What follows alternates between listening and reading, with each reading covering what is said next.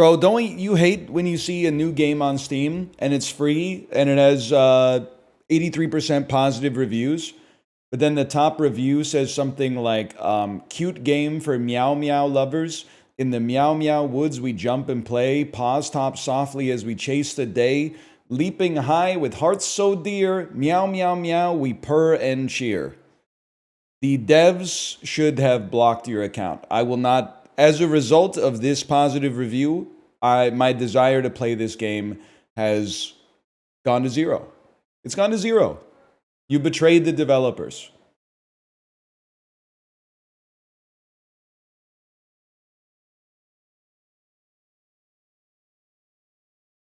I farted myself to death. That's not funny. That happens to people. That happened to my Uncle Eric.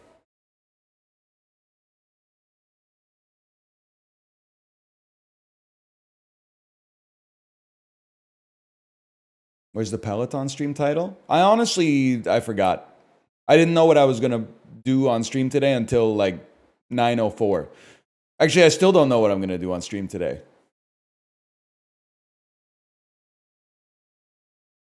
Because I always expect that the world works on the North American time zone. Why the hell the Bazaar update starts patching at 9 a.m. Pacific time, finishes at 3 p.m. Pacific time? That's peak hours, bro. That's peak hours. You should have pushed it at like 10 p.m. Pacific time and had it done by 4 a.m. Pacific time or something. Yes, there are 5 North American time zones. I don't know, there might be more, but like there's really 3, if I'm being honest. Hawaii Standard Time is a very small chunk of the population. Newfoundland Standard Time, even less. That's probably like 30,000 people or something. And it's, I'm sorry to say it, Mountain Time should really just choose whether they want to be Central or Pacific. Because EST, PST, and CST have dominance over Mountain Time, I'm sorry to say.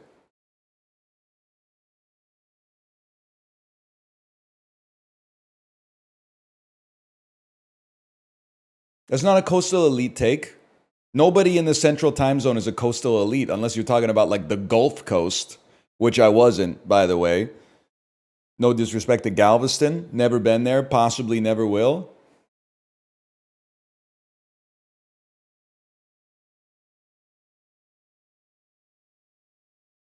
You can't live on the coast of a lake. You live on the shore of a lake, not the coast. That's 2 different things.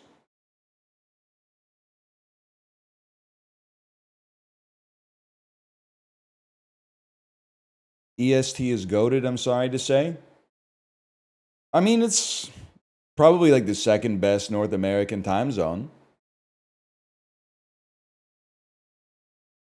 I really feel like I'm biased, obviously, but Pacific is awesome. Explain to me what you think the downside of Pacific is.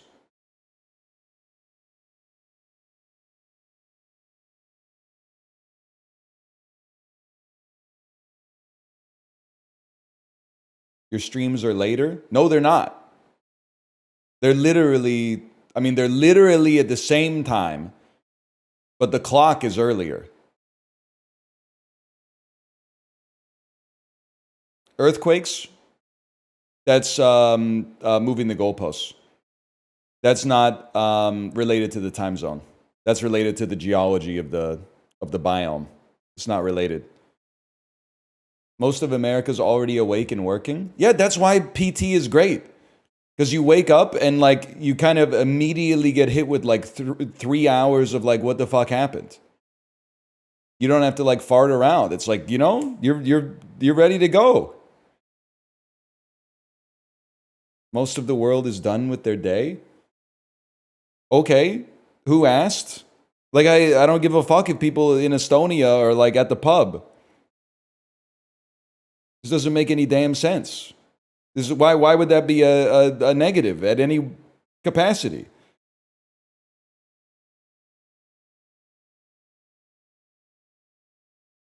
Football starts too early. It's the weekend, buddy. You get 10 a.m. sports on the weekend, that's a dream come true.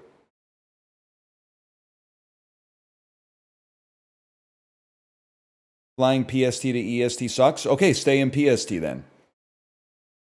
I think you guys, you don't get it. You don't get it. Just tell us your Donkey Kong feelings, NL. I'm 36 years old. Irony stock. I think you're even a little bit older. Are we still doing this? I did watch the Nintendo Direct on my ride today because Apollo was streaming it. Seemed like a pretty good Nintendo Direct, but I did have to be honest with myself, and I'm like, realistically, I'm probably gonna play the Mario Party Jamboree update and Gungeon 2 for sure is pretty. That's exciting, and the new From game. But then like the rest of it is nice to see, but not necessarily for me.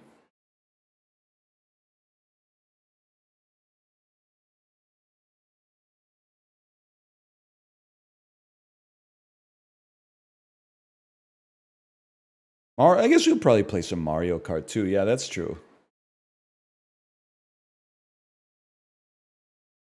Why are you asking me about Silk Song? It was in the direct for like 3 seconds, and it was a screenshot that looked just like Hollow Knight 1. I'm not anti Silk Song, but they haven't shown anything. Like I just genuinely I feel like I'm being trolled right now. They didn't show anything. We already know it exists. It's existed since like 2018 or something.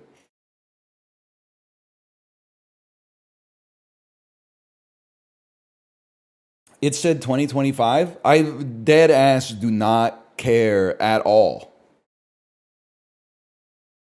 I'm not going to play it, and the reason I'm not going to play it is because of you. The Hollow Knight community is so annoying, and I finally feel like I've broken my chains to be able to say it out loud. Because you can't, there's no longer any nuance with Hollow Knight. Unless you claim it's one of the greatest games of all time, you just get into the Star Wars The Last Jedi discussion over and over and over again. It's so tiring, man. Well, it's not tiring. I could do this shit all day, but it's tiresome.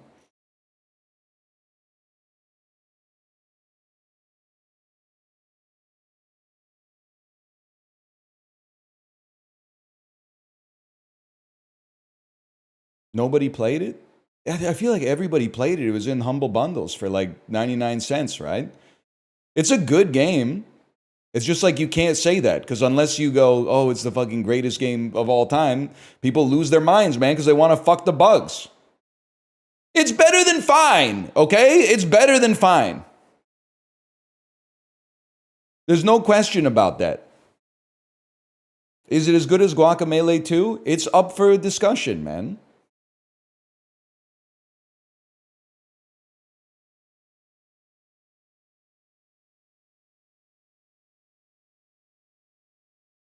Guacamelee stream? I think I did that. That might have been like one of my first streams, man. It was Guacamelee 1. Firefox. Guacamelee does have memes in it, though, which I understand. People are like anti-memes in their video games. It is very dated. It's very like Borderlands 2 core. I'll give you that. I do think there's a sign in the game, like a billboard that says I'm a fire in my laser. But I do also feel the need to point out that it came out in like 2012. At the time, people were still like, this is not something you should put in the game. But it was like 13 years ago. You a caramel macchiato head? I'll have a large coffee, please. I'm one of those guys. But I do, when I'm on vacation, I put cream and sugar in my coffee as just like a nice little, like nos. I always enjoy it, man. And then I come back and I go straight back to black coffee, and I'm like, this is nice too.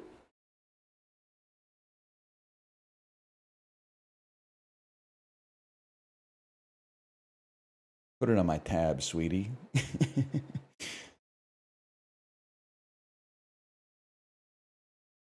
Can you fund the studio to make Rumbleverse 2? Buddy, Epic couldn't even make it work.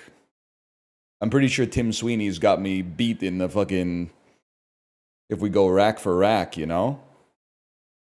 Dude owns like half of the state of Georgia. Or Carolina? Maybe he's a Carolinian.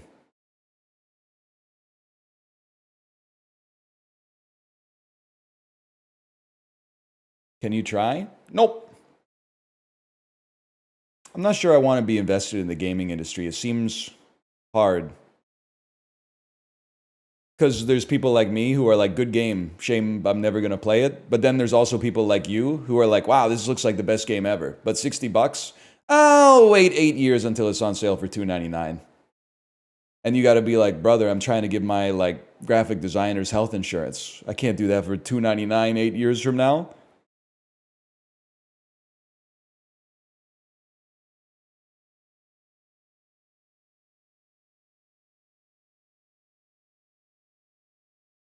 Yeah, all the comments are like, I'll watch it and I'll play it. Fuck. Fuck, fuck, fuck, fuck, fuck, fuck.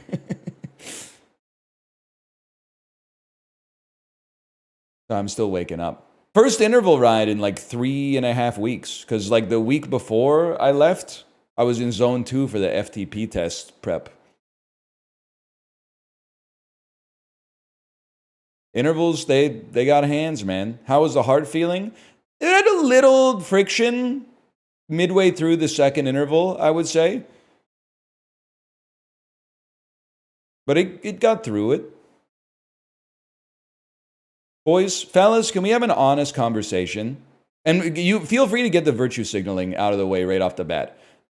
Go ahead and say it. No amount of chest pain is good. You should go to the doctor. But now that we've all said what we have to say, like legally speaking, what amount of chest pain would you go to the doctor over? Would you be concerned over? Thank you for saying a little is fine, because I think that that's right, man. Yeah, one in chat if you're a man who's experienced chest pain and has not had a heart attack. I'm typing a 1. It happens sometimes, man. Okay, the chat can't even load. There's so many 1s coming in. 6 out of 10, but if it has arm pain, then a 4 out of 10. That's what I feel like every time. The pain is not what I feel, but that's the process I go through. If my chest hurts a little bit, I go, okay, we're going like to like threat level 1. And then if it goes to the arm, I'm like, I'm going to give this like 15 minutes and then it's getting real. But if it goes away in 15 minutes, I'm like, well, I guess I just tanked the heart attack. Or you're like your jaw or something. I feel like I'm not going to say that I'm never going to get a heart attack because that's not realistic. In fact, it's actually the opposite of what I'm saying. Statistically speaking, I probably will have a heart attack, but I think I know when it's coming because my grandfather had 3 heart attacks, and I would always ask him like what it felt like. And he was like, I couldn't do anything. I just had to lay down on the floor until the ambulance came. It felt like there was an elephant on my chest.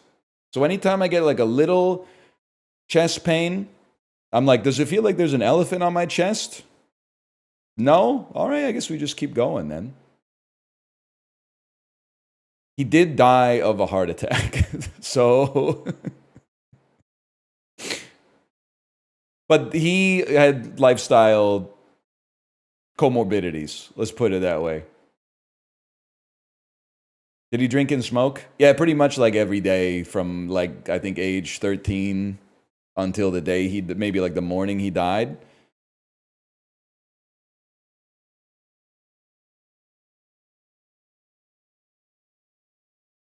That classic rural Ontario living. You're not wrong. You're not wrong. We're all waiting for the other grandfather to die to hear the stories. Listen, that's a fucked up way to say that, but I know where you're coming from. And the stories are really good too, man. I'm keeping them under lock and key until that day comes, but there's some really fucking funny stories about my other grandpa.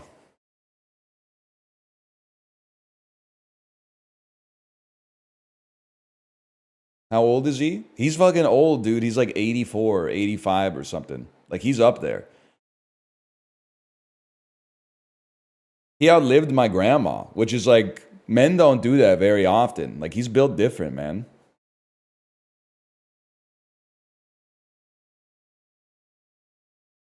My ancient king. He, you know, he contains multitudes. He's you take the good with the bad.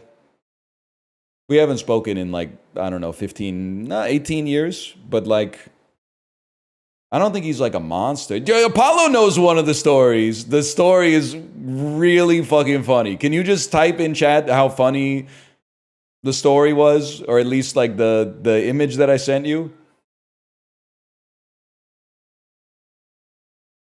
It was really funny.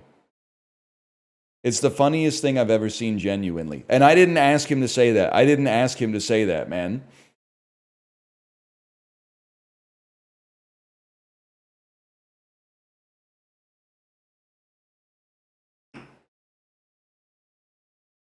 But anyway, I'll keep you posted. It is fucked up to say you can't wait. I'm not preying on his downfall.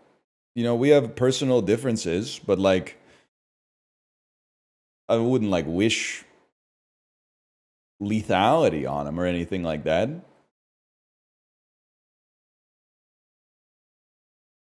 Like, it'll be sad, but then like once I get over the sadness, it'll be like really funny to share the story.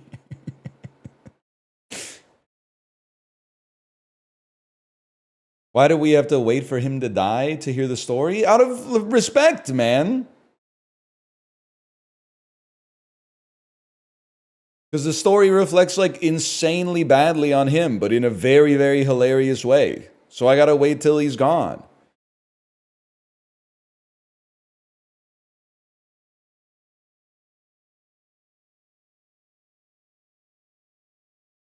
And like, I got my own differences with my grandfather, but I still like him more than I like most of you. Because at least, unlike you guys, he doesn't bother me. He's not blowing up my phone or anything, so I appreciate that.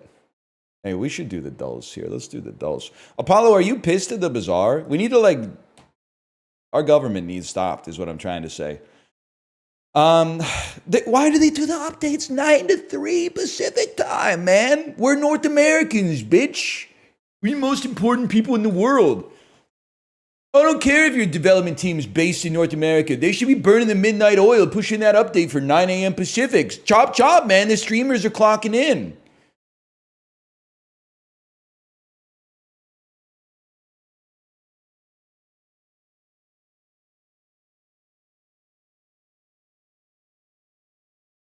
Pissing me off. Look at me. Pig Matchbox makes it unplayable. Skill difference. One weapon Vanessa mogs it, sorry to say. We're back with the dulls. Yeah, that marker went through. Okay, we're back with the dulls. Check this out, man. Check this out. This is a Studio Ghibli movie. I think this is Kiki's. That might be. It's an older movie, but it checks out, sir. I feel like this might be Kiki's Delivery Service. I feel like this might be Princess Mononoke. I feel like this might be Porco Rosso. I feel like this might be, like I've seen some of them. I don't. What's the one? Nausicaa. Is this the boy in the hair on? That's not how it's pronounced. Oh man. Sorry, I've been watching The Wire. No, I haven't. What is the other? What's one? Ponyo. Ponyo is one of them. There it is. Ponyo. It's Ponyo. Okay. Because I know this isn't Spirited Away. I know this isn't Howl's Moving Castle. I thought it might be Porco Rosso, which I have seen.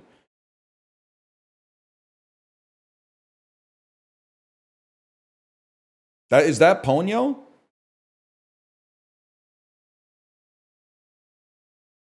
That's Ponyo. Me pointing at the screen. That's Ponyo.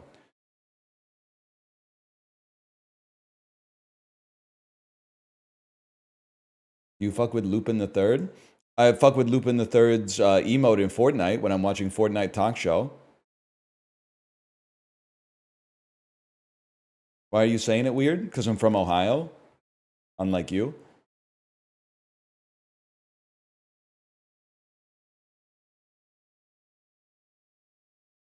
NFL. Jamal Anderson had 4 1,000-plus yard seasons with this NFC team from 1994 to 2001. And in 1998, he was trucking, man.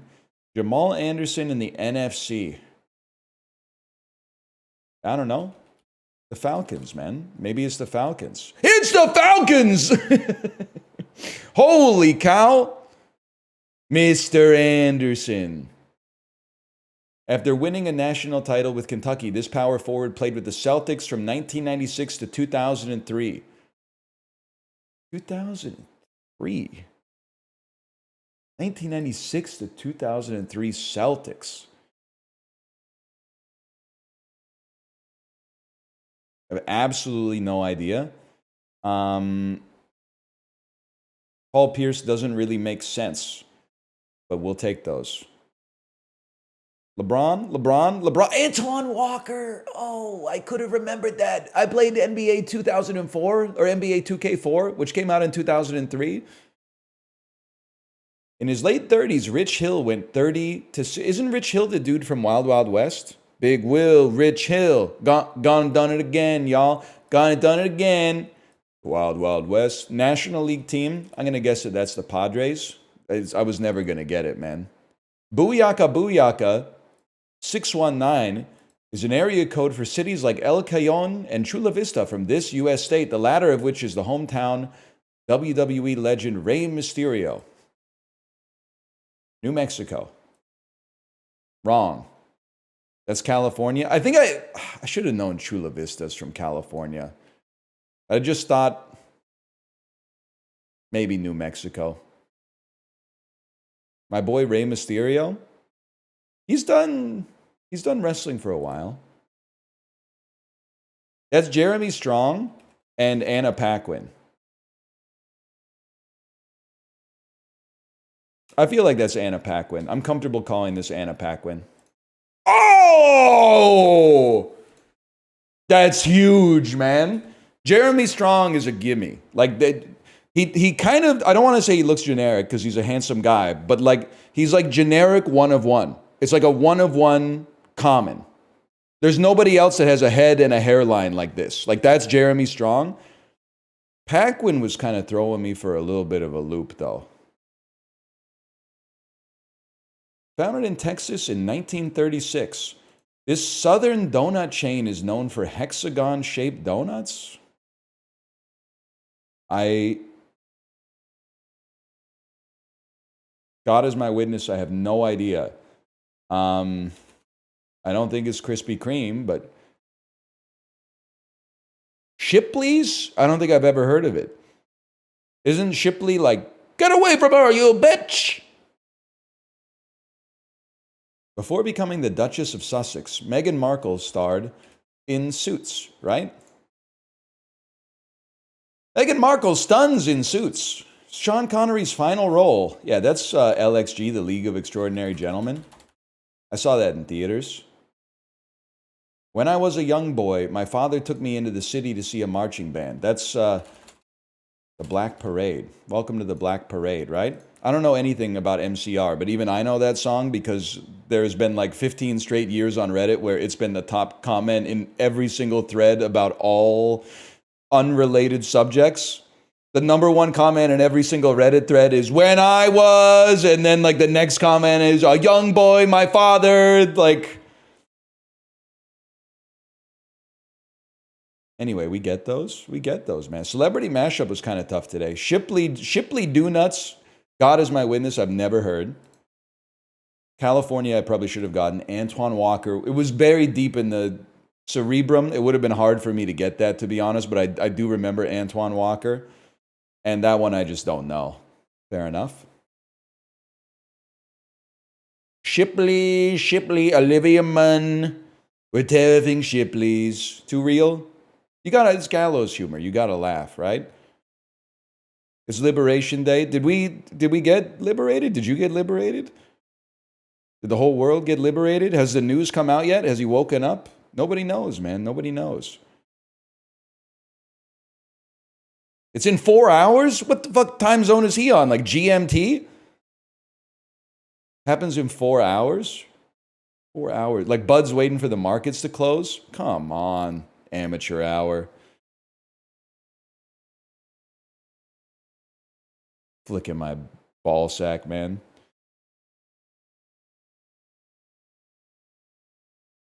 You did the shit Joe Rogan smokes? I would smoke an ivermectin cigar with Joe Rogan. But unlike most of you guys, I'm a free thinker. And I'm open to having my mind changed. It's called rhetoric, especially after I inoculated myself with the fallacy quiz yesterday. You're going to start pooping blood, Papa? Wouldn't be the first time. Well, I don't know. I don't think I've ever pooped blood. Well, food poisoning arc did go kind of crazy. I've definitely wiped enough to leave blood in the toilet. I don't know if any free-falling blood ever exited my colon. I don't want to make anybody scared, but that is cause for alarm. Okay, let me see what's going on here. This is interesting. Herb or herb opens all sorts of possibilities. Silent starting letter? That doesn't seem likely. Robin, Lark, Tennessee Williams, Hank Williams, Robin Williams, Venus Williams. I don't know what to do. Williams is.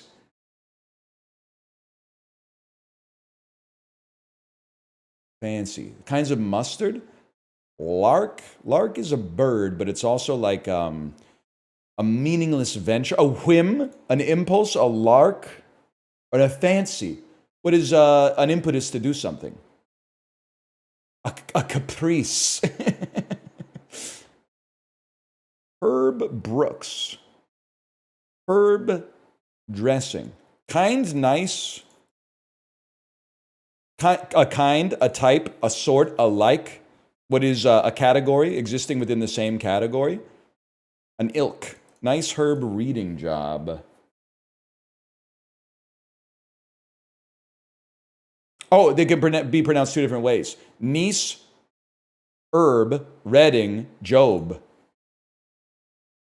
Words pronounced differently when they're proper nouns, motherfucker!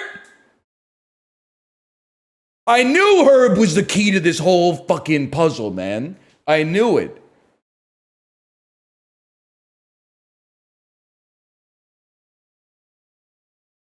That was the best day of my life. You're not wrong. Well,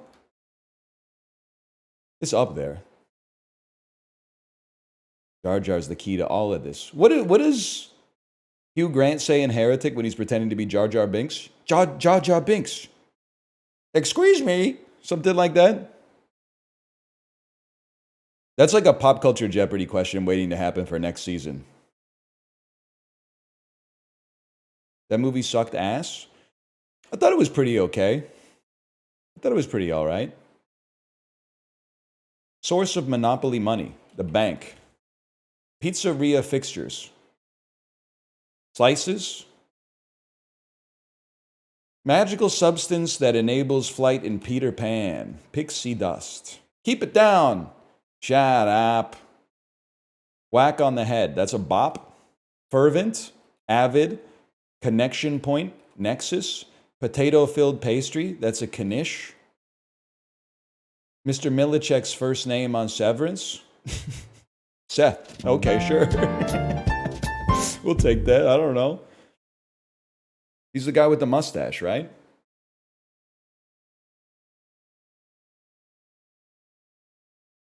How'd you know that? It's just there's an E and a T in there, and then this was definitely going to be Ovens.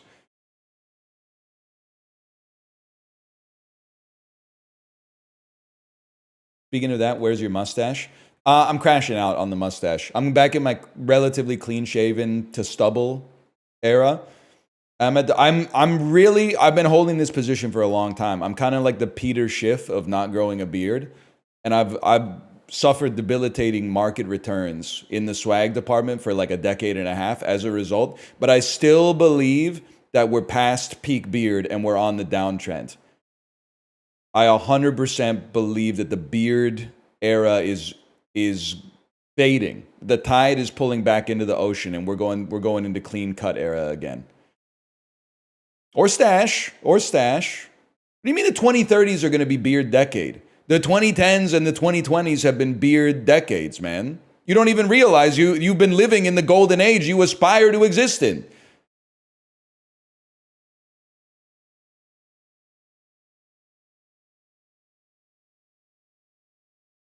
Everybody's got beards. Like who? Farmers? Who else? Farmers' mums?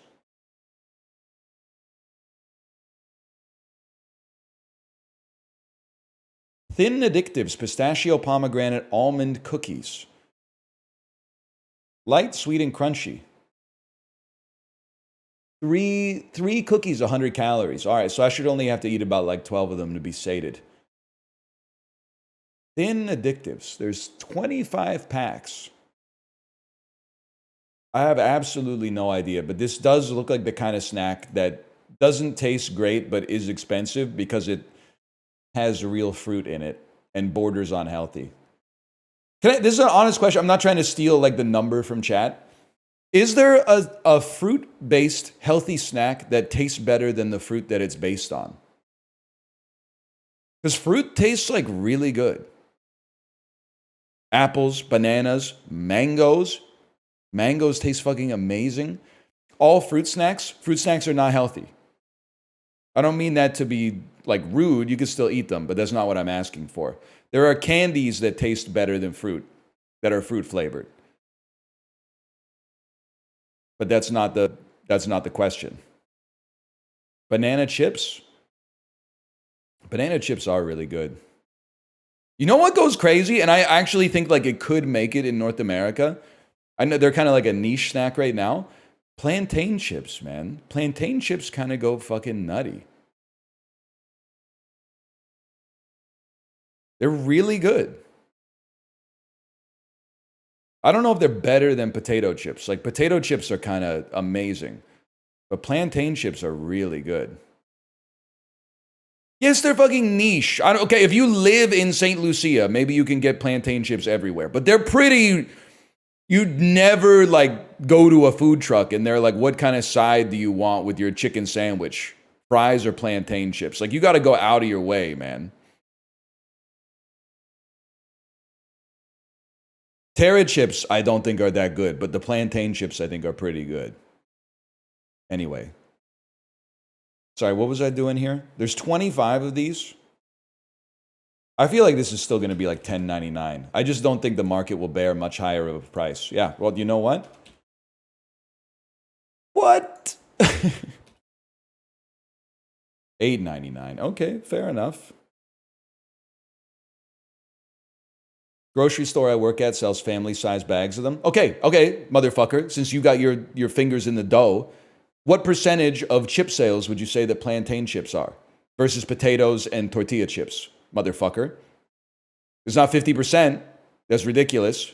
You gotta imagine, tortilla might even clear potato at this point. Tortilla chips have really been coming up. I'm guessing it's like maybe like 60% potato. I went back on it. And then like 37% tortilla and like 3% plantain chips.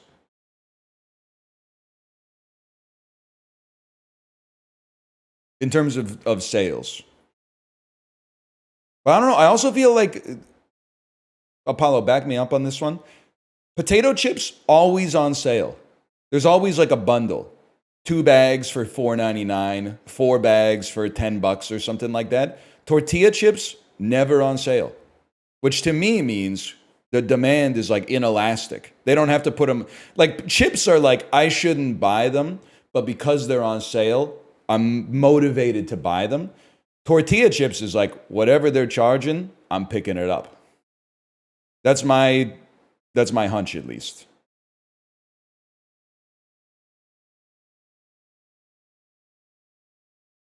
What about beef jerky?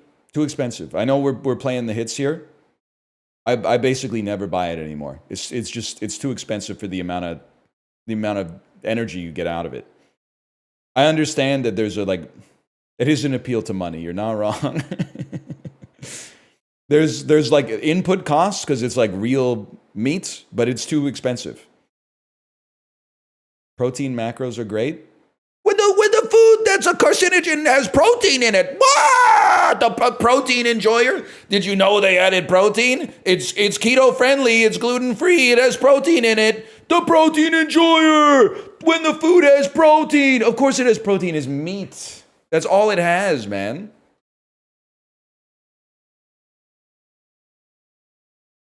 I'm not anti-protein. I think protein's overbought and carbs are still oversold, man.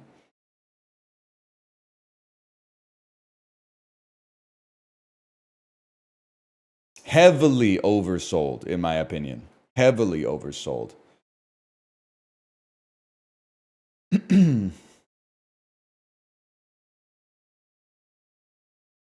just like being clean shaven. Favorite carcinogen? Probably like nitrates. Or like cheese. I think cheese is a known carcinogen, but it's really good. It's not, I guess technically cheese isn't the carcinogen. It's milk, but like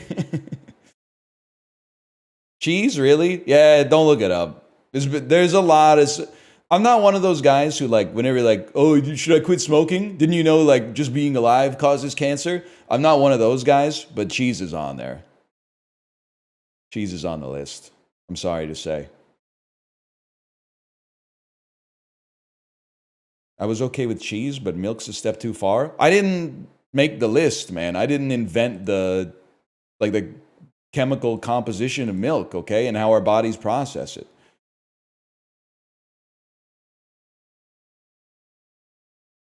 I just feel like today might be like Togo. Just give it a chance. Please be over here. Please be the Gambia. Sure, I meant Gambia. Please fill out this field. Gambia's cooler. I'd like to spend some time in Mozambique. I'd like to spend some time. I'm sure it's kind of nice in the other Congo. Really? Western side. What is going on in here? Chad's in here somewhere. Oh! That's a good one. We take that. Chad is like, I know this is very Reddit coded, but the fact that it looks like the Chad face is so good. It makes it so much easier to remember.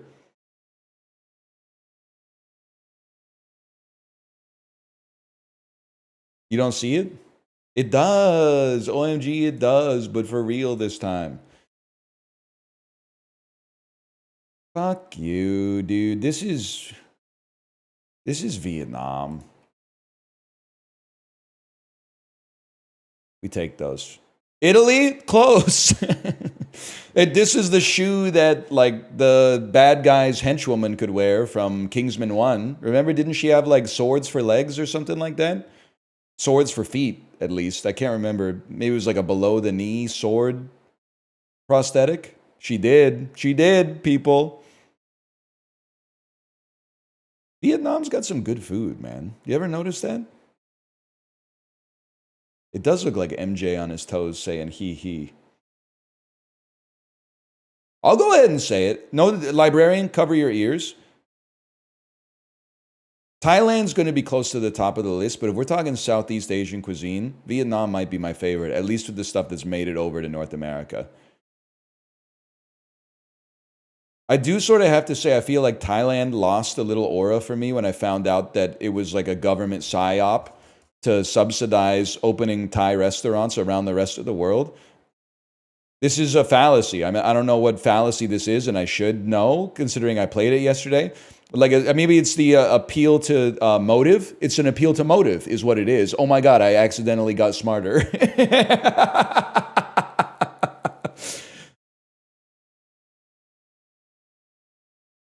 It did work though. Yeah, but now I thought I liked Thai food because it was tasty. But after reading about like the Thai Global Cuisine Initiative, I'm like, maybe I just like it because of like government policy, you know? So I'm like, honestly, Vietnam didn't have to play dirty like that. They let the pho open the door, and then the banh mi started to spread, and the bun bo hui, and now we're all getting Vietnamese pate sandwiches and lemongrass pork, and you know what's? I feel like I can't stake the claim that this is going to be like the next food trend.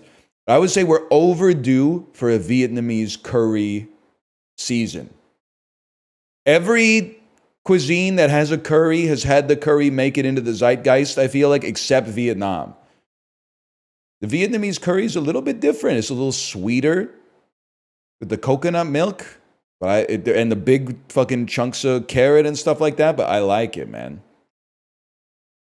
I like it.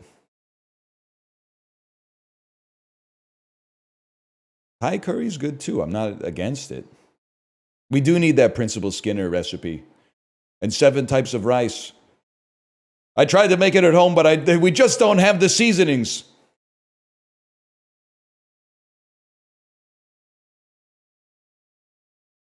Simpsons kind of goated if like 1993 to 1998 is the vibe. October 11th, 2013. Can't really put myself back in that position. I'm trying to remember where I was. I was in my apartment, probably. Playing a lot of pre-Rebirth Isaac. Playing a lot of Vanilla Isaac. That's crazy. In Camtasia Studio. 23% drop-off is kind of crazy. Starring Sandra Bullock. Not The Blind Side, though. This might be Gravity. It's Gravity. I'll never let you. Remember when they played that song in Gravity? When she was hanging out with George Clooney? I'll never let you turn around. Back on your brother. I don't know if this movie sucked. Because I'll tell you my story of watching Gravity. I saw the trailer in the movie theater and I was like, this looks amazing. And I think a lot of people felt the same way.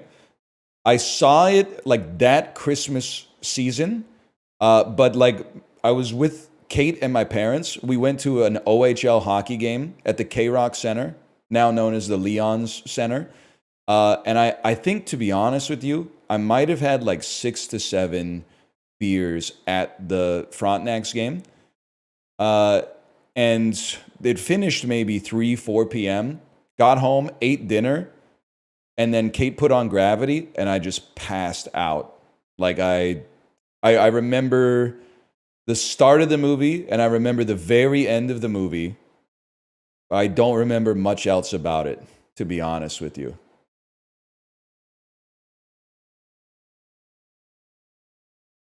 But no, it's not the movie's fault. It's actually called Slush Puppy Place now? No way. Really?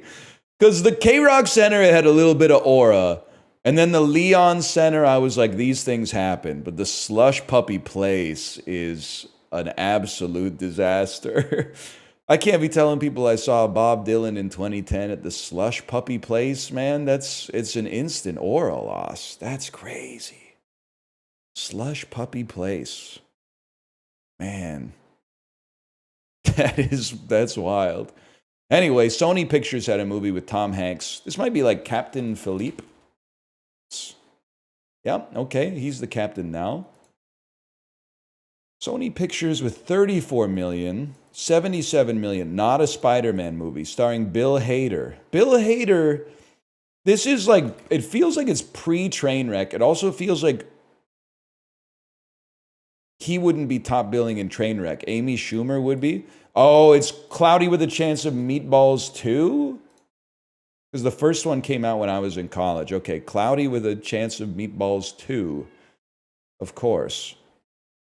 Open Road. A Danny Trejo action crime thriller. This could be Machete Kills.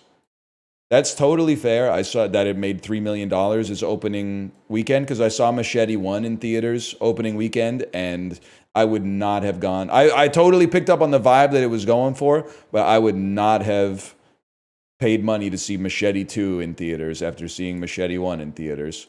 And then a 20th Century Fox movie starring Justin Timberlake. This is In Time.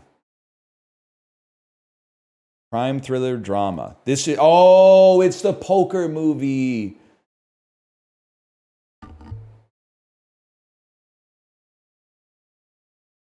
It's not Molly's Game. It's the Money Machine. Oh, Money Monster? No, I think that's the George Clooney movie. The House Always Wins. I saw this on an airplane. Does it also have Ben Affleck, or am I tweaking? It's the poker movie, man. When a poor college student who cracks an online poker game goes bust, he arranges a face-to-face with a man he thinks cheated him, a sly offshore entrepreneur. The movie is called Runner, Runner, not Money, Money. Runner, Runner, dude. I've seen it. I don't remember anything about it, but I remember watching it and being like, it was okay. The Runler. I guess I did see it like 12 years ago. Can't be too mad. I'm just going to go ahead and say it. It's too late for my generation, I think. You people who are younger than me, we have to stop all these movies from being made. Any movie with this poster, this archetypical poster, old guy, love hurts, shit like that, you need to never, ever watch it. You need to actively root for its demise. It's just not, like, this is not what we need from the medium, okay? Darjeeling Limited, also, you should root against that, but that's because it's the worst Wes Anderson movie that I've ever seen. But, okay, let's see. I don't know who you are, but I do know who you are. You're Lucy Liu. What Wes Anderson movie is worse than Darjeeling Limited? And you can't say Bottle Rocket because he was still figuring it out.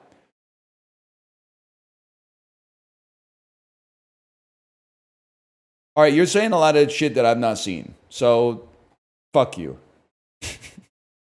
One day I'll see The French Dispatch. Rushmore, shut the fuck up. Lucy Liu, Charlie's Angels. Owen Wilson is in a movie with Cameron Diaz. It's You, Me, and Dupree is Kate Hudson.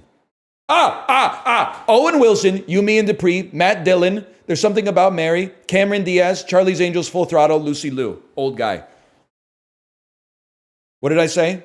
Owen Wilson, You, Me, and Dupree, Matt Dillon, Something About Mary, Cameron Diaz, Charlie's Angels, Full Throttle, Lucy Liu, old guy. Time?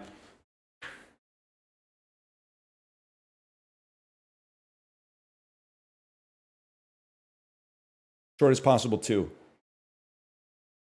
Damn. Kind of. I didn't know Lucy Liu was in Shanghai Noon.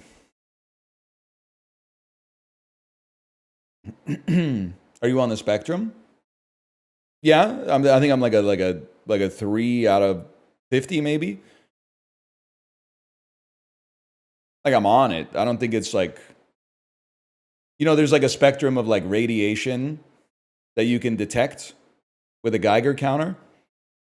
Like, I'm setting the Geiger counter off, but it's like you can still hang out. It's not gonna like give you a third arm or something like that. Yeah, we're all on it, man. Also, no, I'm just built different.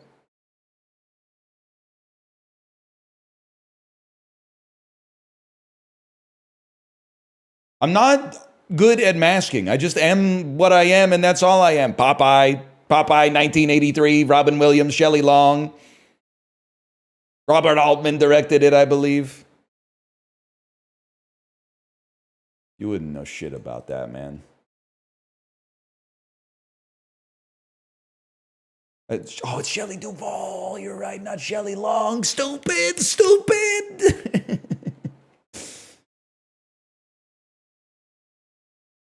Shelley Long's from fucking Cheers, man.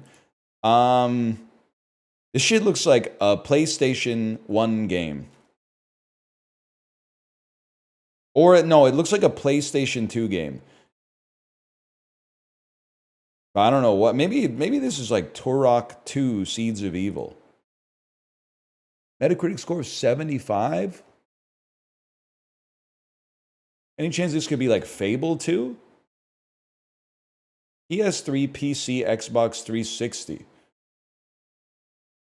This is like a From Software game, man. This looks like From Software textures and character design.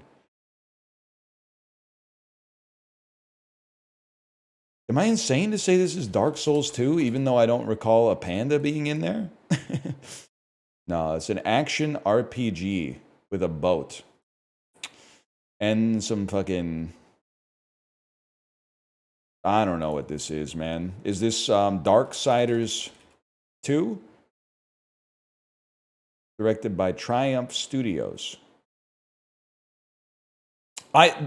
No, I was thinking of 38 Studios. I was going to say Kingdoms of Amalur. I'll be honest with you, I have absolutely no idea what this is. I just want to type Forsworn. Is that a real game? Nope. Sworn? Rondo of Swords? Overlord 2. There was never a world in which I was going to get that right. Overlord 2. It's a great game. Come on, man.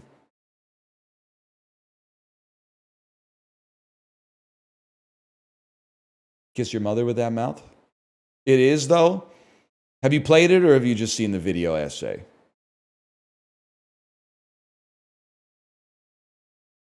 It is? We used to play video games and then decide whether or not they were good. Now we just wait for the video essay. And we say, oh, you haven't played it? It's amazing. Meanwhile, they don't know you haven't played it either. Forza Horizon.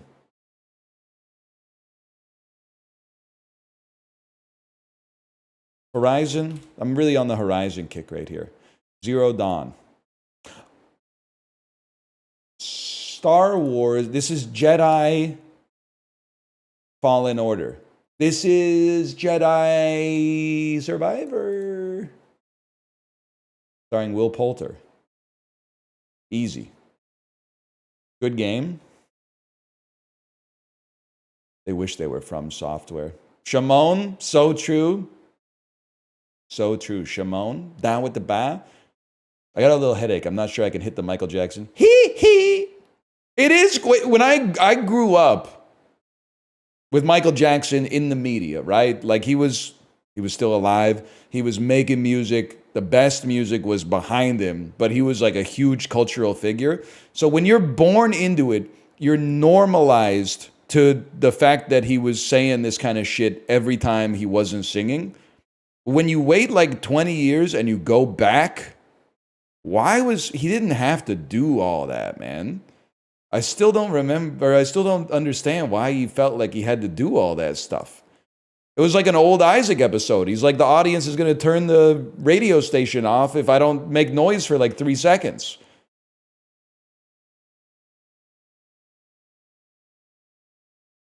Every Michael Jackson grunt. It's a great video.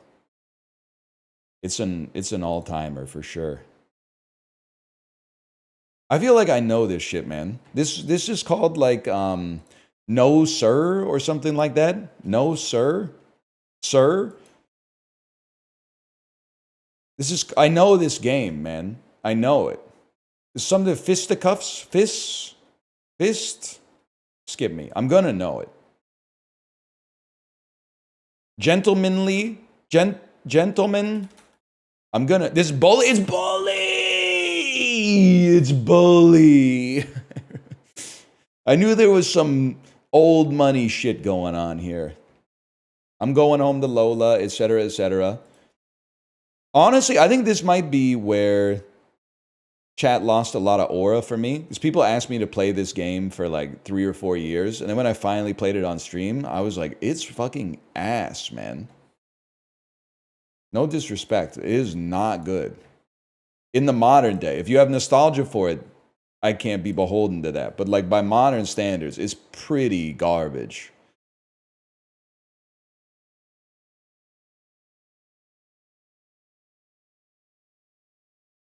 Says you? Well, yeah, I've actually played it, man. So's everything from that era? Yeah, that's true. That is true.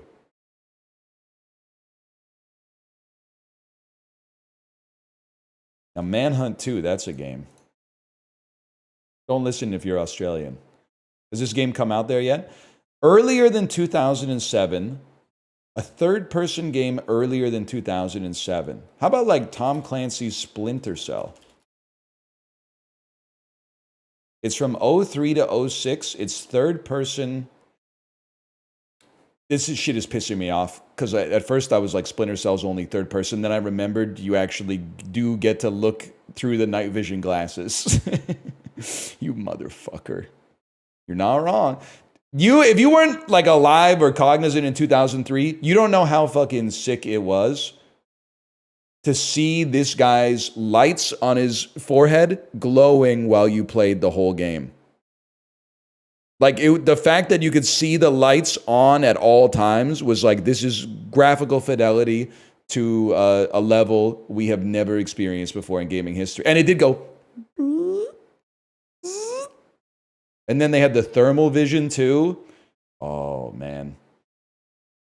I still think one of the bravest gameplay features in human history is Spies versus Mercs in Splinter Cell Pandora Tomorrow, where it was 2v2 competitive multiplayer, 2 spies who played third person, 2 mercs who played first person.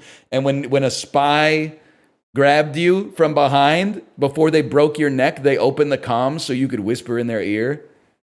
That was fucking sick, man. It was scary. And you would, when you're the merc, you would always be like shooting your flashlight around and you would see like what you thought was a footstep, like Mel Gibson out in the cornfield. In signs, okay? I don't know what he does in his personal time. Spies versus Mercs was sick.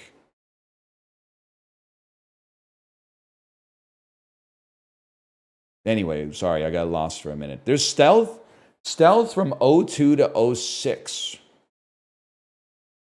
So in the third person genre, any chance you could be like, it wouldn't be brute force. Stealth game on the PlayStation 2. That's easy enough, man. Could you be Metal Gear Solid 3 Snake Eater? It's a PS2 exclusive 05-06 stealth game in the third person. That's not a tactical shooter. I was in my senior year of high school and only playing the Xbox, but I had a PS2.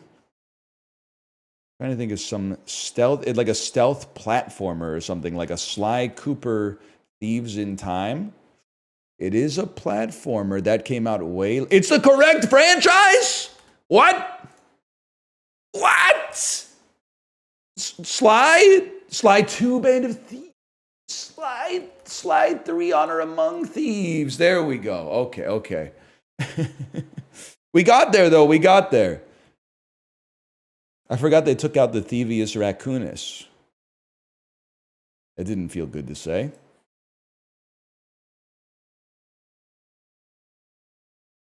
We got there.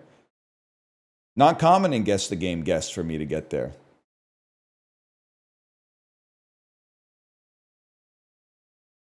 Buffalo Sabres defenseman? Yeah, bitch. I'm thinking it's Phil Housley. Los Angeles Kings defenseman? It's got to be Alexander Edler. New York Islanders defenseman? Yeah, maybe you've heard of him. Fifi Dobson. Okay, that's easy, man. The rest of these, who cares? Let's just be honest. Who cares? Nobody cares. We don't need to do this. Not necessary.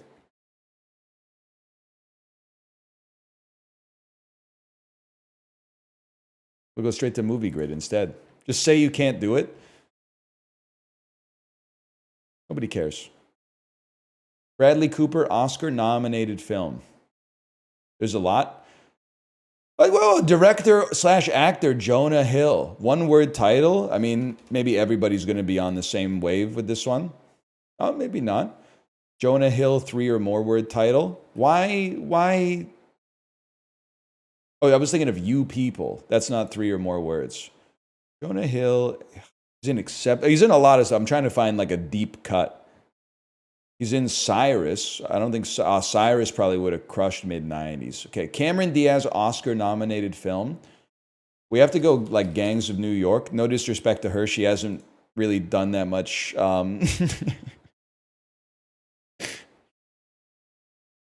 Hasn't done that much Oscar-nominated work. Shrek probably counts. Yeah, I'll give you that. 3 or more word title. That's easily the sweetest thing. And then they knew what they were doing. 1 word title, ignore the. So like The Mask is in there. I definitely feel like Shrek is going to be popular here. I'm gonna say The Mask. I think The Mask is going to be popular too, but let's just get this. Oh.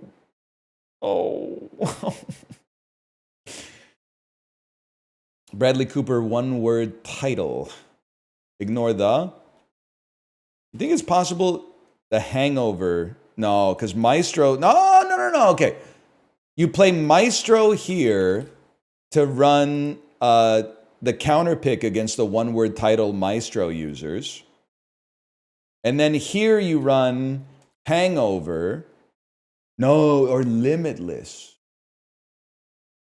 Or something altogether different. I'm going to run Limitless. Hangover is like 2 orders of magnitude more popular. I still think The Hangover is going to clear that. A-Team would have been a better guess for sure. 3 or more word title. There's Dungeons and Dragons, but I think you play A Star is Born here to counterpick the Oscar-nominated film in this category. Okay, and then Oscar-nominated Jonah Hill is not hard. He's been in a lot of good stuff. Haters will say it's fake. 3 or more word title. There's got to be something better than The Wolf of Wall Street and The Jump Streets. I mean, I guess I would play the 40-year-old virgin because he has like a cameo appearance. 10.3%? Are you fucking kidding me?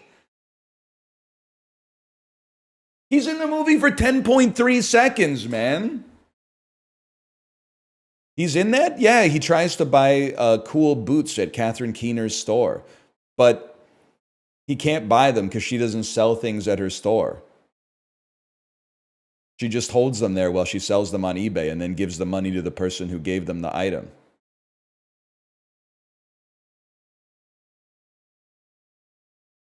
Is that the one where they get pink eye? That's knocked up.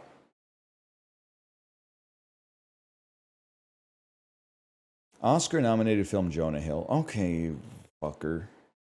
I'll play Moneyball as a lark. I don't know if it was nominated, but it should have been. 32. I knew Wolf of Wall Street was going to be high. Okay, we didn't hit any. Well, we hit 1 most popular. Cameron Diaz is in fucking Minority Report, man. That's crazy. 2. I don't think I hit 2, fellas. Oh yeah, never mind. I totally did because I put The Mask in the middle, didn't I? You're right. Who the fuck is Cameron Diaz in Minority Report, man?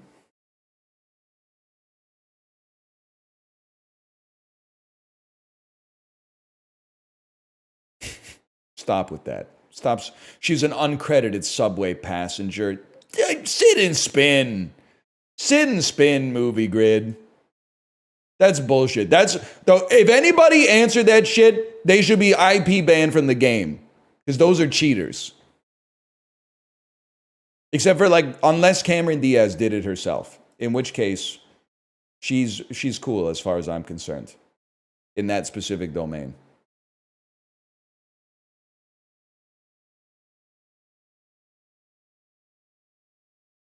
Hang on, I'm selecting all squares with traffic lights.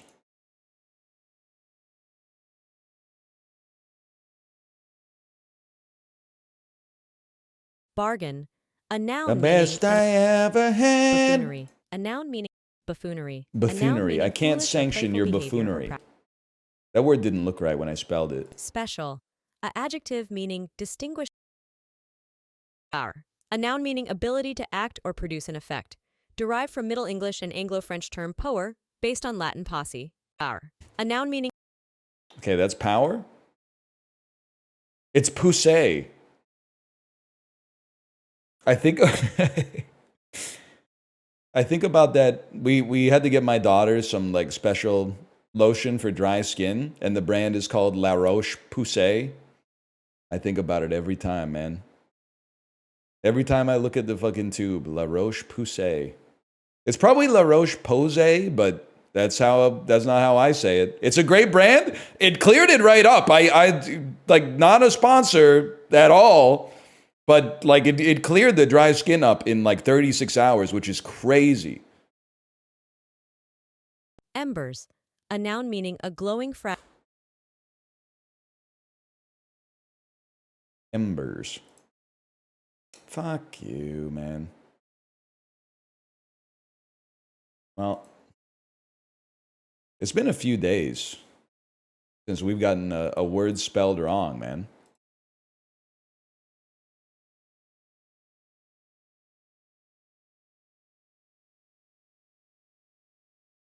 What's the name?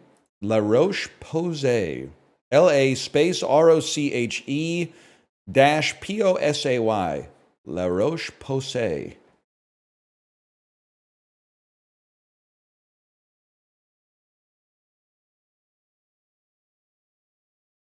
Is super well known. Well, I'm not like a dermatologist, man. I'm more of like a bread identifier. This looks Central Asian to me. How'd you get that idea? The braided bread. This and what you're wearing, minus the QR code, looks to me like this is Mongolia. What do you mean cool? Kazakhstan, maybe? This is Gada, bro. Georgia, maybe? Borders. Armenia. Oh! Okay. I don't even care. I'll eat any kind of bread, man. I'm sure this is fucking delicious. All bread is amazing. Even bad bread is okay, not poop bread and not moldy bread. But like anything that you can buy in a bakery, don't talk to me about dill bread, okay? This, on the other hand, I'm not sure about this. This picture looks radioactive. I worry for the photographer. Does this feel like it's giving anybody else like a like I'm being sucked into the image or something? Like I feel like the just looking at the image is like making my brain go a little staticky. Savory treat, sticky rice wrapped in banana leaves and filled with seasoned pork. Okay, I see palm sugar. Palm always makes me think that it's from Indonesia. It's northwest of Indonesia. Like, for example, Thailand. Borders it to the northeast and the south. Okay, so it's Cambodia. Naman Sam Trok.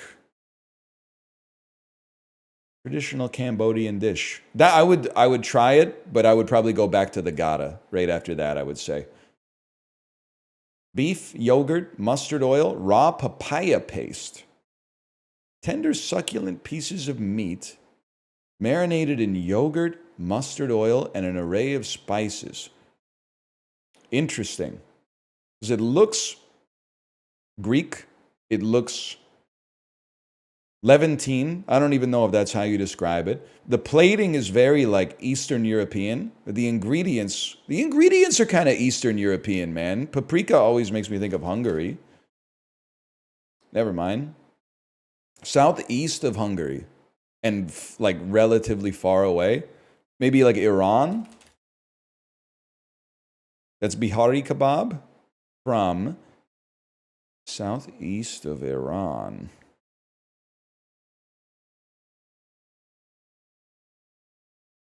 India? That's India, bro. Like, don't overthink it. Whatever. As long as we beat the average, we take those.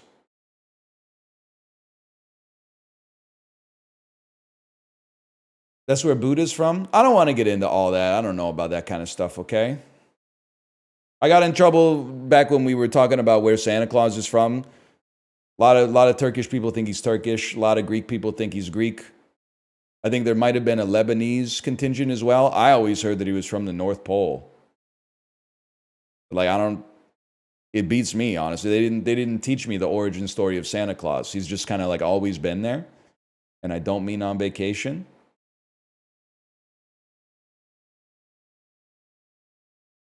We could do Cinematrix. It's just like there's been times where it kind of like pisses me off because I don't know shit. Yeah, that's why I stopped doing it, because I don't know shit about Maggie Smith. Sorry. You made it too hard for me. I know that she's in Harry Potter's, and I know that she's in Gosford Park. That's it. That's all I know, man. Maya Rudolph's character crushed on the real Timothy Oliphant in one of the more late-run developments. I'm going to assume that that was on 30 Rock. That's if you still randomly yell Bortles, you're a fan of what sitcom named for a location that's most definitely not Jacksonville, Florida? The Santa Clarita Diet. Ooh! Kristen Bell swears got auto-replay. Oh, The Good Place! The Good Place! This shit's pissing me off because Timothy Oliphant, I thought I was a genius. Timothy Oliphant is in the Santa Clarita Diet. So I was like, it's named after an American city and it's got Timothy Oliphant in it. That's pissing me off, man. Towering 270 feet above the Chao Phraya River, the Wat Arun is a focal point in the skyline of what country? I'm going to assume is Cambodia. I'm going to assume it's Thailand. I'm going to assume it says city, by the way. It says city. That's my bad. I'm going to still assume it's Phnom Penh. I'm going to say that it's Bangkok. That 8 people gave Murray head? Lucky guy. Like the word run, what food ingredient ironically gets its name from an Old English word for to flow? Molasses. Though vegan versions are available, what enzyme cheese is traditionally harvested from a calf's stomach?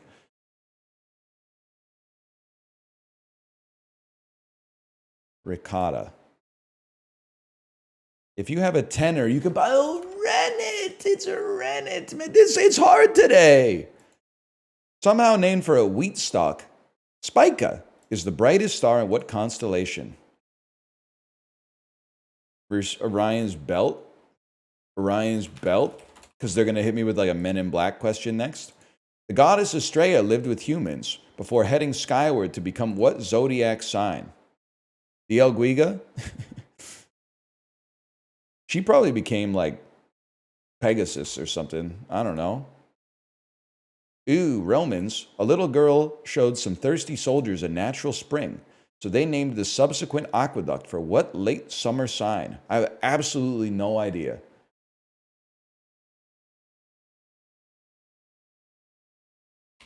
Virgo. I don't know. The correct answer is Virgo. Okay. I don't know shit about stars. The fact that it said "ooh, Romans" was the only context that I had to solve that. Leon, Prometheus, and I know this. Best known imprints of the Connecticut-based publisher What Pequot? It's like Bernard Pequot or something, right? The Oscar-winning Spotlight followed the Pulitzer-winning Roman Catholic sex abuse coverage by the Boston Globe. Okay, it's Globe Pequot. It's not Bernard. I think it might be Globe. The what? You guys haven't seen Spotlight? I mean, I haven't seen it either, but like, you shouldn't krungo it. You should be championing it. You should be krungoing the situation that led to the movie being made in the first place. You should watch media that makes you uncomfortable because it's just kind of pathetic, I guess is what I'm trying to say. It's just kind of sad to me. But that's fine. What do I know? I got 6 points on Thrice today. That's why I'm here. +2. +2, my man. Yeah, I watched One Child Nation. That one will mess you up. Because the poster, you're kind of like, this looks just a little fun. But the movie is not fun. It's not fun at all. Do not believe the poster.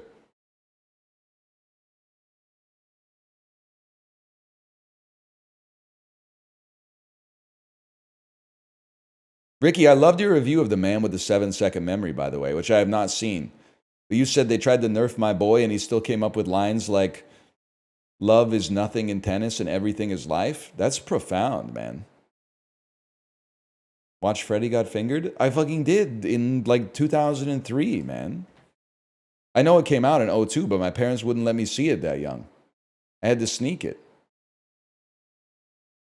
You and Clive would get along? That, I don't know shit about Clive, but I'll tell you, I do get along with people, so I believe that.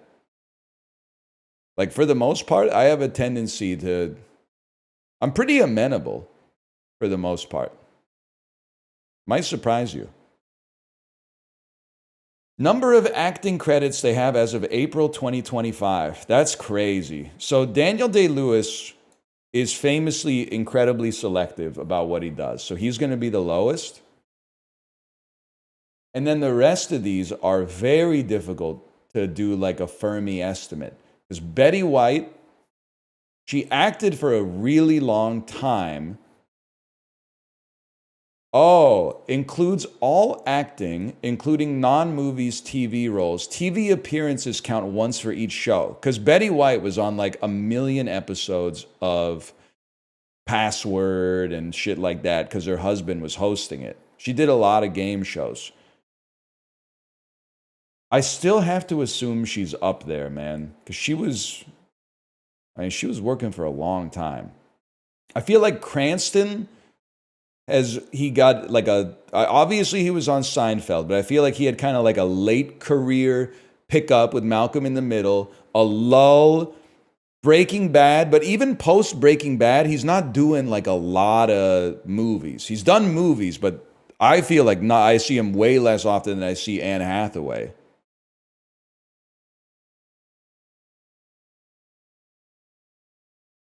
Paul Rudd, I mean, he'll do anything. Because he's in the Ghostbusters sequels. So, I mean, he's around. I feel like Hathaway, she's everywhere, though. And Viola Davis, I feel like, is also fairly selective. I'm going to put her right here.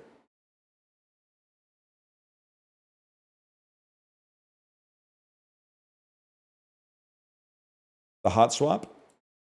Oh, no, man. Cranston at the top? Oh, Cranston at the top? I had no idea, man.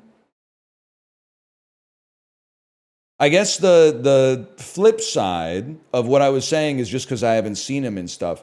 I guess the fact that I haven't seen him in a lot of stuff until he was older means he was probably doing like Murderer of the Week on serial type TV shows and stuff like that before he busted off in major starring roles. Yeah. I mean, this was a game. I thought Anne Hathaway was like way more prolific than this, man. 56 roles? Kind of crazy. He was a dentist on Seinfeld. I remember that.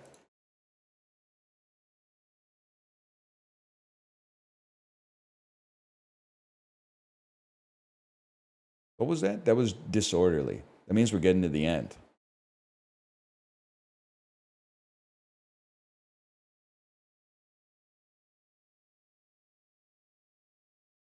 I have to say, the Seinfeld subreddit is really good. Every day, Reddit sends me like 2 posts about Seinfeld. And it's usually just like a picture of a character, and then the title is a quote from the show. And I look at it and I go, I remember that.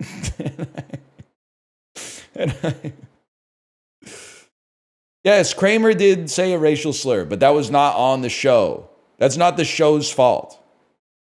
That's Michael Richards' fault. He had a severe lapse of judgment on stage at the Comedy Store or the Laugh Factory. I should remember, to be honest. The Laugh Factory, okay.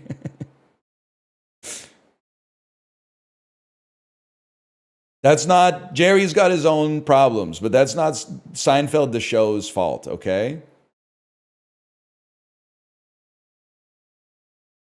Higher percentage of people with individual incomes over 100K. Washington, but a part of Washington I don't know, or Kissimmee, St. Cloud, Florida. That's tough for me, man. Can I zoom? I can zoom out. It's, I got to imagine it's Kissimmee, St. Wow! More access to parks. I got to say Philadelphia. Higher percentage of people that haven't left their state. I feel like it's Pennsylvania. People in Pennsylvania love Pennsylvania. And what I've been told by Americans is that most Floridians were not born in Florida. They moved to Florida to escape like a DUI from another state. And then if they get a DUI in Florida, they either move to Hawaii or the U.S. Virgin Islands. Somebody tell me if this is verifiably, is it a good heuristic or an unreliable heuristic? Or Alaska, that's true, okay. So I think a higher percentage of Pennsylvanians born and raised. Higher percentage of workers employed in the arts, entertainment, and recreation. Nothing against before I realized that this was Niagara Falls, I was going to say Mobile because it's a tourist destination, but it's got to be St. Catharines because of Niagara Falls tourism. Higher percentage of adults with obesity. Really? 6% correct on that's, how close are they? There's a marked difference, man.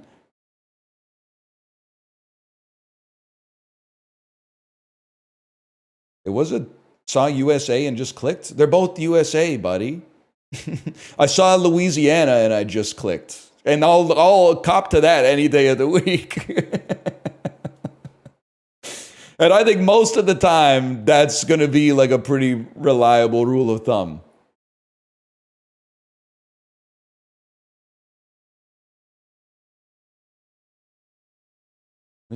Dude, that's not even close. Holy cow. This was crazy. We weren't even close. I guess I should have thought for like more than a second and realized that a lot of Kissimmee St. Cloud workers are going to be in like hospitality. So they're probably not clearing $100,000. Whereas like some of the people out here are going to be driving like 7 hours to commute into like Amazon, Microsoft, Nintendo, whatever. Tri-Cities, Washington is based around cleanup efforts at the plutonium plant. I had no idea, man.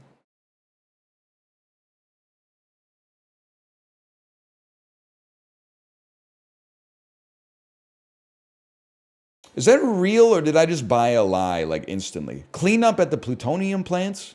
I would have heard about that, right? What happened at the plutonium plant? No, it's real? All right. I'm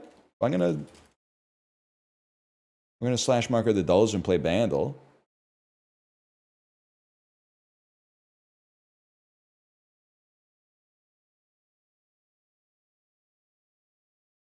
I can't get used to the website, man.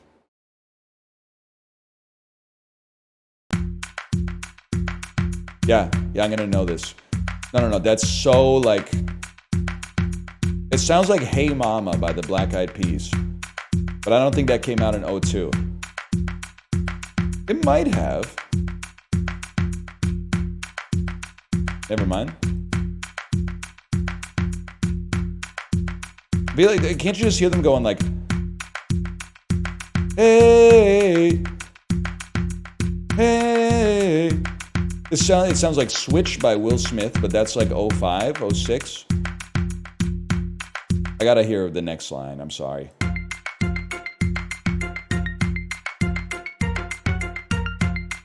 Jason? I need more. No, that's so... No, it's like Lose My Breath.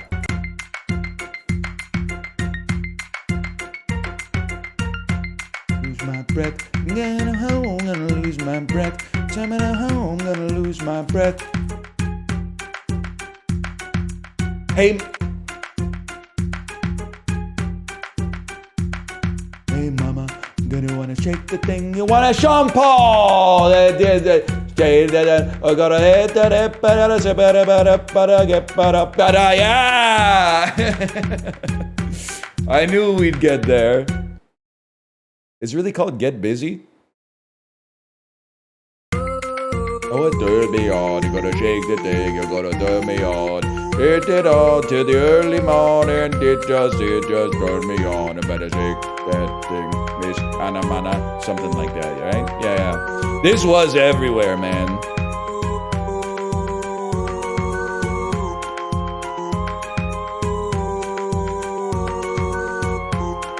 They're going for it, too.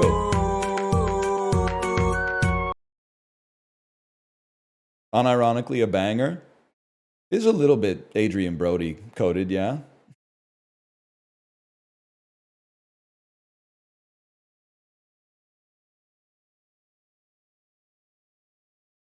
What do you mean by that? When I do it, it's like Adrian Brody coded.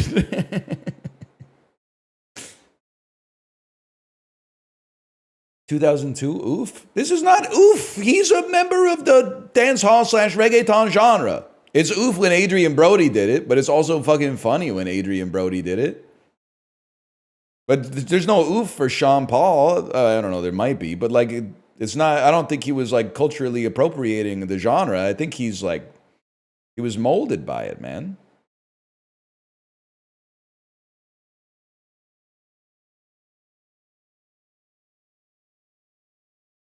As far as I know. He is Jamaican. Really? When I was in Jamaica, they didn't say shit about Sean Paul. They talked about Bob Marley the whole time. Are they not fucking with Sean Paul in Jamaica? Do they consider him like is he a traitor or something? He's from Kingston? Well, so am I, but you guys say I'm not allowed to say Bomba Clot.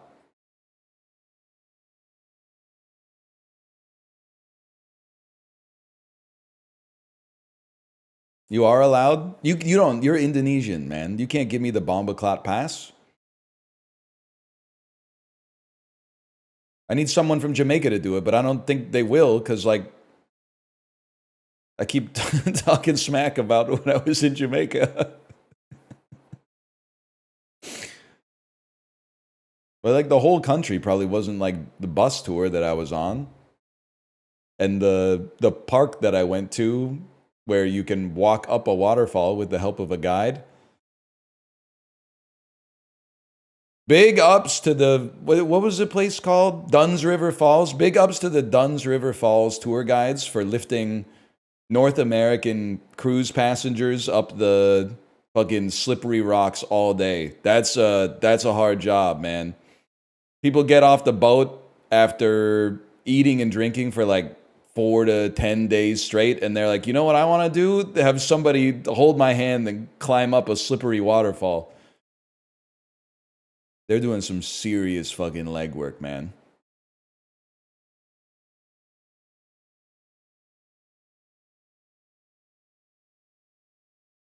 I also loved how the beach at Dunn's River Falls said, please do not get on any unauthorized jet skis. I just imagining how many American tourists had been lost to like just hopping on the first jet ski that pulled up and said, get on. I don't want to, it's a scary story, man. But they had the, I'm assuming they put the sign up for a reason.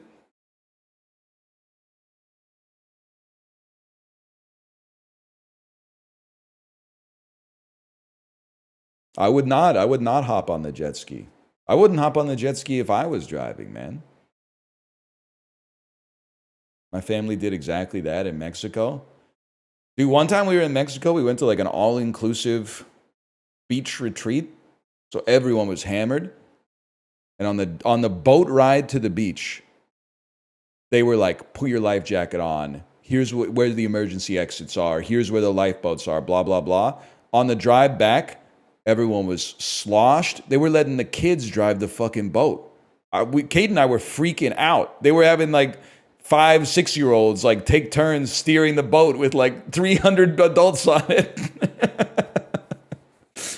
I mean, they were like far away from the shore, which is good, but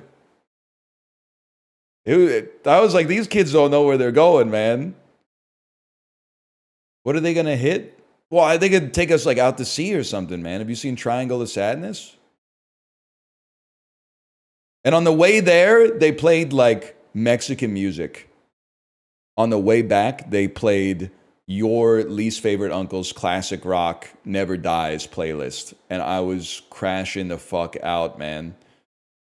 6-year-old driving the boat, 150 boomers singing like Living on a Prayer by Bon Jovi. No, man, this isn't how I go. We built this city. No. Anyway. I do hate Bon Jovi, that's true. I'm gonna go to the bathroom. We're gonna come back and play something else. I'll be back in like 2 minutes.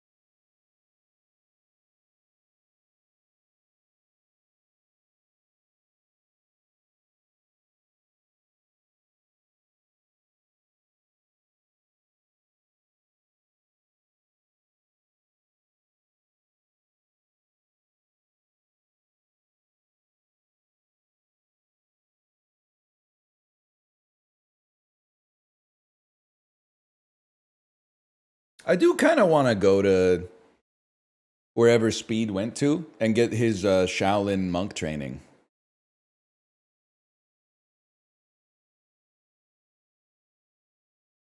I think that would be fun. I don't think I can really do it like today.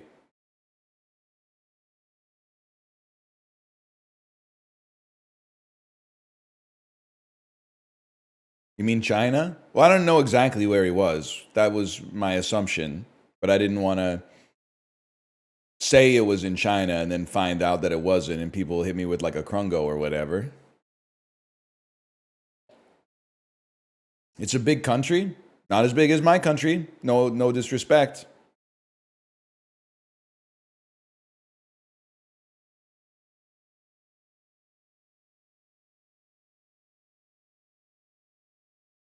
It's true. They got mogged. Canada number 1. Well, number 2, but if I had to guess, I would say China is the 7th largest country in the world by area.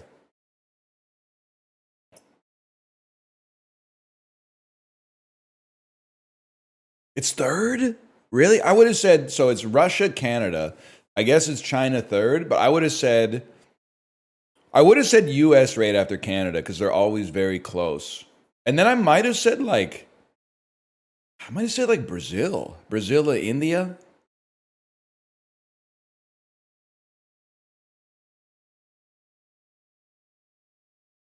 It's true. Australia's big too. You're not wrong.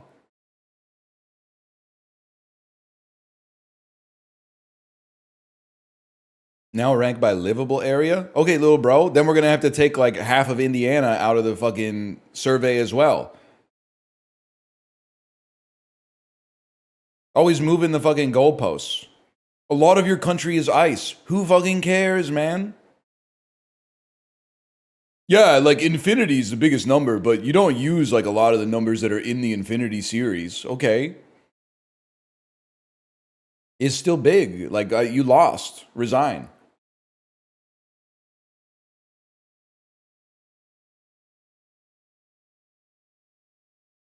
Infinity's not a number. It is for a fellow like me.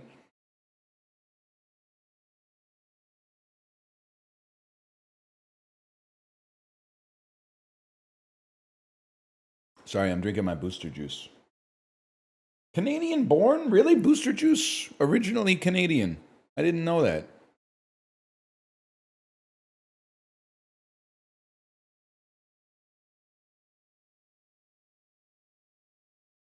It's from Edmonton. That's crazy.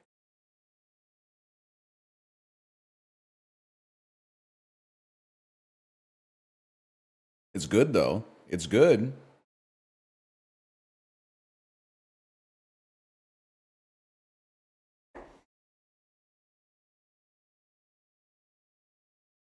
I don't know what we're gonna do, man. Am I just gonna play Nubby? Nubby's good, don't get me wrong.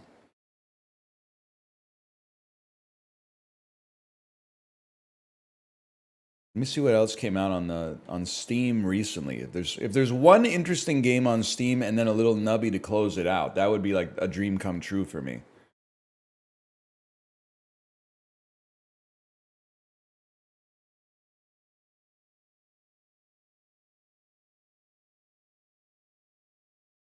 Yeah, I watched some individuals, including Ricky, play Schedule 1. I watched Chibley play a little Schedule 1.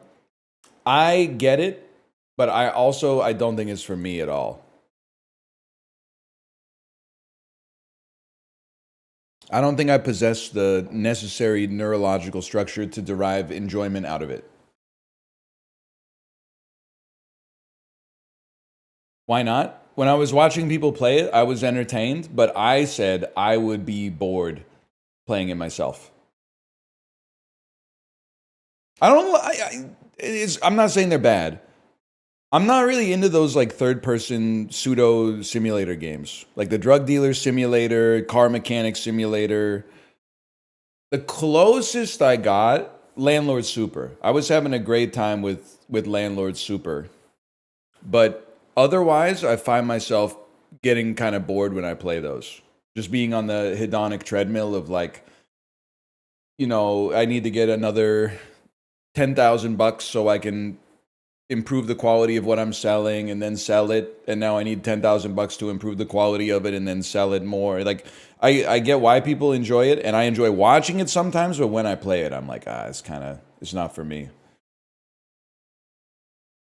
We're going to need at least 10,000 though. See what we got here. There was this, I don't know if this game's too intense for stream, man. Sultan's Game. The Sultan commands a cruel game. Each week, one of 4 cards must be drawn. The carnality card demands indulgence in carnal pleasures. Extravagance compels lavish spending.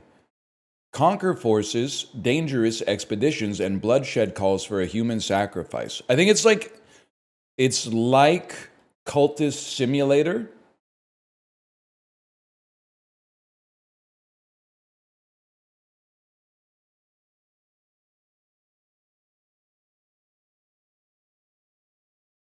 Impossible to put down. These reviews piss me off. Decent game. Worth the price? No. Pay $5 to $7 when possible. Hey man, how about you go fuck yourself? Sorry, that is way too far. Reviews like that piss me off though.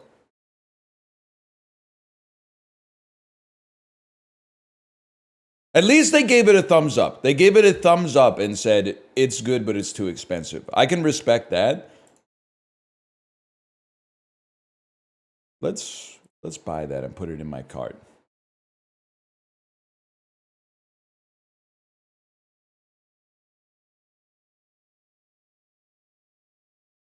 And then install my content.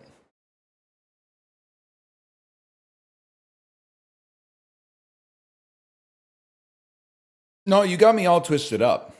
The thing, because people don't want to. You don't understand that we're in a fucking economical Ouroboros, man. Like the devs have got to eat too, man. Like if we're not paying what t-shirts cost, right? If we were paying what t-shirts, the actual cost of a t-shirt, if that was translated into a monetary amount, we'd be paying like $69 a t-shirt, okay? The same thing with video games. Everybody wants a healthy, diverse indie game ecosystem, but nobody wants to pay $30 for a game that they could play for 50 hours because they got Terraria for $4.99 when they were in middle school and they played it for 5,000 hours. So nothing can possibly match the time value of money that they got. They're always chasing the dragon, man.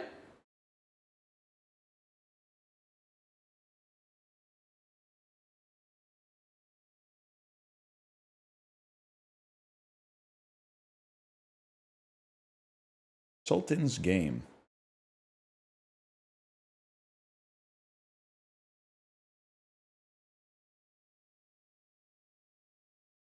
People can value their time however they want. Yeah, obviously, this is a nothing statement, not to be rude or whatever. Like, I don't think you need to defend their position. You need to assault their position because it's anti-art. It offends me on a human level.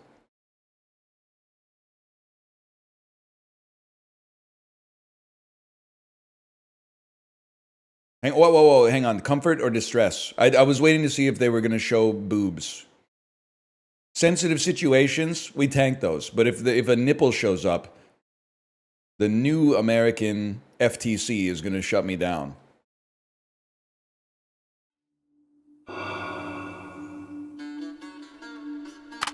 This is my favorite song.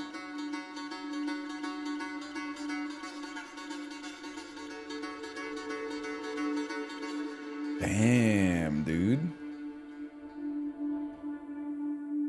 This is the song that plays when they go to Mexico in Sicario.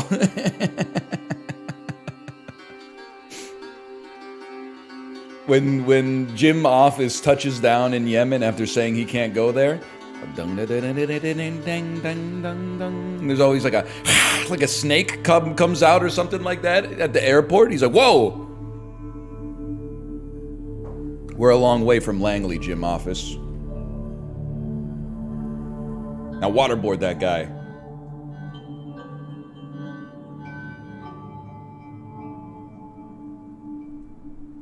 Sultan's Game. I typed in Sultan's Tale, and it came up with Sultan's Game. Maybe AI is good, man. That way I don't... everyone's like, oh, AI sucks, AI sucks. Have you considered that it means I don't have to think as hard? Idiot.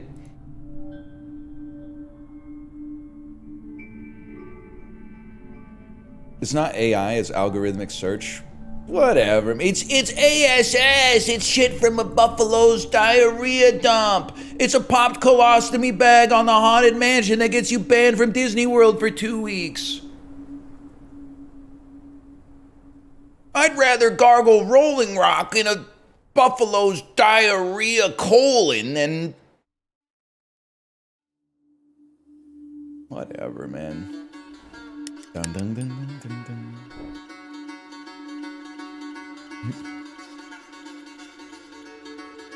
Hey, NL, you freaking with AVGN? Yeah. Hang on. Blunderbuss Live, as we begin to play Sultan's game, says, it says there is some nudity on cards, but they can be swapped out. So I'm not anti-nudity. I don't want to sound like a pervert. I'm not going to say I'm pro-nudity. I'm nudity neutral, which is to say that, like, in media, when I see nudity, I don't really care. And to be honest, in real life, when I see nudity, I also don't really care. Not really anything that I haven't seen in the mirror before myself. But online, you gotta be a little bit more careful about this stuff because of content ID matching and stuff like that. Streamer support, is that what I want to click on? Some scenes have been modified to ensure streamers from all regions can broadcast game content smoothly. That sounds like something I'm interested in. I would like to turn that on, please.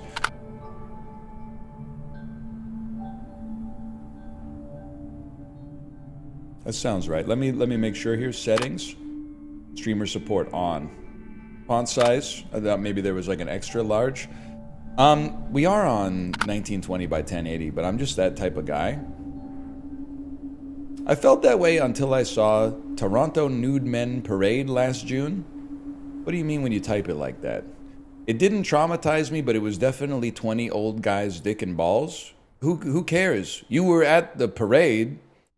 Was it really called Toronto Old Guys Naked? Like, it sounds like you should have known what you were getting into when you went there. Like, what do you mean? Also, who cares, man? I was one of them. Who cares? They're just old, man. I don't know what you want me. You're gonna have an old dick and balls one day too, probably. It's just skin, man. They were just chilling? Alright, I mean, I don't know. I'm just being real with you. I don't think it would bother me, man. It's just flesh, man. I get way more weirded out when I'm like driving and there's like roadkill on the road. Like that sends like a macabre shiver down my spine. But seeing like a happy and healthy individual with it just hanging out doesn't bother me in the slightest, man. Okay, play the game. Yeah. So what is Sultan's game? It's a board/card game that I've been told is a little bit like a cultist simulator, where you're forced to balance resources, play cards, and make uncomfortable decisions that can have long-lasting ramifications. It's sold 100,000 copies despite being like a little bit interminable, which I think is a great sign, and then also has like very positive reviews on Steam. Well, a lot of data points pointing in a direction that is like, let's at least give it a try. That's male nudity, it's okay. He was a cruel and cunning ruler, ruthless to his enemies and kin alike, and had an innate thirst for the misfortune of others. He made his subjects fear him, which made his rule unshakable. Well-status slaves, he had whatever he desired. People bent their backs before him. How dare you break wind before me? I'm sorry, Sultan, I didn't know it was your turn.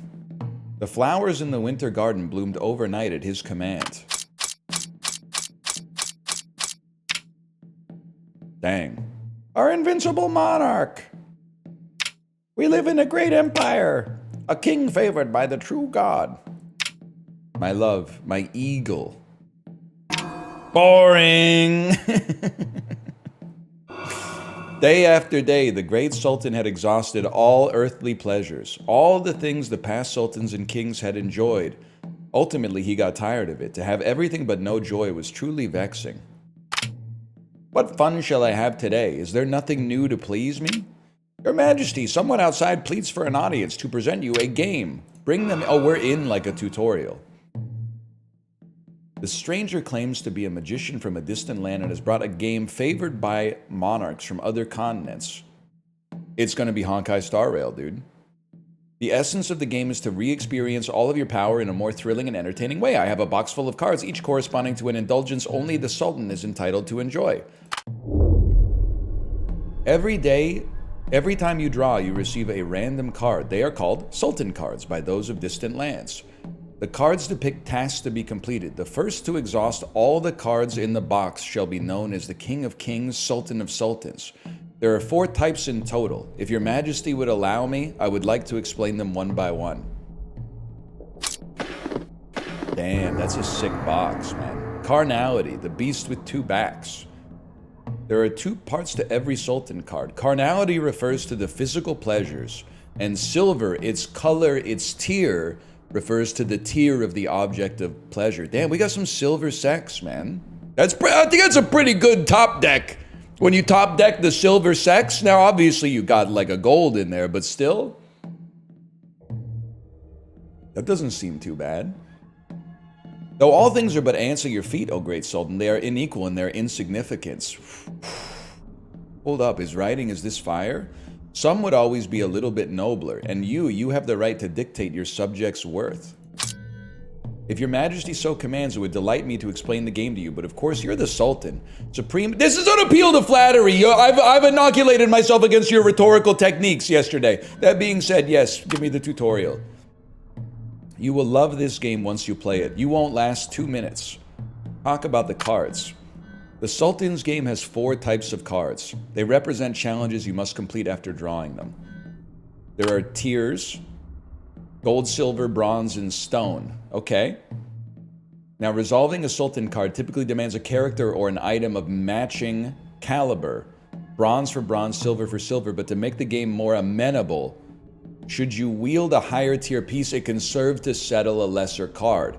For example, you could sacrifice a silver to satisfy a bronze. Okay. There's carnality. To lie with women, with men, any other arrangement your imagination conjures. Any such unions is suffice to fulfill the carnality's demand. But there's a wrinkle. The same companion can't be reused to resolve multiple carnality cards, at least not without elevating their station or employing more inventive methods. Bloodshed needs you to slay a person of an appropriate tier. Military victories and difficult adventures can all qualify as conquests. Extravagance calls for extravagant spending. Construct opulent estates, host revels of unparalleled splendor, or indulge in pursuits that are gloriously impractical. Okay, I see. Her smile hints at hidden dangers, making her all the more alluring. That will be... Ask about the rules. I see. Wait, I didn't do anything. We did that. Hang on. Ask about the rules. A monarch such as yourself holds dominion over all. This game demands no price from one of your station, nor does it impose limits upon how you may rise to its challenges. Play, indulge, throw away your worries. Who could possibly deny you? The game has no time limits. I want you? What the hell? I was just clicking on buttons, man. I see. Okay, that will be all. If your majesty so commands, it would delight me to explain the game to you. No, I think I pretty much got it.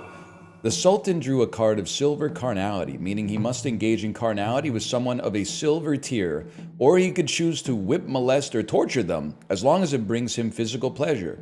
Once his desire was fulfilled, so did the requirement of the carnality card.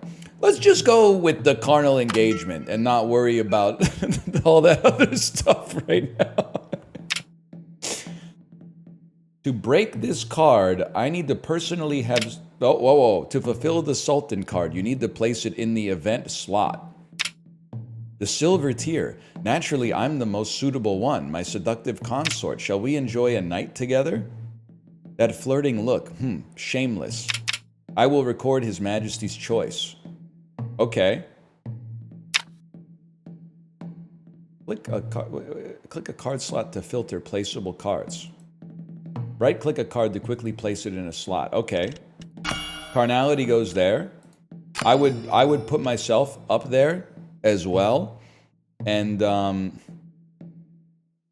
let's go with the seductive consort, man. Now I'm just gonna take this screen down for a second just to make sure there's not like a cutscene or something. just in case. I'm keeping you posted. The Sultan is engaging in pleasure. Click End Day to advance the story, okay? I've clicked it. I may need to lower the volume a little bit.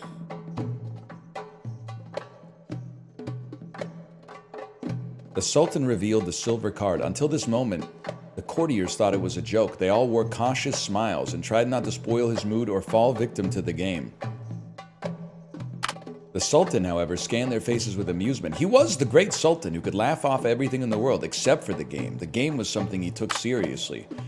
The Sultan chose the seductive consort as the target of carnality. Overwhelmed by sudden public favor, the woman forgot something important. The Sultan loves to watch women fight for him. He does not like being used as a trophy for boasting. She swaggered to the Sultan's seat. You don't, I wouldn't worry about this. All this stuff. The next moment on the golden throne, the woman struggling in panic as if a disobedient ram being throttled. Does throttled mean something different than I think it might? At last, peace. She quells. Her empty eyes reflected courtiers' figures that gradually blurred, faded, perhaps because the court was dismissed, or perhaps because her life had ended. Whoopsie. Tap the screen to break the Resolved Sultan card. Holy cow, ear users, I apologize.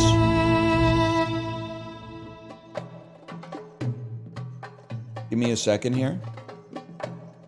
I have awoken. Okay, I've taken the volume down a little bit.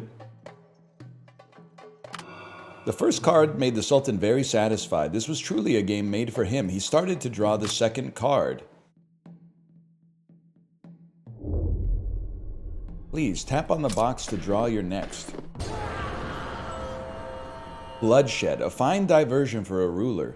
All right. What does bloodshed need again? Types of Sultan cards. We got gold bloodshed. You need to slay a person of an appropriate tier or perhaps some other intelligent beings. Who should it be? A loyal consort, a formidable general, or... Can I try something creative here? Open the gold bloodshed... Excuse me. The gold bloodshed card. I have an idea. Bloodshed here. Sultan. Oh. He won't do it. He's too woke. I can't do it. I'm too woke. Okay, well, I guess for game one. Do this. Now, who do we have? We have General. Who's Vizier, man? I don't know who you are. He's a male. He's a noble. He belongs to us. Now he's like our treasurer or something. He's our tax collector. Oh, our general or our aged consort. I'm gonna throw the tax collector up here. Let's see. Launch it. End day.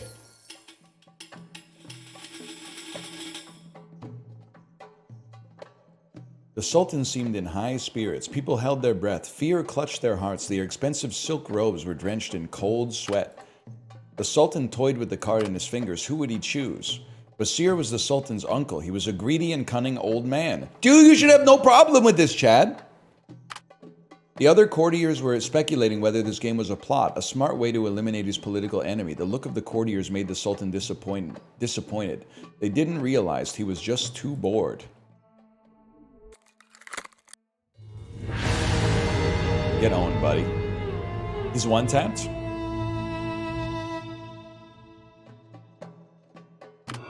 The blood-stained carpets and drapes were replaced overnight. Today, the Sultan appears in court once again, radiant.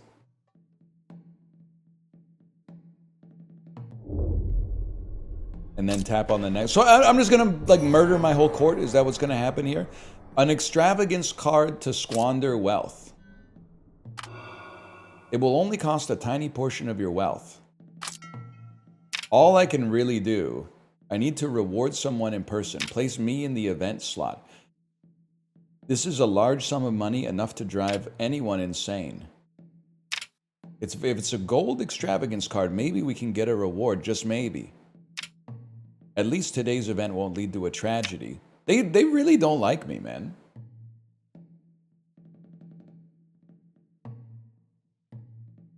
Place the Sultan, the extravagance card, and the selected rewards into the corresponding slots. Everything the Sultan owns, be it people or possessions, can be used as rewards. Damn, really? Well, what if I kept the gold coin for myself then, man? And I said, okay, buddy. Get out of here. Does that work? I could give you the tax collector? No, they said that's not acceptable.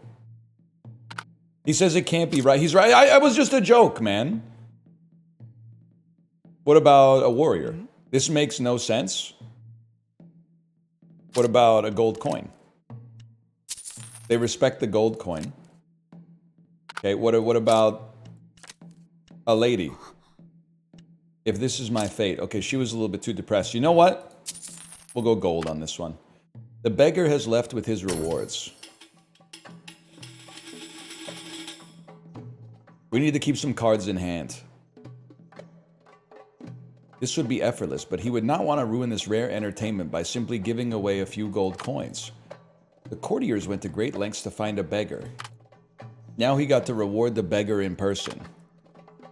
Everyone praised the Sultan for this show of benevolence. Someone said 5 gold coins was enough to feed a family for a week, but immediately ridiculed by another, claiming a poor man could not make 5 gold coins in a year. Someone suggested he could buy a head of livestock and live off it. Others argued he could invest the money in a small business. While they were imagining the offspring of the nameless beggar would repay the Sultan 10-fold, 100-fold, and even more, the beggar had his throat slashed in a dark... You can't have shit in this town, man! Those coins were supposed to change his fate. This is why you should not give to charity. Because it just makes you a target, man. David Cage, you've done it again. Echoes of yesterday's farce still linger in the palace. I can understand that. I would be a little bit cheesed off as well, to be honest. Alright, halfway there, we still got some individuals left. Conquest. How many cities, states, and kingdoms have fallen before your might? And now, how do you intend to achieve victory here? Good question. This time the Sultan drew a bronze conquest card. Conquest meant taking what belonged to others, and bronze corresponds to the size of a small town. Sultan took his royal sword and decided to give it to the subject who's willing to conquer the place for him. Okay, this is a gimme, man. Take my sword and equip it, my dear subject. Conquer this place for me. Drag the weapon onto another character to equip. Utilizing various intelligence can increase the total number of dice in checks, providing extra rerolls. To fulfill the Sultan card, you need to place it in the event slot. Okay. It's choose a leader for the army. I'm a different type of beast. I might take like the general. Place tactics, intelligence to gain attribute boosts and rerolls. Okay.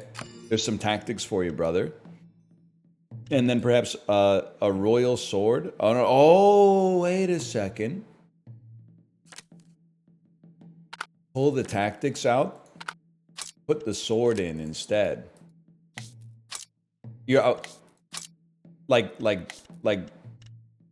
give it, like this. I have now equipped you with the golden sword. And then...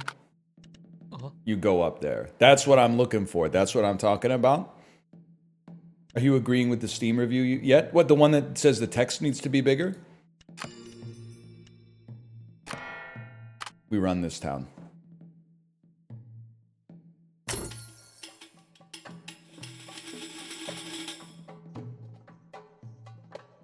There's a prosperous city near the Sultanate that had been trading treasures and spices for centuries. Once the target of conquest was decided, the melancholy... Whoa, okay, hang on. We got dice now. You need at least one success to win. Well, we rolled a 32, and they rolled a -5. I got 15, and I need one success to win. So I would say that's a dub. The Sultan's army beheaded the town's guardian. Although the Sultan promised them autonomy months ago, at that time the guardian kneed and kissed the Sultan's feet. Alas, the bronze conquest card remains resolved. What fascinating thrills the last 2 days were. The Sultan nodded at the magician. Your game is good, I understand it now. Let's continue playing. Alright, if you say so.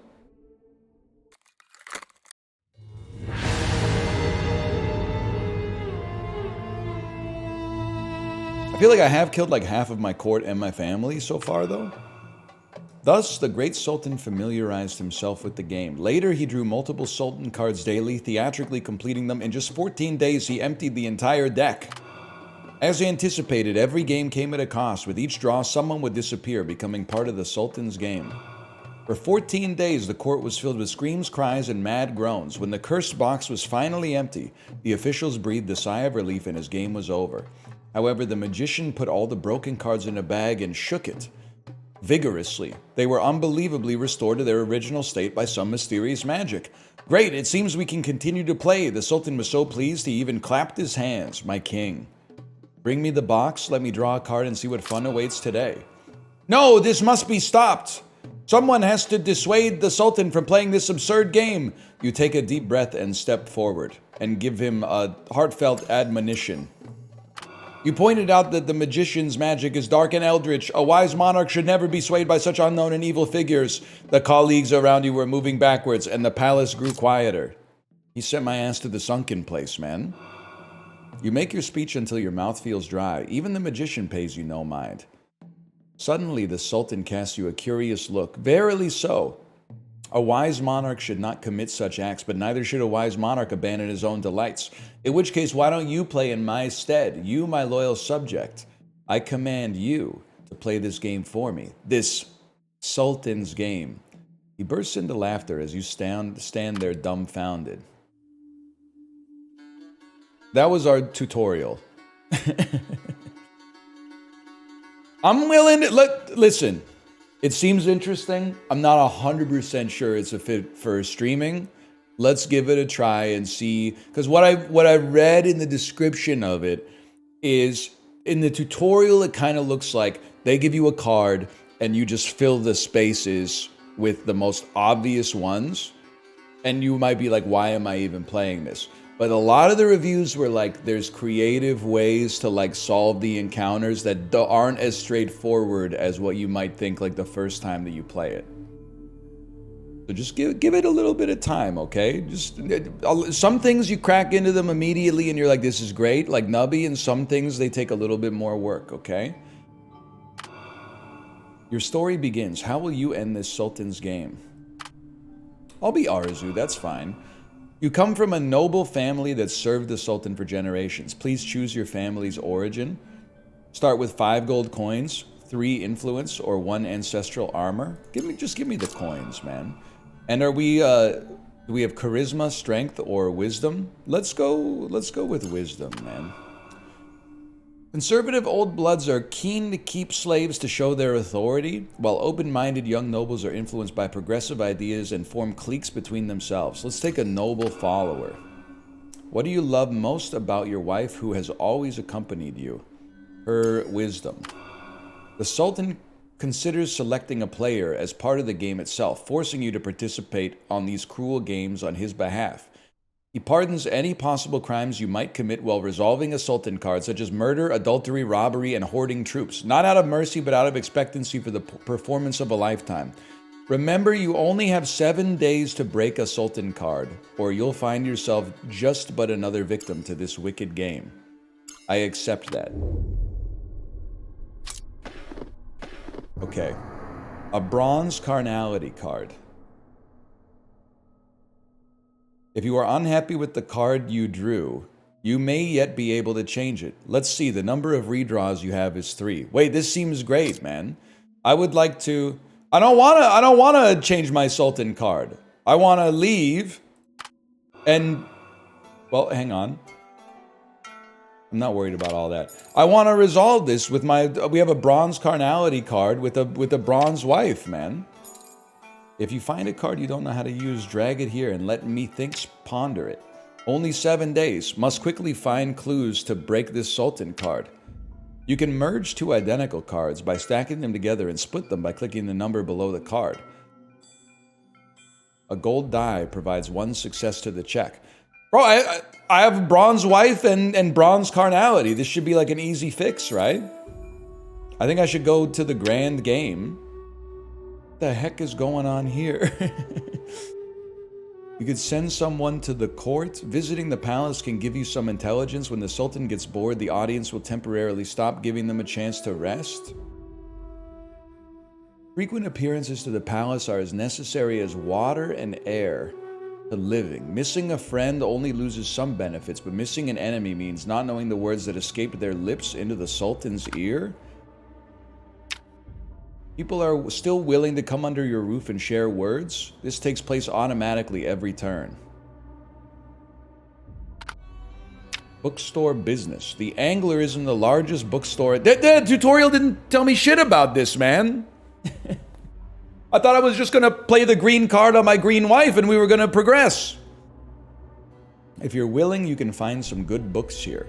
You can visit the bookstore without spending any money, but you can't buy any books. Spend the gold to get a random book. Most books can be read in the Methinks section, increasing attributes. The warm flow of water soothes your tense nerves. In these moments of fatigue, people are always more likely to let slip their secrets. You're likely to gain intelligence here. This has got an exclamation mark on it. This is the story of a courtier who had partaken in the Sultan's game once. All right, take me to the grand game, and let's learn something, man. You can offer everything you have to the great Sultan for his favor. Using a Sultan card in front of the Sultan might be a madness idea.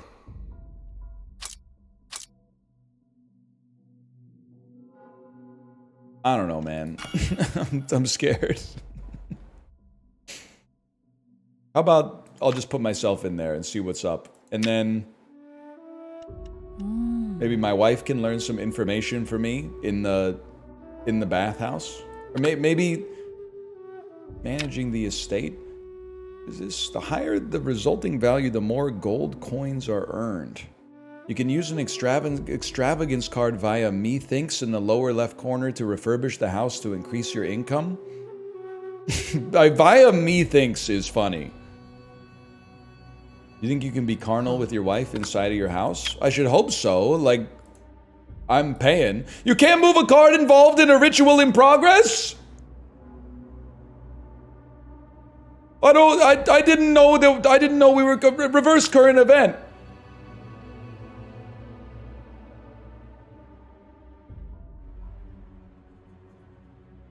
Take me out, man. I don't know what I'm doing in here anyway. Take me out. Okay. Manage the estate.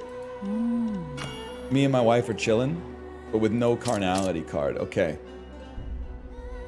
Who's the skeleton in the lower left? I think that's us. This is like our nubby.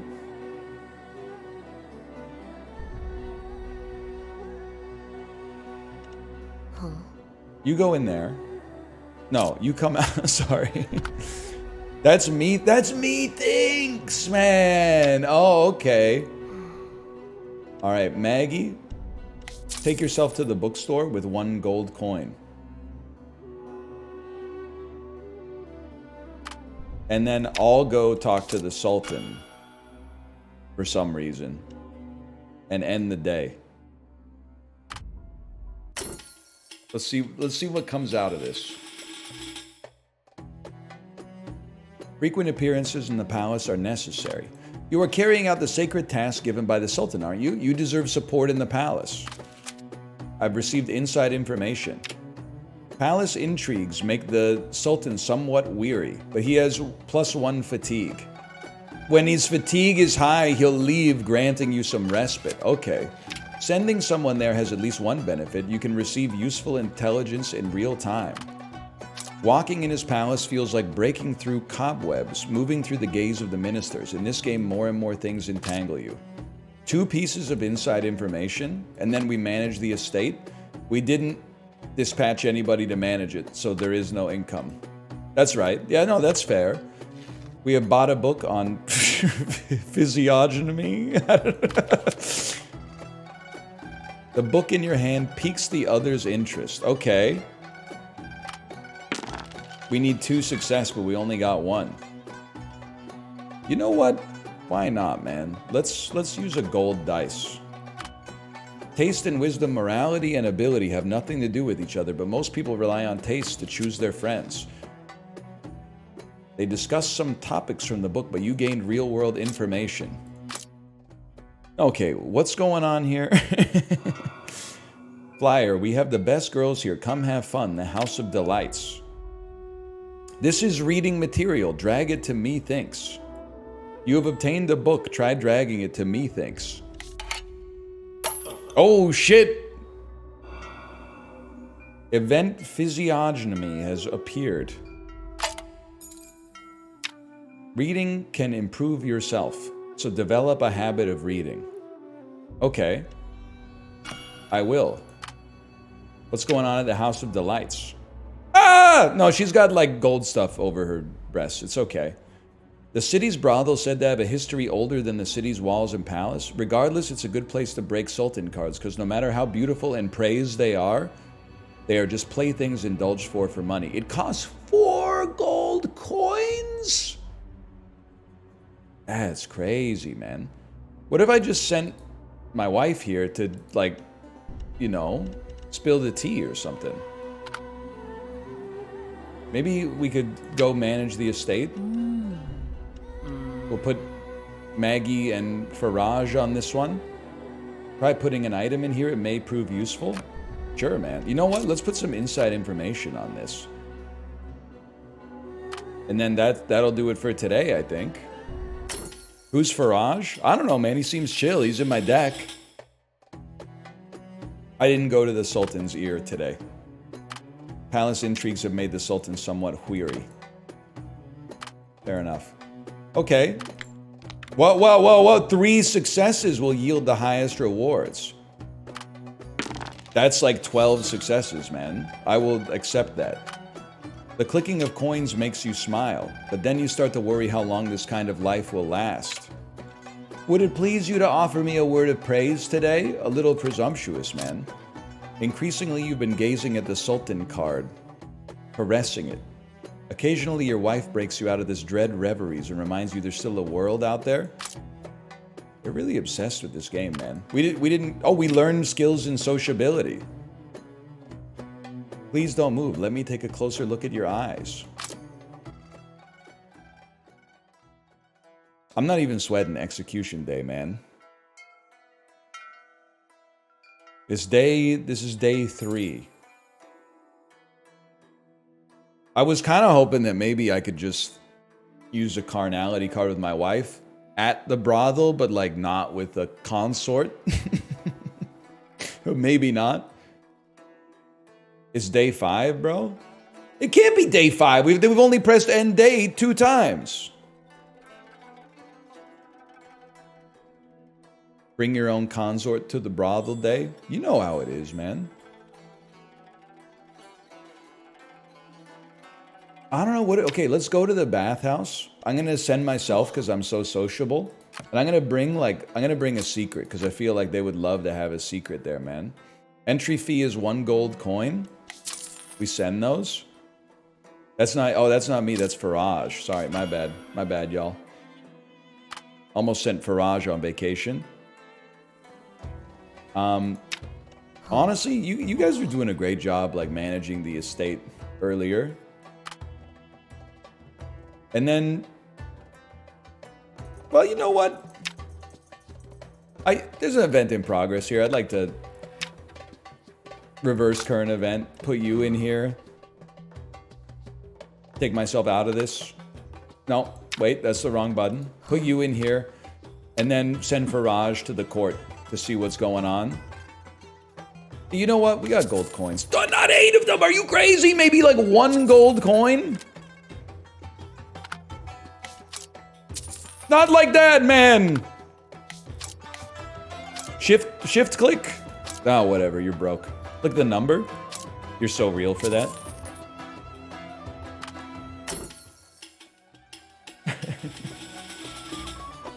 Cringe, the Sultan is gonna prefer Faraj to you. I didn't even think about that shit. Alright, we're in the bath. I'm bored in the bath, I'm in the bath bored. We needed 1 success. We're amazing at charisma, so we own that. That gave us an opportunity You unexpectedly learned about a matter that needs attention. The stares of people pierce you like exposed skin. Silver card, though. That's pretty good. Frequent appearances in the palace are necessary. You're carrying out the sacred task by the Sultan. You get some inside information. The Sultan's getting tired of listening. We got some tactics. Influence has gone +1. Something noteworthy has happened. A poet kept by a nearby clan has been writing satirical poems about you lately, annoying and persistent like a fly. This is what I've been asking for, man. Verbal sparring. Our charisma and sociability is too high to lose.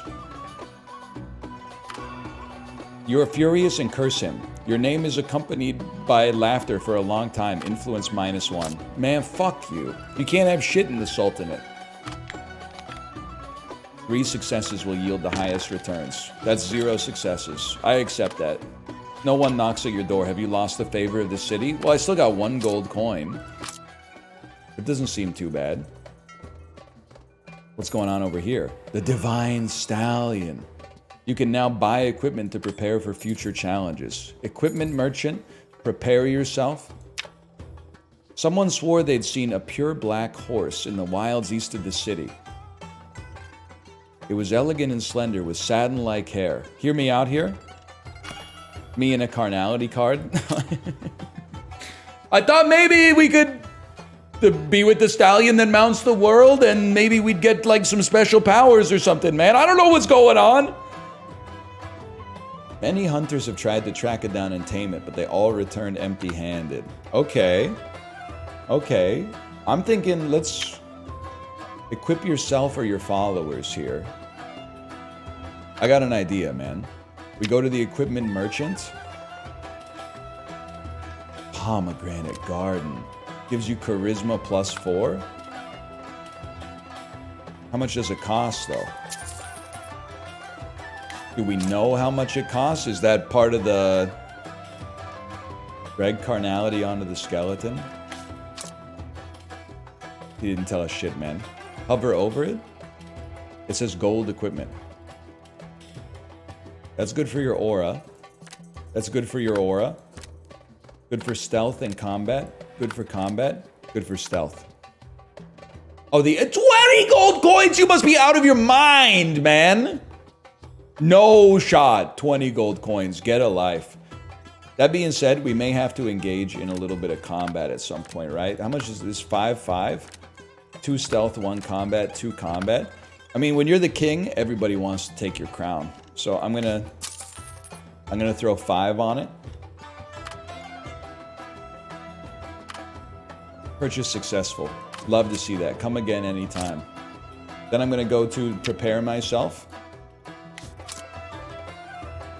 Cards with the equipment tag can be equipped by placing them onto a character card. Done, man. Well then what the heck is this for then? Give him the carnality card outside of the menu. Event carnality at home has appeared. Oh, you saved me. Carnality at home. Can I unequip my sword first? I'd like to unequip my sword so nothing untowards happens when we do carnality at home. Perhaps something that enhances passion may be of assistance. Honestly, some tactics or some inside information could actually go pretty hard. I'm not putting Faraj in there, man. Are you crazy? This is my spouse. I'm not comfortable having the sword in my inventory, but let's give it a chance, man. Honestly, Faraj, you've been kind of chill. Why don't you take a... Is he like... Maybe he's a eunuch or something? I don't know. The price went up. That's all I got, man. I could put some inside information in here. With Shimona. If you right-click on the slot, it'll tell you what you can place. Oh, okay.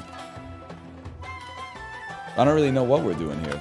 Go ahead, Faraj. Good. Step to the king with a little inside information. Let's see what's going on there.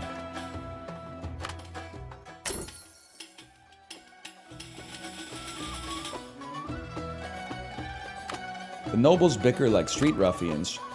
The Sultan continues to get weary. I've received another opportunity at the stone level. I got influence +1. That's good. Managing the estate, nothing happened. We get no gold. Carnality at home. You showed your wife the carnality card. You would have thought it awkward to hug your wife. We were doing a where's my hug, bro? You might even be worried that you collapsed from fear, but in fact the two of you were quite madness that night, as if the love between husband and wife, which had been dormant for a long time, was rekindled. She let go of her reserve and praised your bravery loudly so much the next day these words were sung in the streets and even in the palace. Maybe we don't need the tactics, man. The Sultan's cards have the magic power to restore people's virility, and the most powerful aphrodisiac is death hanging over you. See, you could do this without killing anybody. No sweat. After braving the Sultan's detailed inquiries, yada yada yada, courtiers love me. Who could have imagined the court would fall so low, all because of you? Nawful, your political enemy, glares at you before raking his eyes over the courtiers. Here he goes again.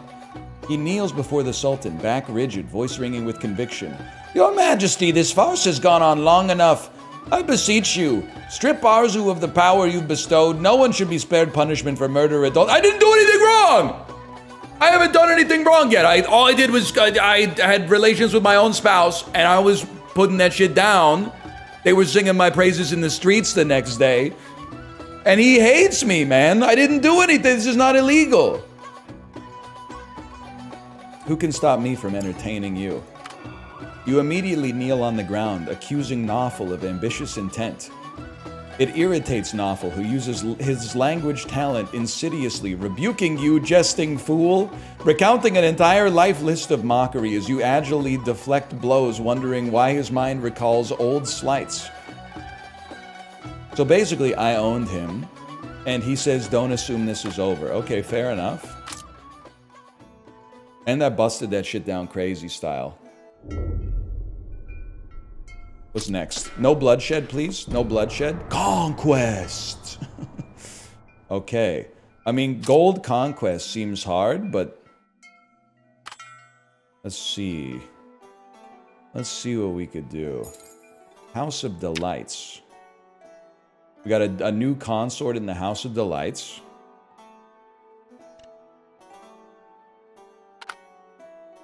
I'm thinking that maybe if my game sense is tingling, if we could... Oh, no, wait, hang on, you're right. Start with giving conquest to methinks. You've run out of ideas, so maybe you should look for opportunities to complete this challenge in other events. What if you go opportunity, Arzu, who still has the sword, and we throw Faraj on this bitch as well. No, use your silver opportunity. And just see what happens, man. And then let's manage the estate. Let's put Maggie and a stone opportunity in here and just see what happens. And of course, we send Faraj to the Sultan. No, never mind. We'll not be sending Faraj anywhere. We'll end our day.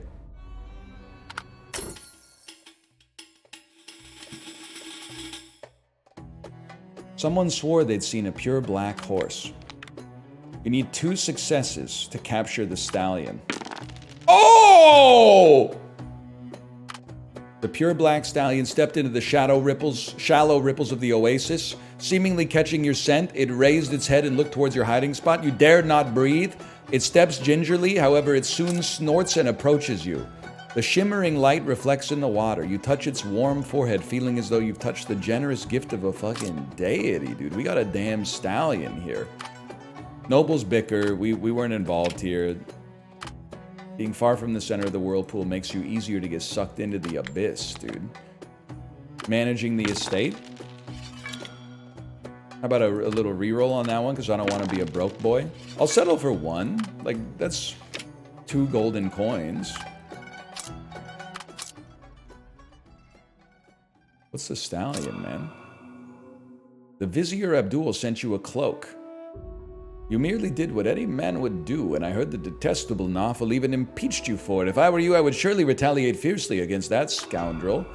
Event Vanity has appeared. A beautiful noblewoman. She insists you come to her house to discuss important matters.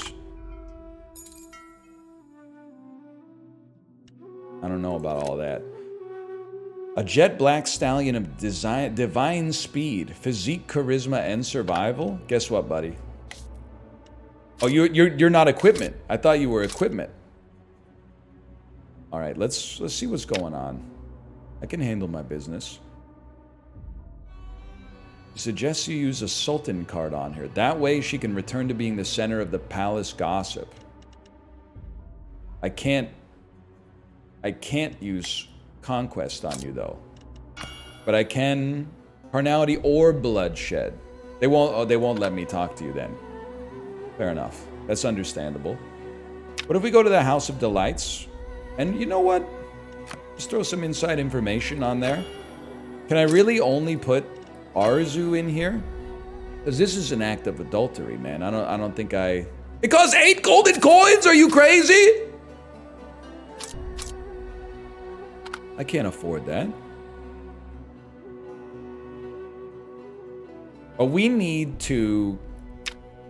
I think if I'm thinking about this, if this is real life, I'm sending Arzu and a gold coin into the Sultanate with some inside info, with a gold coin. You know why I'm doing it?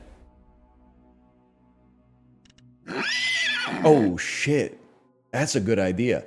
I'm gonna send the stallion in here with me and be like, check it out. I picked up this lad on the east side of town, and he's gonna be like, you should mount the stallion and go take over a small village benevolently with your golden conquest card. It's on site. Now, I don't want to be broke anymore. What is this again? +1 charisma? I gotta be honest with you, actually. I think we should put that on our wife. She can hold things down at home with her charisma. Oh no, wait, charisma's better in the bathhouse, right? Try some inside information on it. I'm gonna send her to the bathhouse with the Cape of Spring. And maybe, no, hold on to the tactics. We might need those, man. Throw a little gold coin in there, why not? You're gonna lose the horse? Doesn't even matter. As long as we get an opportunity. Let's see what she did. You need 1 success to have a chance to get the information. We got 2 success. Omen!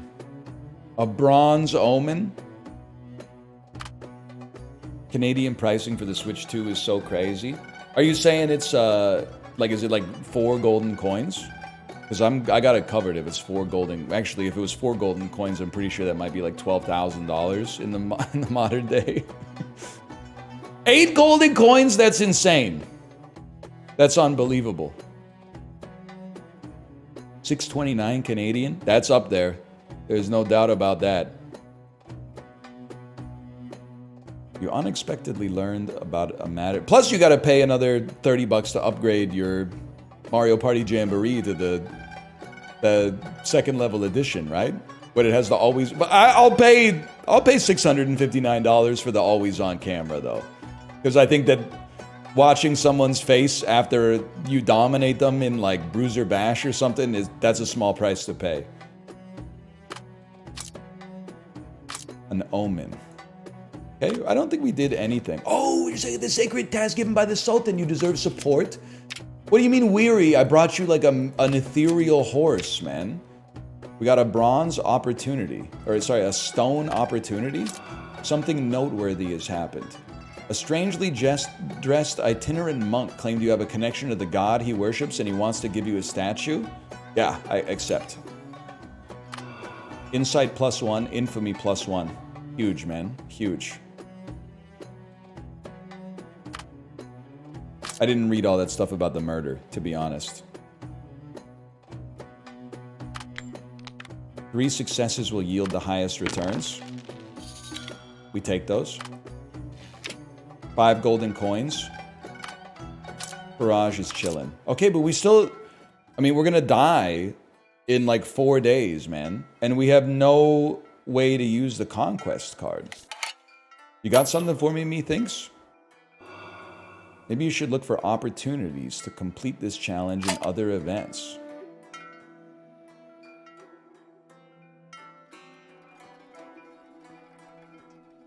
What's that in the top left? This is like reroll, kind of. Unless there's another event I'm missing. Sewer crocodile? Wait a second.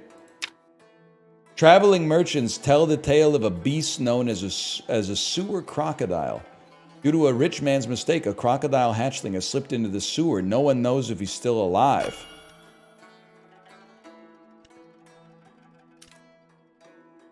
Some things might come in handy. I would say tactics might come in handy. Send your wife, that shit sounds dangerous. You ain't lying, man. But she needs to manage, like, the news in the bathhouse, man. You know, chicks are good at that kind of stuff, maybe. I don't know. I'm gonna get in trouble. How much does it cost? 1 gold coin?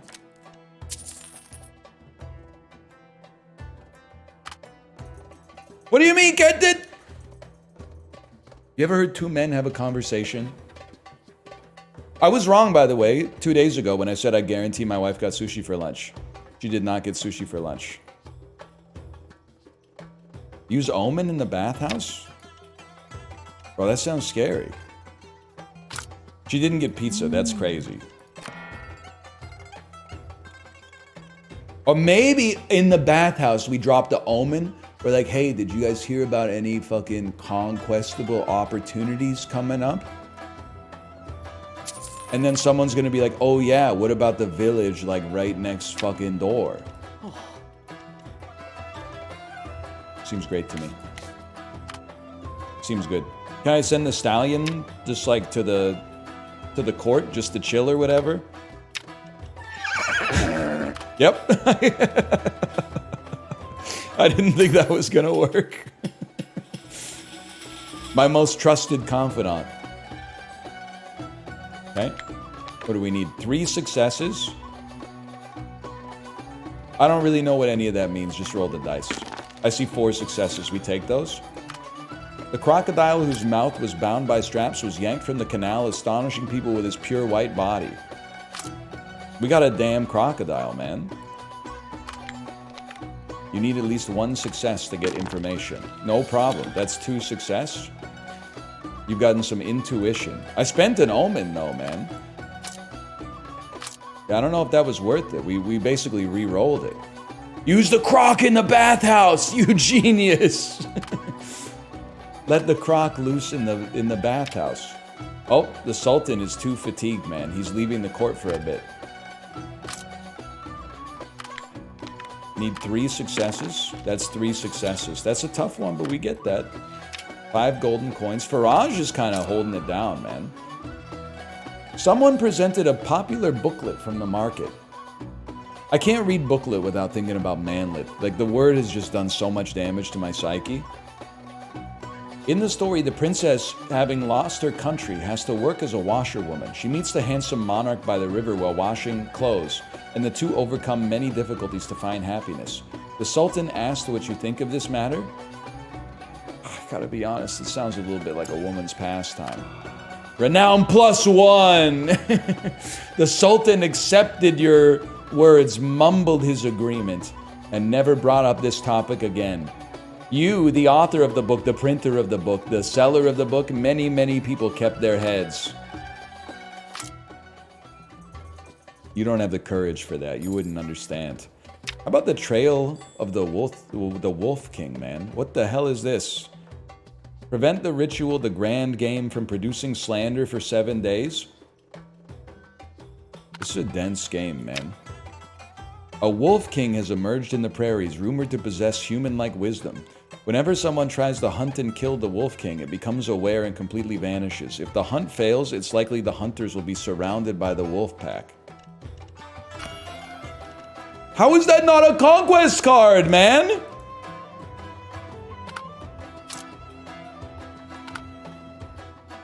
Bring the croc?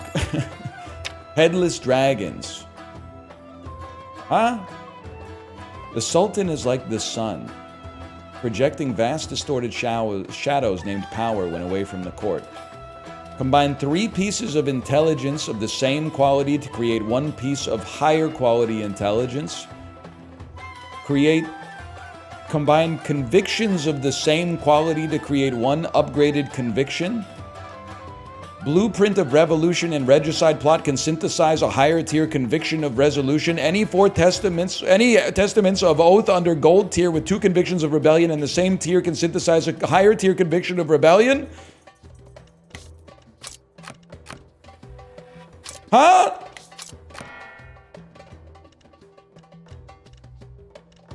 Whatever. Sort your salad, buddy. It's too complicated to sort my salad now. Here's what I think we want to do. We want to send our wife to the bathhouse to get information so that we can actually take advantage of this. She can spend a coin on that. We want to send Faraj to manage the estate, 100%. He's been killing it. And, I don't know, man. Use the croc. Can I use the croc in the bathhouse? No, they won't let me release the crocodile in the bathhouse, I'm sorry to say. She can use intuition, but... think about the croc.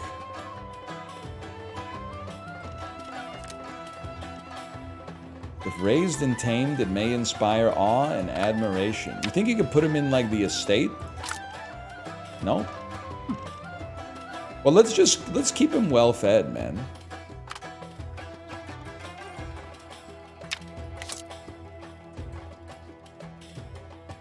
Four golden coins? Yeah, I don't think that's gonna happen, little bro. I got a new idea. Faraj, I want to do right by my bride. I'm gonna manage my own household today. Faraj, if you would do me a favor, you're a puss. Okay, I get it. Fuck you, buddy.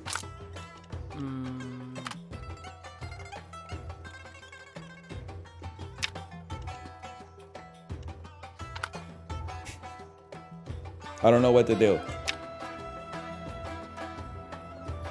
You can use Extravagance card via Methinks to refurbish your house to increase your income. If you get a card with the location tag, you can try to put it in. Red means only you can intend. Oh, you're so right. I could at least purchase some books, man. You know what? I'm gonna drop an opportunity on your head. Just see, maybe you got some books that you need to use an opportunity to purchase.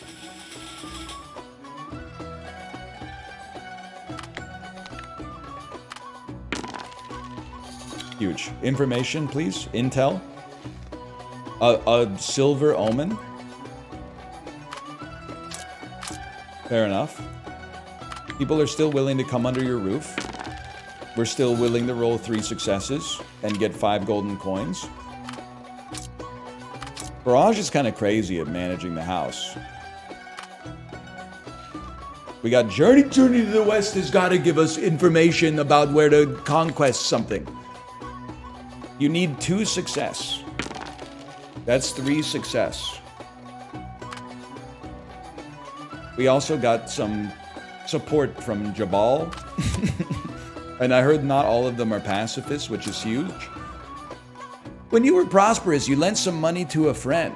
Now in your time of need, he found various excuses to refuse. The newly bought gemstone ring looking for buyer swayed in front of you, particularly annoying. I'm canceling your debt because I'm a merciful leader. Renown and influence. Look at that. Headless dragons. Nothing happens.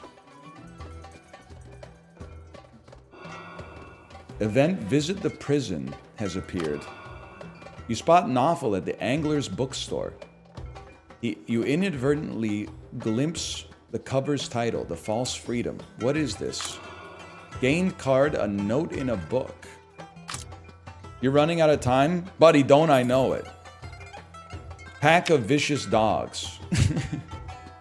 Any chance you could use Conquest on this? How about an Omen on Methinks? Provides the attributes along with the number of times it can be rethrown in an event. I came up with a scheme to gain intelligence. Okay. A note in a book. You feel a slight stir. Was leaving this note a negligence? You might watch Noffel's movements these days. How about Journey to the West on Methinks? That's how we read books, right? Event Journey to the West has appeared. I would like to do this. Performing at the feast requires a talented performer. Some items can help you entertain people. Secrets, bro, obviously. Visit the prison. Spend 2 gold coins to bribe the guards. Why not?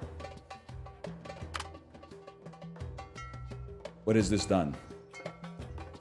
I don't know what we've done. Use the crocodile. Oh, what? You cannot pay to redeem them, but you could send someone to talk. No, they still don't want the crocodile, I'm sorry to say. Okay, I don't know what's going on, man. But it does seem like possibly I could murder a prisoner no one cared about to resolve a conquest card or a bloodshed card easily. Croc for the performance.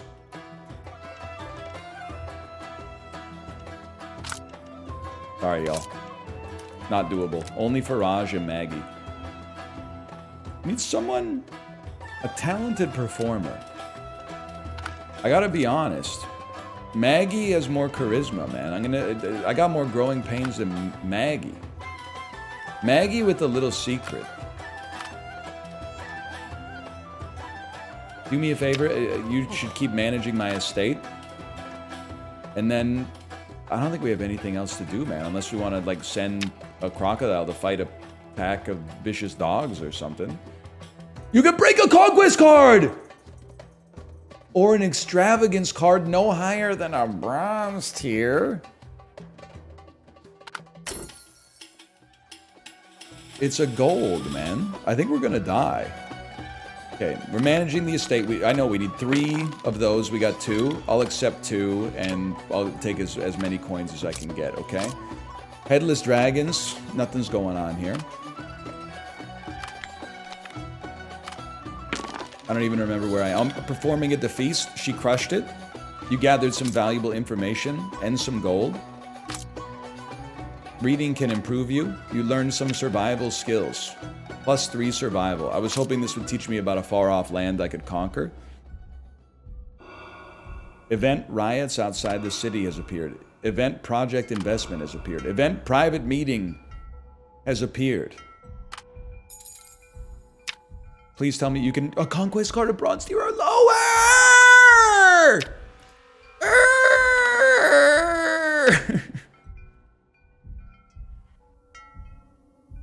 Send your rider and steed to compete and place bets. If victorious, you may receive a reward. Reroll the card. Fine, fine. I'd like to change my Sultan card.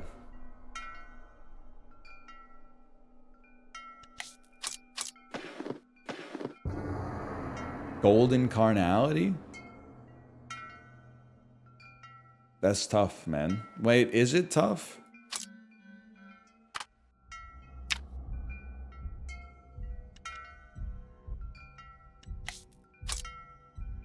Oh, she's not good enough. And my wife is also, no disrespect. I gotta draw again.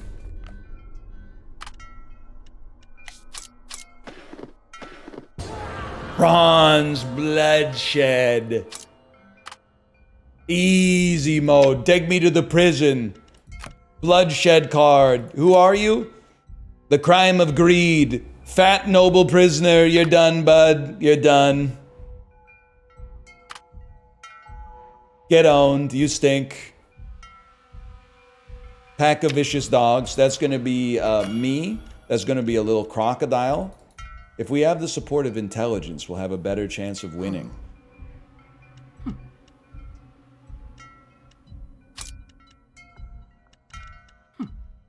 I'm going all in, man. What do you want here? Conquest or extravagance? Well, maybe we should not do this event then, because this is an opportunity to break a conquest card later. Maybe we'd be better off going to horse betting. What might come in handy during the competition? Intuition, bro. And then 2 golden coins. What is this? Private meeting? I've got to go to that, I'm assuming. Faraj, you are the manager of the estate. Maggie, I think we already have information. Maggie, if you could go, like, read some books, that'd be sick. And then end the day.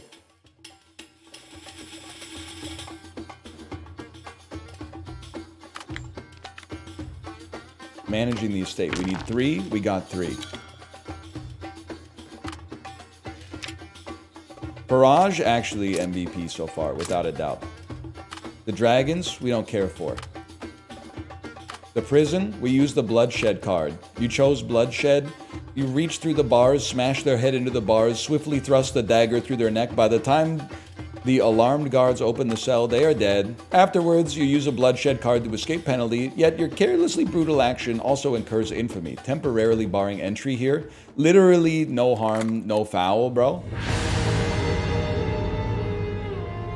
I might be the best to ever do it. Oh no, I can't go to the prison anymore.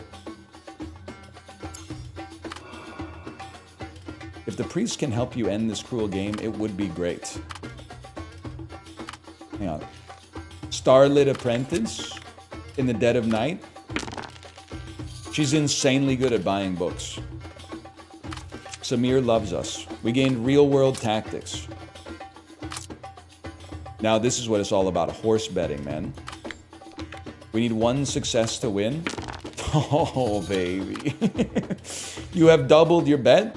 That's it? I'd send myself out on... You can't execute me! I completed... Okay, no, sorry, I was crashing out a little. Bronze bloodshed card? That's no sweat, man. Vanity, vanity. Bloodshed. Crocodile. Okay, only I can do it. Okay, that one's... that might have repercussions. No, I know what to do. Exit. Revert. And exit. Private meeting. Bloodshed card. Note in a book. Yeah, sorry, Noffle. You're done, bud. A beggar at the bookstore entrance.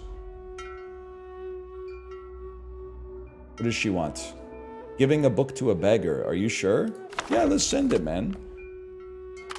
She left as if frightened. These books might be gone for good. Hope she intends to read them. Okay, we got nothing out of it, but that's fine, man.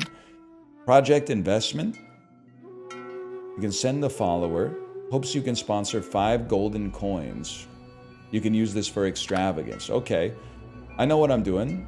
We go back to the bookstore. Maggie shows up, gives him some gold coins. Faraj manages the estate. Nobody else can do anything. I choose to end the day.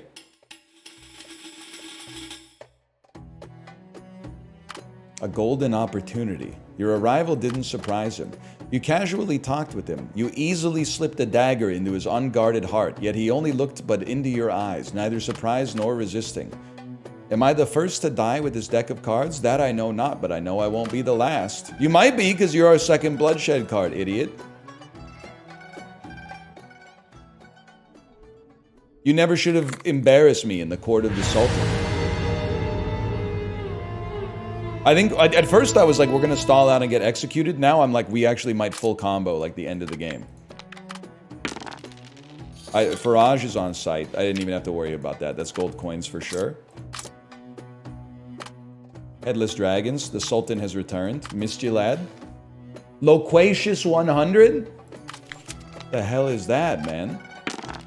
I gotta know what's in that. She's amazing at buying books. Ziad loves us. We gained real-world wisdom.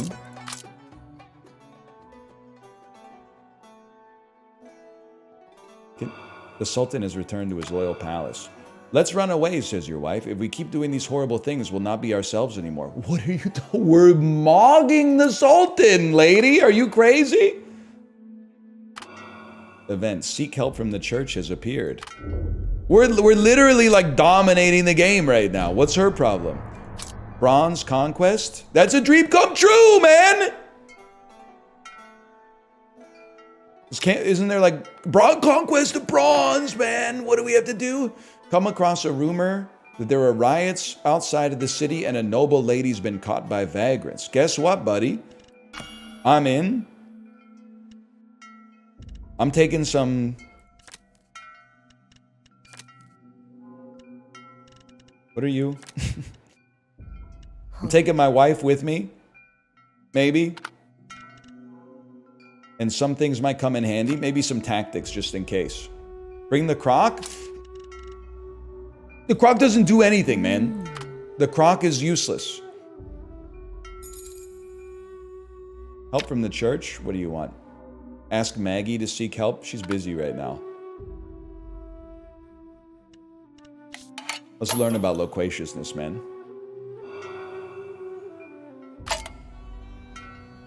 Where? There it is. Loquacious 100. You need at least a 5 in wisdom to read this. There are no attribute requirements for girls who love to read. Oh! Me and you, Faraj, with some tactics and a conquest card. And then Loquacious 100. She doesn't love to read. She's the one who's been buying all these books, man. Doesn't make any sense. She only likes buying them? I mean, I can relate to that. Your indifference completely infuriated her. Okay, well, honestly, I can't. You're in charge of your own happiness, lady. You try to stop the attackers, but it's clear they're no ordinary vagabonds. Either way, we rinse them supremely. Their force is nothing compared to yours, certainly worthy of a conquest card. I am Fatuna, she says, her countenance strangely calm. All right, Fatuna.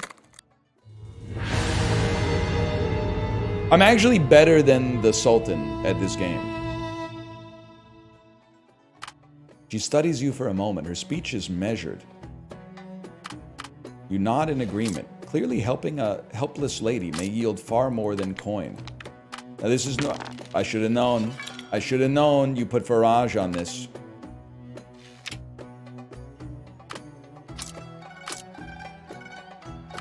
A grand game. Slander grows by the Sultan's ear about your misdeeds. If there were even one person to speak for you, it would have been difficult for such weeds to take root, but unfortunately there wasn't. Palace intrigues have made him somewhat weary. He's literally jealous of us, for one. You better pray you don't cross paths at court with Nayla. Got me on my knees. Okay, I think I'm going to slash marker. This is Sultan's game. I'm going to give my honest appraisal. Seems like a lot of fun and very interesting. Very creative. Interesting ways to solve the encounters. Maybe not a great fit for stream. Small text, lots of reading, complicated. But it definitely seems very interesting. Very interesting for sure. Seems cool. I'm glad we checked it out. Now let's nubby it up, man. I've used my brain too much. It's time for the nubby.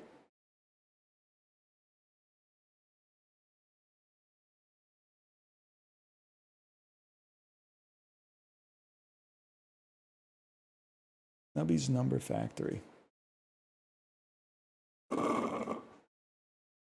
Tonight we let the Josh do the talking. Letterboxd a little dry lately. Ricky, I was away for 2 weeks. Didn't see any movies. So that's on me. You know Harrison Bergeron? That's kind of like what having a kid is like. is like your entertainment options regress down to the level of the age of your child. So I'm really hoping, she's 4.5 right now.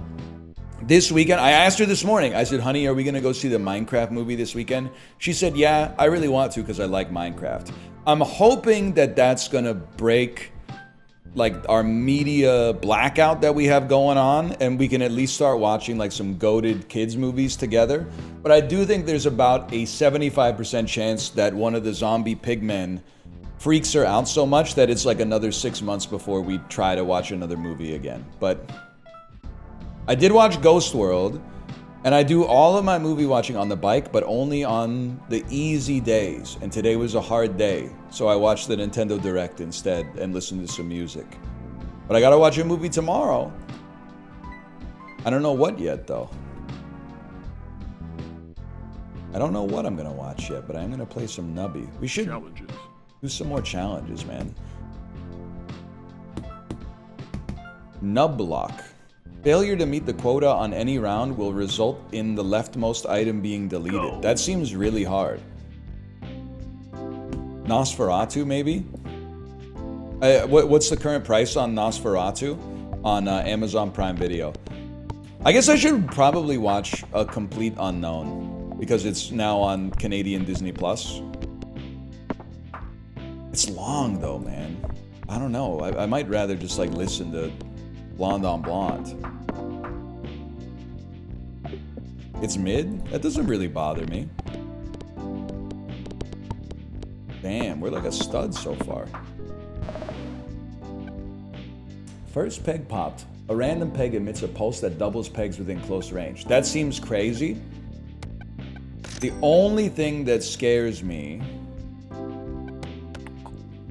is not hitting quota and thus having it get deleted. I would have loved to have had like one extra item further on the left to protect it, but first peg popped. A random peg emits a pulse that doubles pegs within close range. I should have just hit the biggest one, man. But I thought like I'll hit the small one and double the big one. Not smart, not smart. It certainly did not double the big one. Unreal Gaming? Listen, not everybody can be Chiblee at this. It kind of blew me away when Chiblee said the game had become his Binding of Isaac, and by that he meant people in the comments of his YouTube videos make fun of him for being bad, but then when he posts one like 5 minutes late, they're like, oh, I didn't eat breakfast until the Nubby video went live today. I'm just being honest with you, I didn't know they were making people like that anymore. I thought that was mostly like individuals who are now like between the age of like 18 and 28. I thought there was like a 1 decade period where they were making individuals with that kind of demeanor, but apparently it's kind of evergreen. Let's try the Nubby dies. I don't know. He does? Oh, I don't want my Nubby to get old, man. Cheese House. It's that simple. And when Nubby dies, force trigger first peg popped. Okay. The Cheese House, we can't lose. That seems like a great backstopper for this challenge.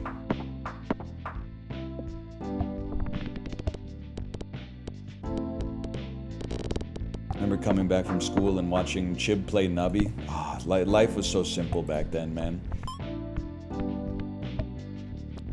Always got to remember that whenever someone says life was so simple back then, you have to remember that it was simple because someone else was like doing all the important shit for you.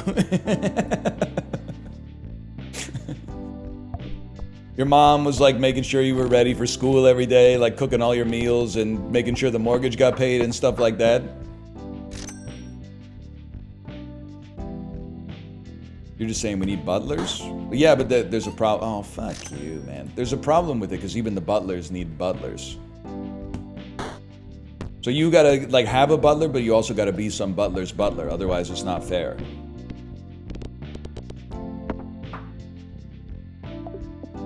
We owe our solitude to other people? Damn, that's kind of deep, man. That's a certified Clive quote.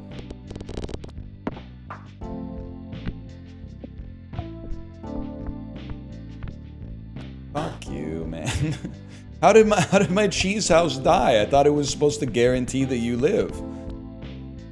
This has got to be a hold R, man. This is like, it's just not gonna happen.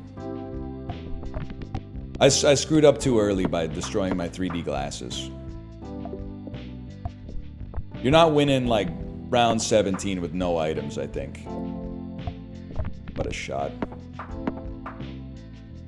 I would butler for the butler.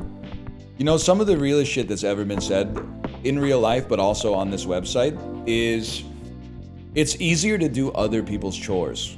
And it's 100% true. If I leave like a dirty dish on the counter, I don't notice it. Like I created it. I'm like, I'll get to it at some point. But if my wife leaves a dirty dish on the counter, I like immediately grab it, rinse it out, and either like put it in the dishwasher or at least consolidate it in the sink. Like if someone else in your house has some tidying up to do, it feels so much easier to tidy up someone else's stuff than your own. I don't know what it is. Okay, let's go crazy straw. And we'll constantly jumble to buff crazy straw.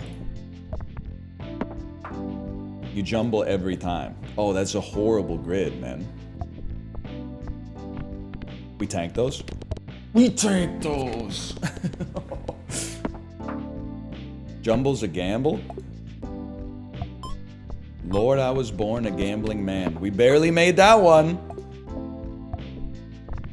I feel confident as long as we live long enough to hit 10 pegs, we make these. It's a little risky though. If slot 1 is empty, okay. Move this over and harvest some free perks. I'm still gonna jumble. It's on site. Huge.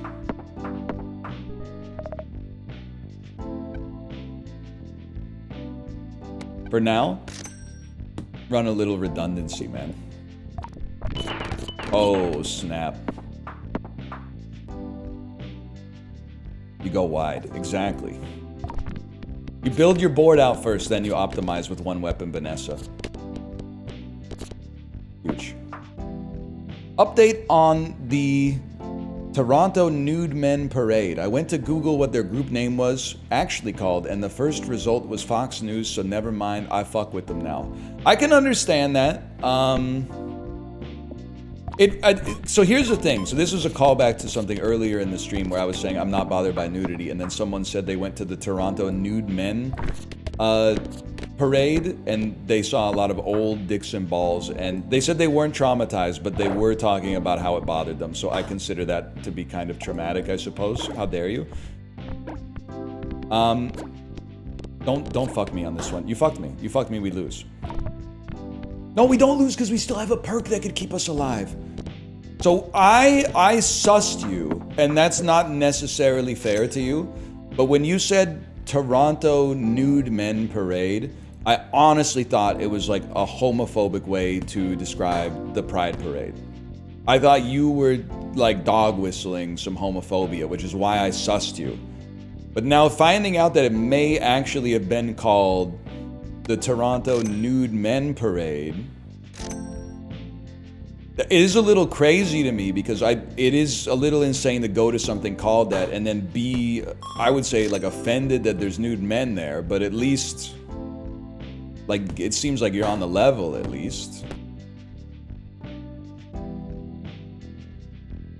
Each empty peg space will give points equal to the total number of pegs popped. Okay. Well, don't get attached to it. Now I'm sussing you? Why suss me, man? Try to suss me, I'd rather suss you. Try to juice Ice Cube, it isn't worth it because the broomstick fit your blank so perfect. Oh, that's a little sus, but I didn't write that. That was Ice Cube, man. We're dead. Okay, all right, we go again. New challenge, high score. Fuck all. Why did he write that? He was in an emotional state when he wrote No Vaseline. He said some stuff that I think well, some of it Judging by his recent comments, maybe he doesn't care to take back, but I'm sure there's some stuff in there he would probably take back if he could. The sun do be exploding. Yeah. After Jerry Heller kicked him out of NWA, he should have played Tetris. He probably would have gotten over it like a lot faster. It's gotta be Poop Butt, right? For every time the board is restocked, gain 15 points. It's gotta be Poop Butt by a mile, man. Could be re-rolling.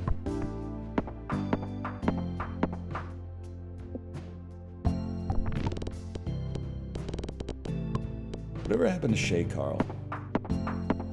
Alright, just idle thoughts.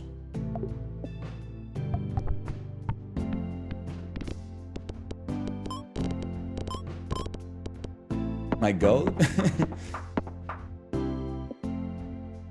Never ask a man his salary, a woman her age, or what Shay Carl called his kids. Yeah, that's true. It was a different time. I'm not defending him. But you can't deny that the time was a little bit different. I'm gonna take the springy perk, man.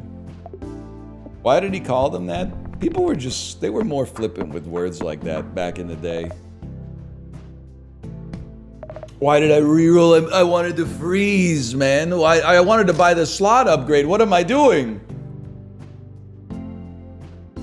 I think we want this. We should buy some other stuff just to protect us.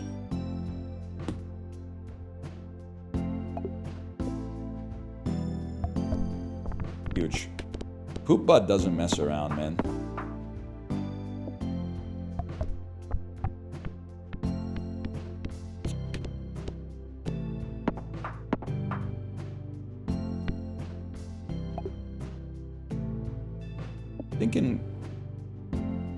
I'm thinking you just hit that. Okay, historical figures passing you the booth. Who do you take and who do you pass on? Ben Franklin passes you the booth, you're hitting it, 100%. I think if Joseph Mengele passes you the booth, you pass for sure. You do not take a hit off of that. So who's in the middle? I'm interested more in that middle ground where we can have some discussion about it. What president had the best dick game? Who's one of those ones that's like a lifelong bachelor who always lived with like his childhood best friend?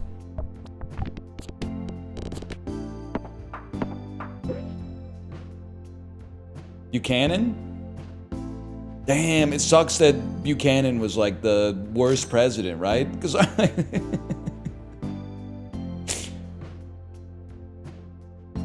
didn't know that James Buchanan may have been the first gay president. But you can't be like, yes, James, yes, because he basically placated the South until they felt emboldened enough to secede. That's fucked up, man. He might have been going full, like, nuts to ass, as you guys like to say.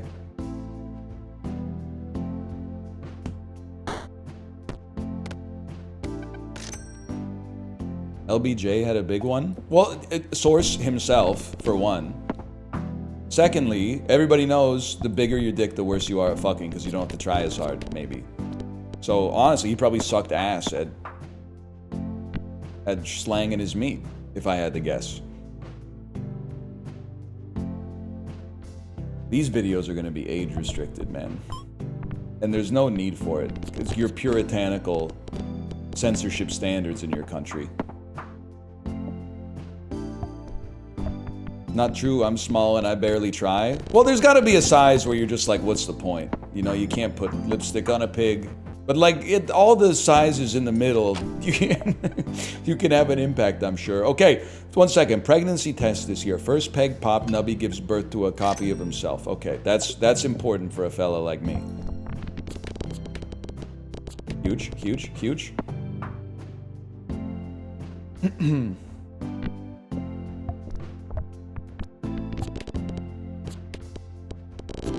Yeah, I think there's like the best dick size is probably like one where you don't feel comfortable on small dick problems or big dick problems. Although in my head, it does feel like probably the best dick size is feeling slightly welcome on big dick problems. Not that I would know, but like, I think that's a middle ground fallacy, right? The idea that like I would rather not be short or tall. I would rather be like middle height. I'd rather be like slightly tall, I think. Because you could always just like crouch if someone was like, you're a little bit too tall. You could duck a little bit. You know, it gives you options is what I'm trying to say. I do like to eat food. Let's go gourmet perk. Yeah, Liz Fair was right, man. I think maybe something... Maybe 6'1" is like the ideal height. I'm not 6'1", by the way. I occasionally get called 6 foot by guys who are 5'8". Because I'm 5'10". 6'1" seems pretty chill. 6'3", I mean, that's in the same ballpark. 6'4", I think, is really where you start to get, like, tall. Hang on, we definitely need crazy straw. I feel like we also, for now, we just want to get another crazy straw.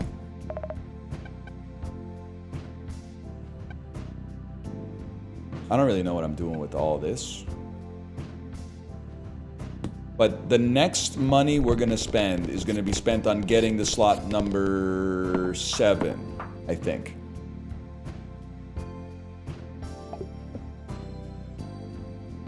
Six foot isn't great because no one believes you. I do think, well, it depends on the situation. Well, this is, I was going to say it's misogynist. It's not really, but you might take it that way. I was going to say if you're hanging out with dudes, if I was 6 foot even and I was hanging out with dudes, I would say that I was 5'10".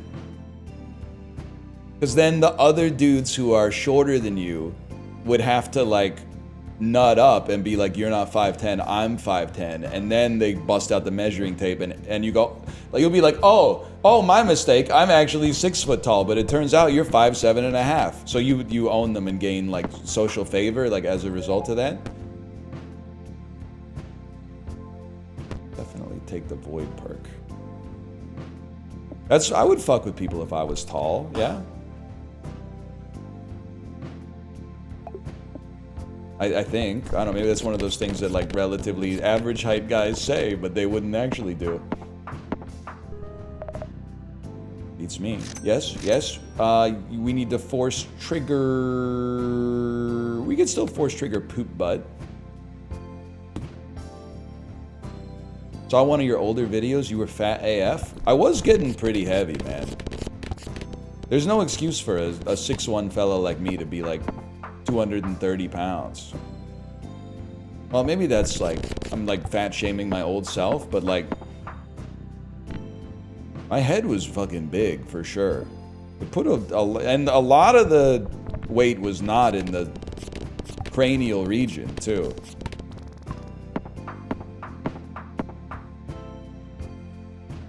Oh, you're right, this should be here. 230 at 6'1" is kind of normal. Not if you're the type of 6'1" that's actually 5'10". Like I am. If you're that type of 6'1", well, I felt like I had to rein it in. You might be functional mass, I don't know. Alright, this is important. We need something that improves the quality of our pegs. Like every 1.5 seconds doubling a random peg? It's something.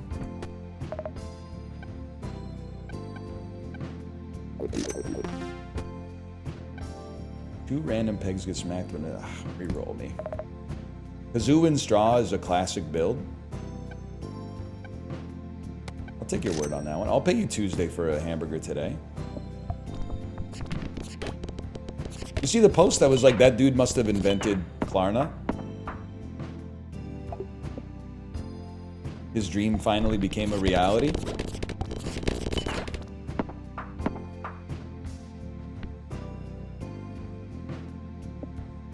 Whatever. Nobody cares.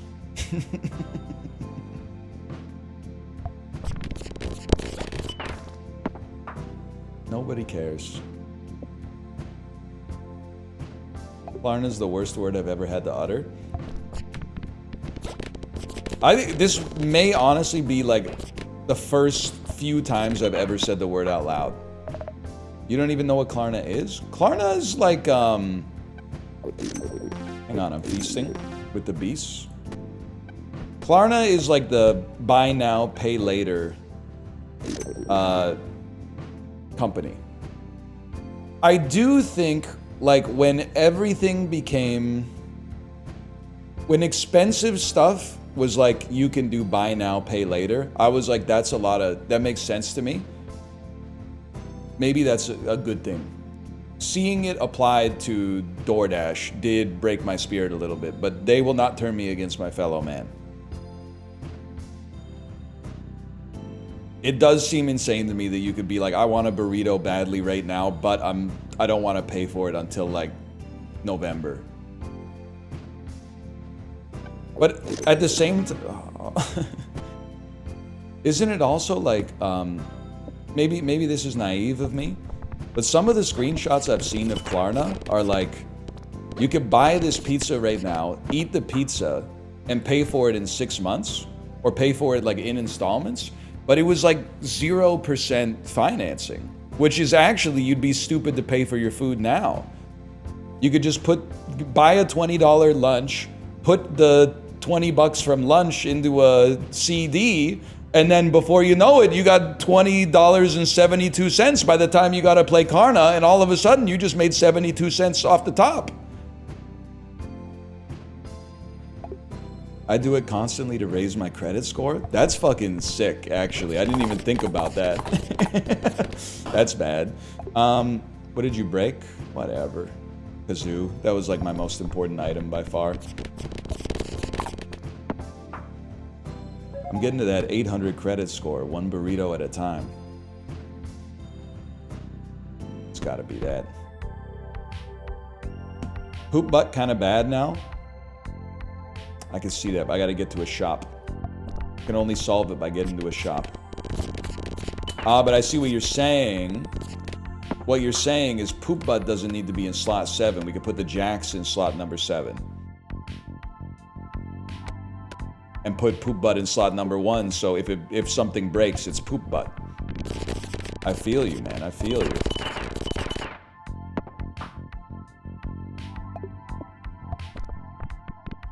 Can you buy a house on Klarna? You can buy a house with a similar system to Klarna, but instead of 0% interest, it's probably going to be like 5.5, 6, which can really add up with the price of houses these days. Chop me? Huge, huge. Why do I only have 6 coins?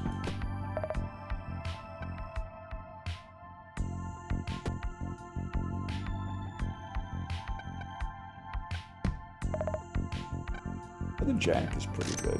I guess if you're gonna get doubled, yeah, let's put it there.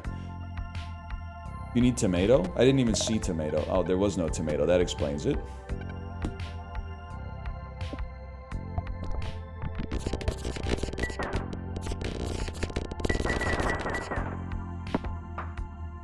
One? Oh, you know what? I'm stalling out. Because I don't have anything that increases the value of pegs. All I can rely on is like the sum total of the values of all of the pegs that are on the board to begin with, which is not always enough to comfortably pass the round goal and earn more money. The next purchase, 100%, must be something that improves the value of pegs.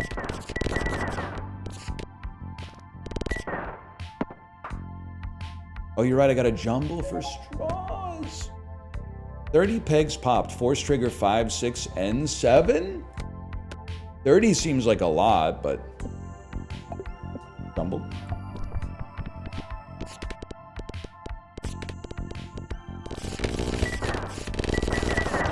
Huge! You must increase the value of pegs, man. You're not increasing the value of pegs. None of you are increasing the value of pegs. You've scammed me. You've broken my heart.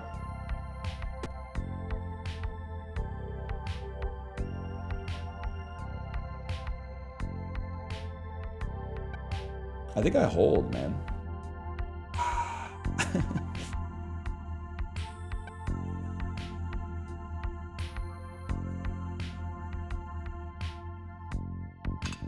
I think I sell. I'm going all in. Sell poop butt, buy E, get E to re-trigger Crazy Straw Plus.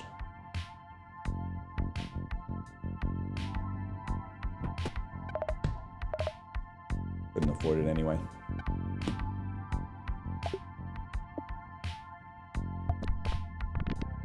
Don't fall. Don't fall. We win this by... Pregnancy test is in a spicy spot. You're not wrong. We win this by bouncing 30 times. If we bounce 30 times, we clear the whole board.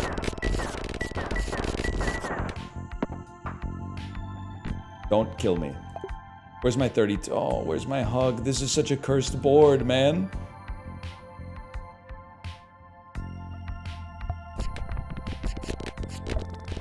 Saved. Not just saved, crushed. Destroyed. You know what people don't say anymore? Chibli, I don't know if they ever said this in New Zealand. But in North America, people used to really say, protect this house a lot. It's been maybe like a decade since I heard anybody say in earnest, protect this house. They did? Yeah, man. Huge. At like sporting events and stuff like that. I need money. I need to save my money. They also used to say this shit. They used to go, here, let's test it. Let's test to see if you remember. Left side.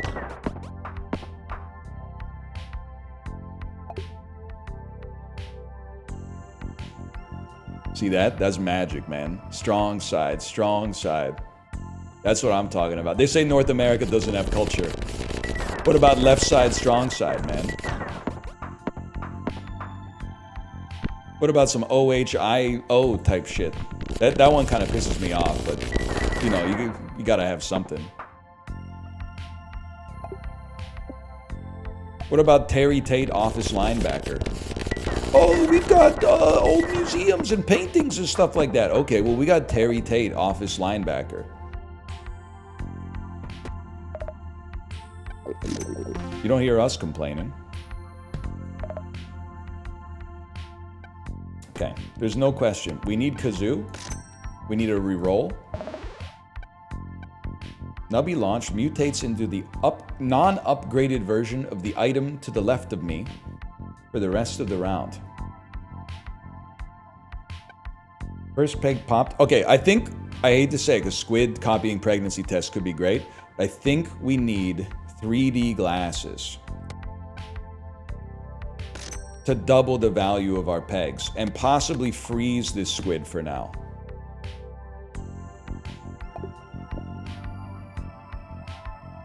And then survive. Fuck you, dude.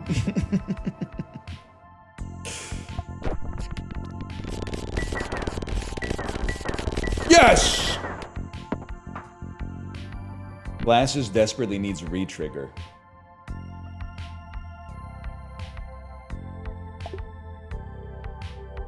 I'm gonna -2 you on that and say you have no vision. Well, no, I think you're right.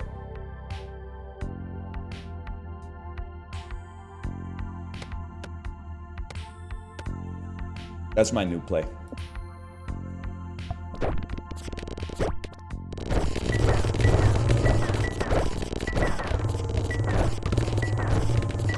I knew it. I knew we fucking get there.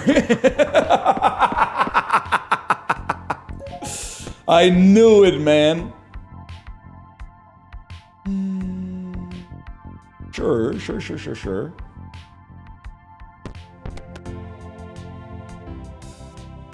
How's your March Madness bracket doing? Pretty good.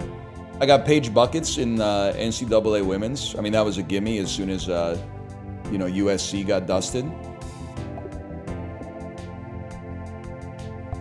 Who's left on the men's side? Houston? I don't know. Yeah, I got a perfect bracket so far. That's what I'm trying to say. Guys, you don't have to be worried about pregnancy tests. I mean, protect this house, okay? We run this joint. How rare is it to have a perfect March Madness bracket? Because I've successfully had a perfect bracket for, how old am I? 36 years running. 36 years running. There's, like, I'm a probability believer. I'm a math believer. But there's some things that just don't pass the smell test. You know where they say some shit that's like, there's so many possible permutations of positions on a chessboard. Like, there's more of those than there are, like, atoms in the universe. That shit doesn't fucking fly. You must think that we're stupid. You must think we're dumb. There's no way. The universe is humongous and it's full of atoms. And a chessboard is like, I don't even know, man. It's like 32 pieces on a 64-piece board. It doesn't make sense. Yeah, like, it's the same one. Every time you shuffle a deck of cards, it's a never-before-seen configuration of that deck of cards. No, I don't buy it. I don't buy it. People have been playing cards for years, man. It just doesn't make any sense. Hang on, we got 99 gold. We got to go Super E. Eat as much food as possible. Might as well. Gives a croissant perk. When the highest number peg is popped, has an X% chance to force trigger the item in slot number 3 for each remaining life gain plus 25% odds. Holy fuck. Rerolls cafe foods. I wouldn't mind. Damn, we're balling out of control, dude.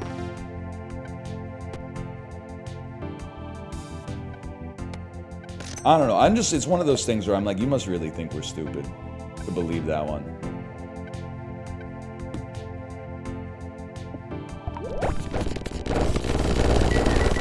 I had a feeling that we had this one covered. I swear I've seen the first exact same hand twice in a row in Balatro. That's what I'm saying, man! We used to play euchre in Crazy Eights like every single lunch hour because we were so freaking cool, and Malf will vouch for that.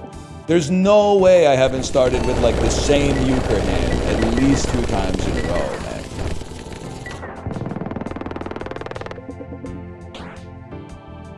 That's not a deck, that's a hand? Okay, so like multiply it by 8 or whatever, man. They literally think we're dumb. If they could sell you on that, they could sell you on anything. There's probably like 25,000 configurations of a deck of cards.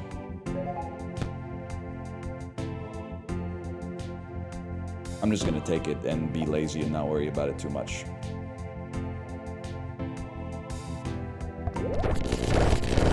There's a lot of, like, if it was that rare to, like, have a configuration like that on a deck of cards, doing Magic would be impossible, and it's not, so that doesn't really make sense to me, to begin with. Magicians would always be like, is this your card? Ooh, they would be wincing. They would be like, the odds are really bad. The odds are like 1 in 17 googillion. Oh, it is? Oh, what are the odds? Randomizes all items in your inventory. Nah, I don't think we'll be doing that yet. Instead, I'll pay 11 gold for a reroll that should have cost me 0. Why not, man? Extra reroll in the Nubby Mart. What if you just made a chain of E's, man?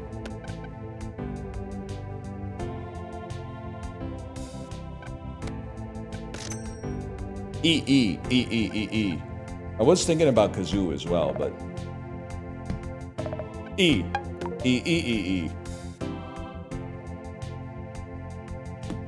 Great video.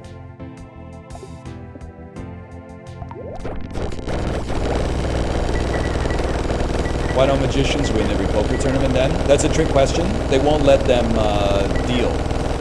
If the magician was allowed to deal themselves, it'd be over.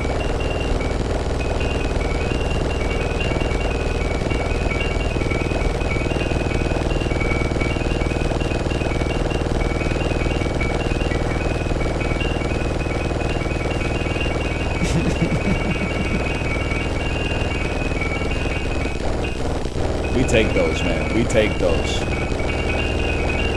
What the heck is 1.2 und?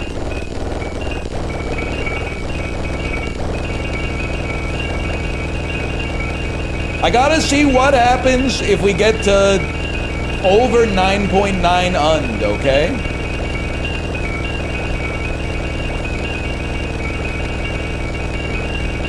It's a beautiful sound.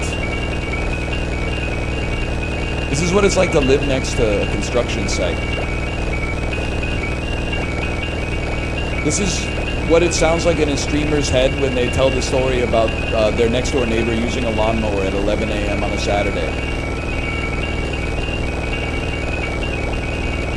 It is going Andy Bernard mode.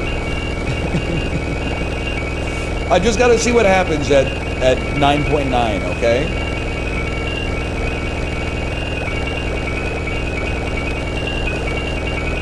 POV, you're watching a CRT television at volume 7? That's damn true, man. It'll go to 10, okay. Alright, if you say it'll go to 10, I trust you.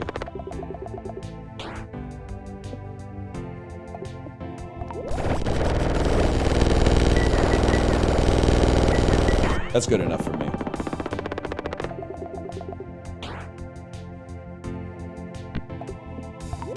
You think Nubbies is based on a true story? Isn't it based on Severance?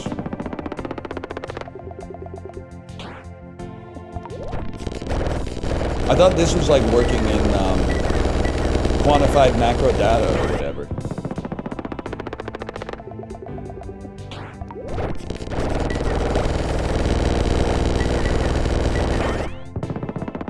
Macro data refinement? Well, I don't watch that garbage, man. I did watch one episode. I thought it was pretty good, but upgrades the rightmost item in your inventory, deletes the leftmost. I won't be doing that today. I'm sorry to inform you. I will be gaining the croissant perk.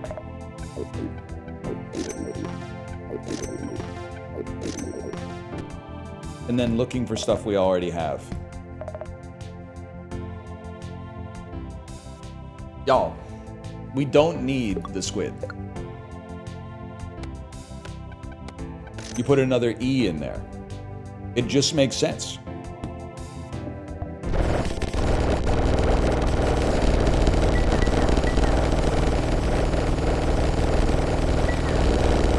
There you go. There you go. Get in there, lads.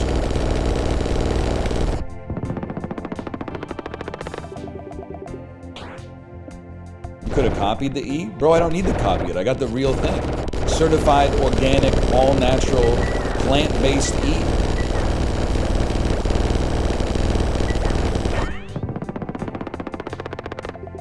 We can't be stopped.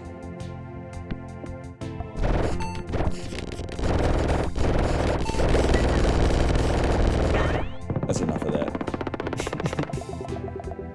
I don't even think you need the pregnancy test. Let's test that. You fucked me, bud. You really screwed me on that one. Hold. Hold. Yes! Yes! Why would you sell it? Because it's fucking funny. 1% odds for rare items across all shops. Okay, don't mind if I do. Huge. Huge. Huge. Plus, it's good for the Void perk. Kazumi.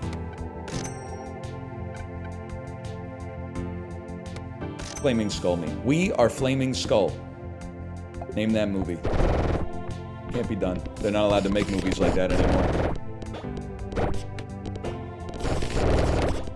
Tropic Thunder? Never seen it. Problematic if you have seen it. was nubtastic. Listen here. Flaming skull, fuckface. Why don't you take one step backwards and literally fuck your own face? We don't negotiate with terrorists. Favorite Howard Stern guest? I don't know. Can I get a list of all the Howard Stern guests who have rode the Sibian on the show?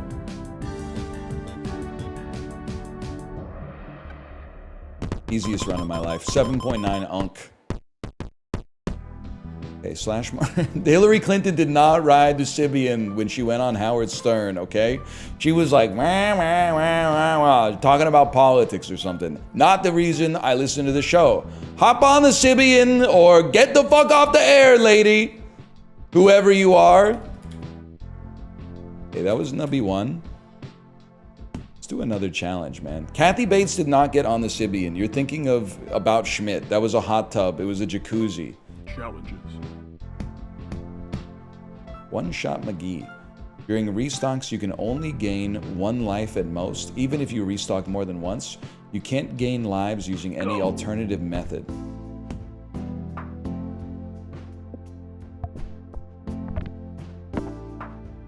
George Takei? I don't know if they make a Sibian for men. It's one of the many reasons it's difficult to be a man in today's society. Octomom. Now that I do believe maybe I'm wrong about this. I wouldn't know, to be honest, but it passes the smell test for me that Octomom rode the Sibian on the Howard Stern show. I believe that. She was doing anything when she had her moment in the sun.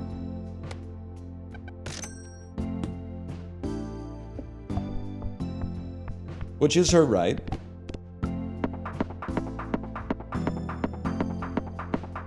Holy cow. The Sibian creator made a Sibian for men. It's called the Venus. It's like a car battery that sucks you off.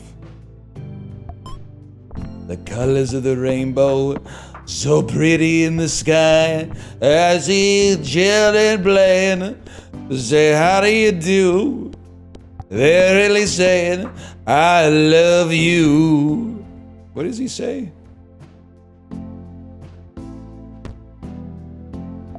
Something like that. In today's world, Octomom would have a cryptocurrency. Someone said Hassan is beefing with Hawk Tua, which is a real problem for me because that's like my 2 goats right there. Hawk Tua did something wrong, but the only people who lost out were stupider than her. She shouldn't have done that. But like, back off. Back off. Back off my goat.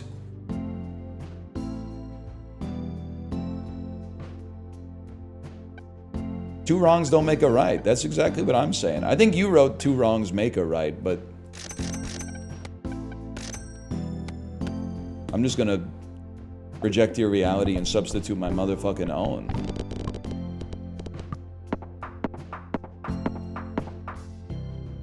Old NL would have taken pants. Thank you for reminding me I have to go to the tailor's later today.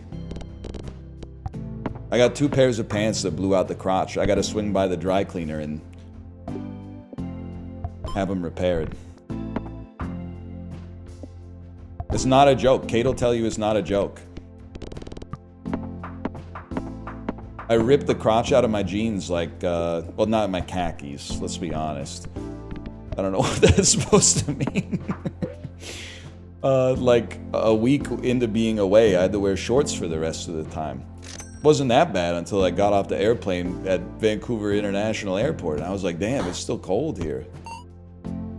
Whatever, I'm sending it.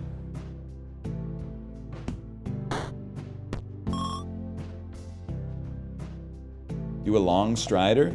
No, I think it's a couple of things, and this is not meant to be even the slightest bit braggadocious.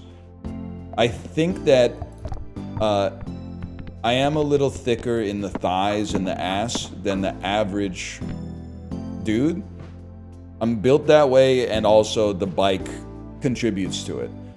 But also, I think the thing that happens a lot is, like, even after losing weight, when I walk, my thighs rub together a little bit. I don't have, as they call it on Reddit, dat gap. So I think that over time, that leads to the weakening of the fabric in the crotch region, which leads it to eventually being torn. So I think that I've diagnosed, I think, the reason that I don't go through pants more frequently than the average person, because after I got older, I was like, damn, I can't be buying new pants every time they break. I just got to take it to the tailor and they put like a patch on it for 15 bucks or something. A better cheese house? To go even further beyond? We gotta fill our board first, man. Size the waist up one? It doesn't work like that, man. Because I'm already, now I guess maybe I am being a little bit braggadocious about this one. Because my belt's already on the last fucking peg, man. So if I go one size up in the pants, I gotta buy a fucking new belt. It just doesn't work like that. Turtle's low-key the new cheese house. Okay, you phrased it in a great way. Let me think about this. The lowest number peg gives points equal to 10 times its at. If the lowest at is page 64, I can't read. It will give plus 1,000 points instead. Sure, why not? You said it. I'm not reading all that.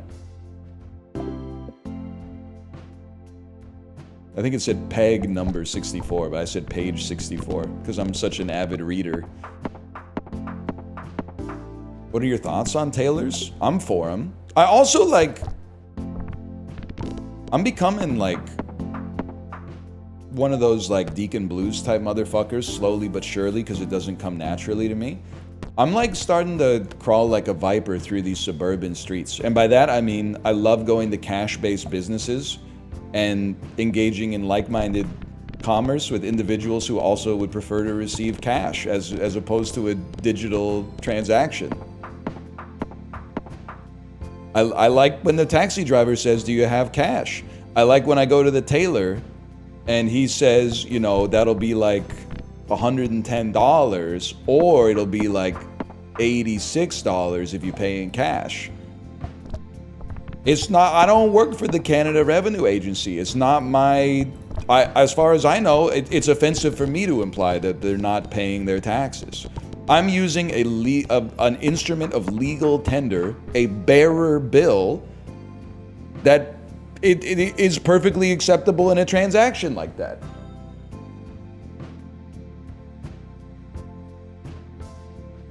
I'm not doing anything wrong to pay with cash, Gary Gensler. I do have a growing stack of coins, but I do also, anytime I go to the Chinese bakery, I try to throw a couple toonies into the like ceramic pot that they have at the cash register. So it's like a balance, you know, the same way your cells like spit out waste products. Every time you do a cash transaction where you break a bill, you get some waste, some coins. Now, if you get enough coins, maybe sometimes you take your kid to the Japanese supermarket and they got a gotcha machine right there. That allows you to vent some of the heat and get some plastic garbage that she's like really attached to, and now you got to babysit for like 6 months. Or you go to a bakery, you buy maybe like 2 spicy Jamaican beef patties and throw 2 toonies into the tip jar, man. Everything's got a balance. We do need to increase the value of pegs.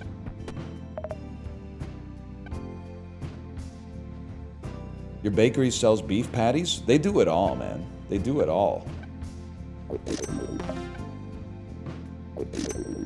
Huge.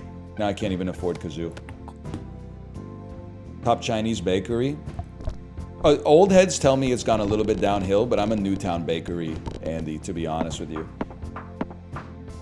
A Newtown bakery head, to put it in parlance we can understand. I'm getting up, I got at least 1 +2, I'll take that. I got a couple plus, I got a few +2s.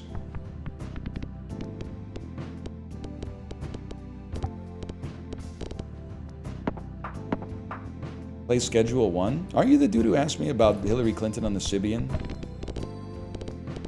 Are you also behind the Gavin Newsom official troll account?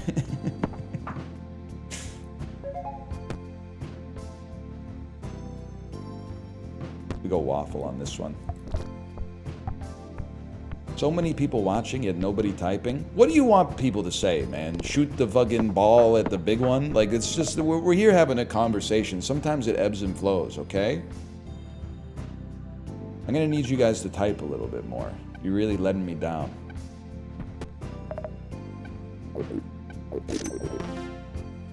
Nah, you're chill. You're okay. Do we want kebab? Not yet, maybe.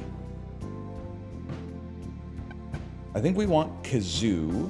We don't necessarily need it to pop yet, but we want it. Maybe we should have frozen an E. Always nice to have E's. It is a little disappointing that this is not on the Switch too. I can't disagree with that, man. Force triggers all items in odd-numbered slots. And the first peg's popped. I think till the room pops. I did like the Switch 2 Direct, though. I thought they announced some cool stuff. It was... The average Nintendo Direct doesn't hold much interest for me because there's usually like one game that gets announced or elaborated upon that there's any likelihood I'll actually play. But you're right, that should be there. This one, there was a whole console, man. And then also like maybe 2 to 3 games. I was hoping for a new Animal Crossing. I know it hasn't been that long since New Horizons. That was kind of like I'm in an Animal Crossing sort of mood lately. That was my dream, and that didn't happen, but that's okay.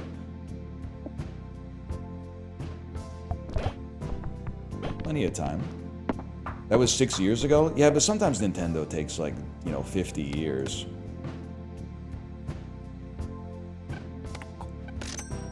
We want this. Then we want you to be force triggered. So we want it like that.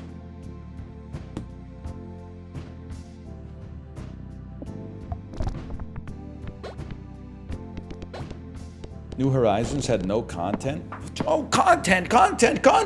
It's life, man! You wake up, you clean up, you eat some tasty looking food, take a selfie, go fishing, look at the stars, eat some fruit, go to bed. It's life. Life is what you make it, man. You're worried way too much about content and not enough about content. It's always more, you know? Sometimes you gotta be like, I'm full.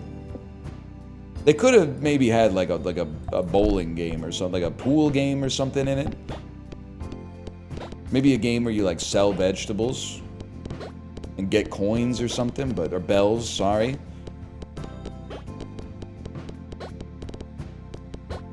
I like it though. It might be like the one cozy game that I actually kind of vibe with. Most of the time I find the cozy games, it's like a fuck you. Fuck you. Most of the time I find it kind of like a scam. Because I don't think it's actually cozy.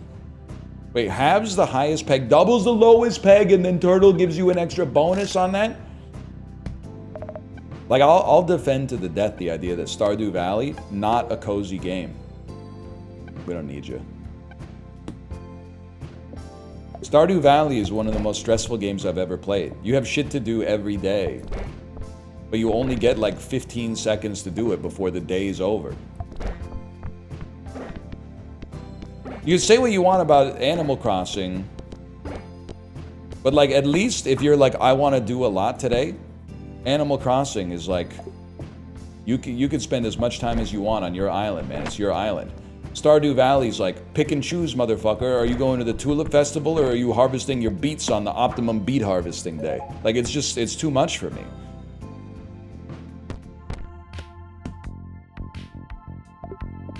This run is pretty ass, huh?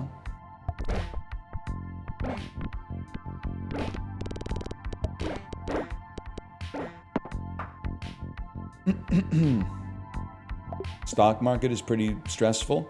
Nah, man, you just like dollar cost average into turnips or whatever and then forget about it. Set up the auto buy and then delete the app.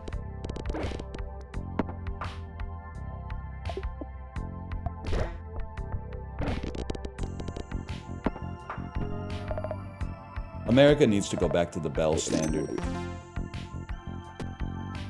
Sorry, what am I talking about? I don't know. Asbestos. Okay, give me a cactus for now. I'm playing on vibes. I don't really know what the theme of the run is. I'm just waiting for like one perk to show up and just break it wide open. Holy cow.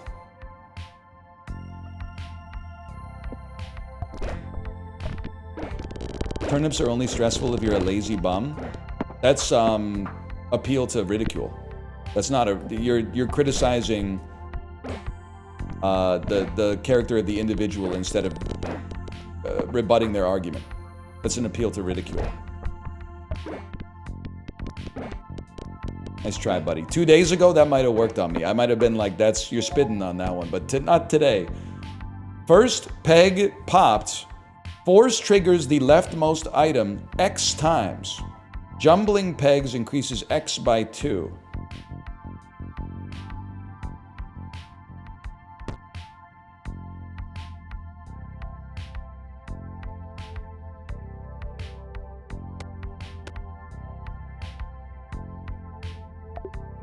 I don't know about all that. Would we rather have like a cactus? I don't know. I don't know. You're right. I'm suffering from an appeal to novelty. You're not. Ah!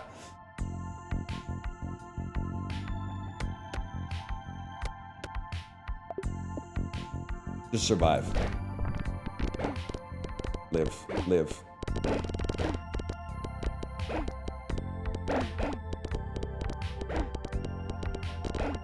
Dude, he clutched the fuck up. Did you see that? He clutched the fuck up.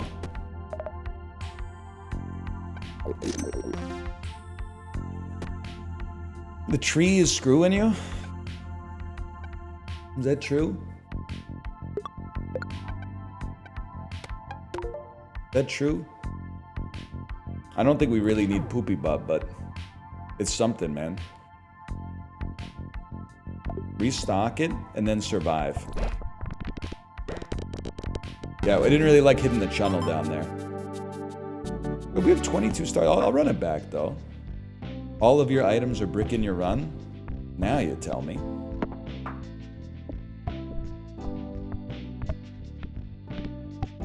Top 10 college wide receivers of all time.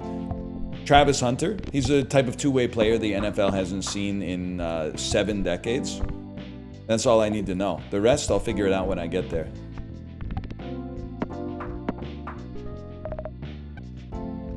A random peg will emit 3 snot shots. You know what? You cost a lot of money. You must be good. That's an appeal to money, but it is usually valid, I think.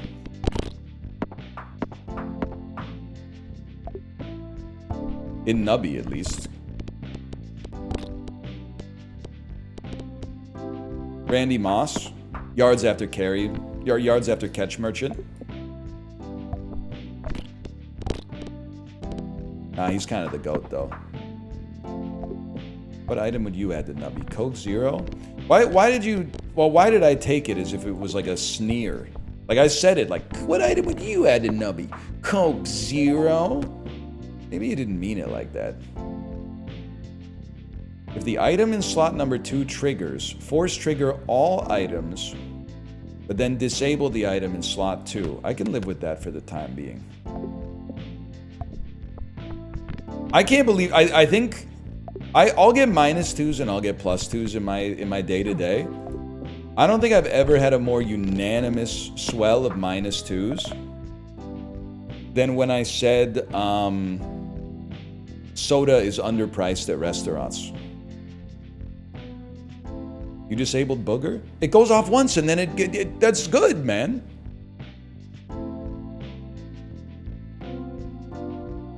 Look at all the -2s.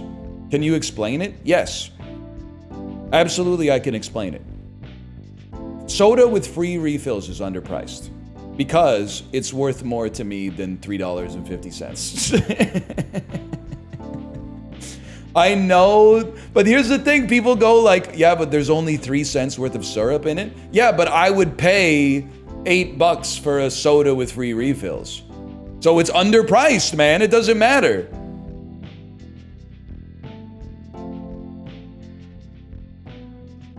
I think it's crazy that, like, If a beer was $8 USD, if you live in America, you would be like, that's a fair price. But a soda being $3.50, people are in chat like, it's expensive. They should be the same. A beer and a soda should be within 10% of each other.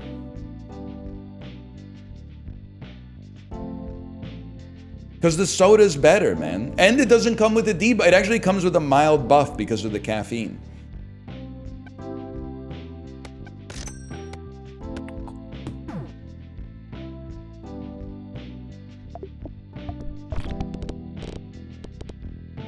Soda's almost free to produce.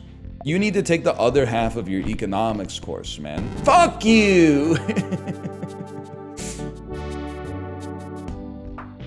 It's not just what it costs to make, man. It's what it costs to fucking buy it out from the guy next to you because he's gonna outbid you because soda's fucking amazingly delicious. Like a beer costs like $1.75 to make like 100 liters of it, but people are like, yeah, sure, I'll pay like $3 a beer at the beer store for it. But all of a sudden, if a soda has the audacity to be like more than 15 cents a can, people are like, there's only 3 cents of syrup in it. Doesn't make any damn sense, man. VIP Daniel, back me up. These guys don't know anything about the beer store. They think I misspoke. Hey, this one's going nowhere.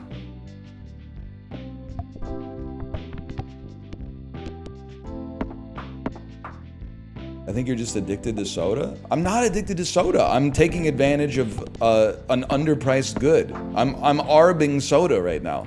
Every time I go to a restaurant, even if I don't want a soda, I'm like, I gotta order it because one day it's gonna be arbed out, and this is gonna cost the same as a mocktail because it is a mocktail. It's just economically sensible to get a free refill soda every time you go to a restaurant. It is not a mocktail. It's a mocktail, man! It's a cola flavored mocktail that comes in a can. Mocktails are overpriced? Absolutely. I'm short mocktails and long Coke Zero. And I got a long time horizon. I don't care how long it takes. You squirmy, man.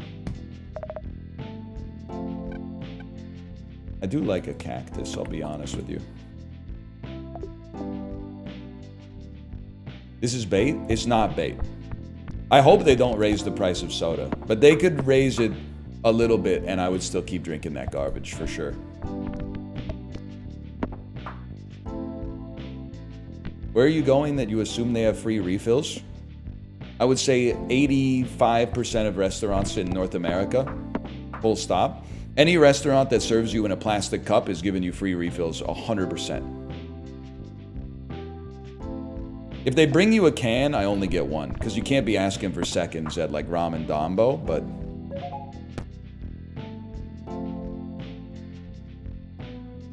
Let's go Buckshot Perk.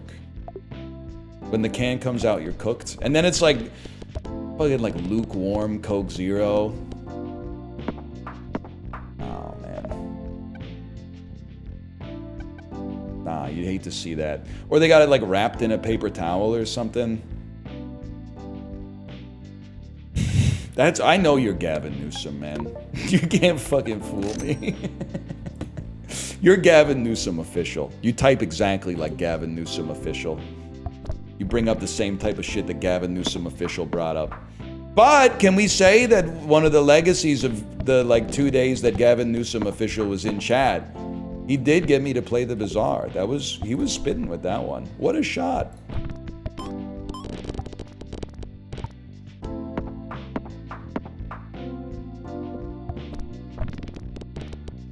What's the restriction on this challenge? There's this fella. You can only gain 1 life. No matter how many restocks you've earned. What's the other thing? And you cannot gain any lives via ulterior methods.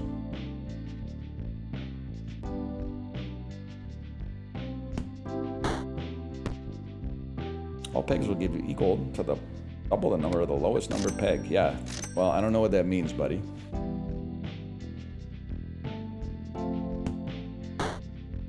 So you can only fail 5 times? No, because you can gain 1 life from any quantity of restocking. You just can't go from like 1 life to 7 lives by really busting off a fat one, to put it in delicate parlance. Oh, which equals 0 because you use one when you fucking shoot. Oh, now you tell me. I gotta be more careful, man. You guys know a lot more about Nubby than me.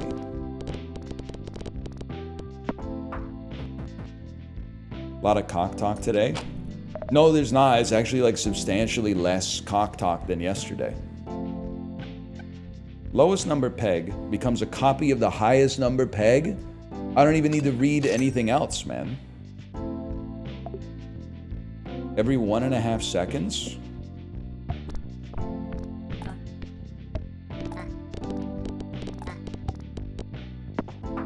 That seems big. And I can actually force triggering it early could also go crazy.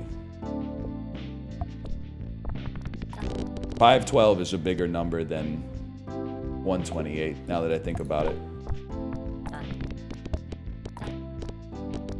No force triggers on corrupted items. You're so valid for that.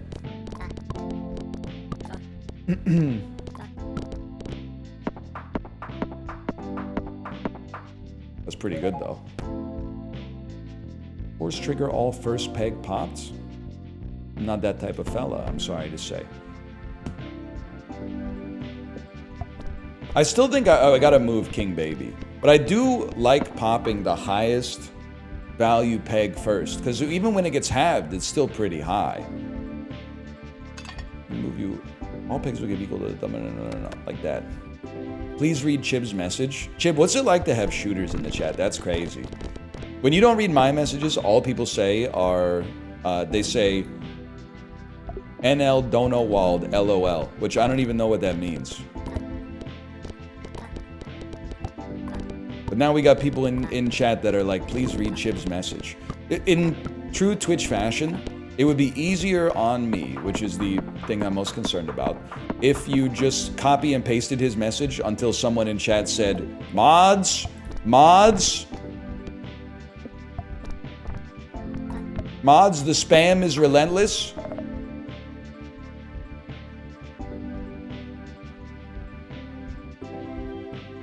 My chat spamming NL Dono Wald, scroll back and read it, not understand what he said, and go, exactly. That's what it's all about, man. That's what it's all about. That's what it's all about. When a peg is halved, all pegs give points equal to double. You know what? When a peg is halved, double? I like the idea of this, man.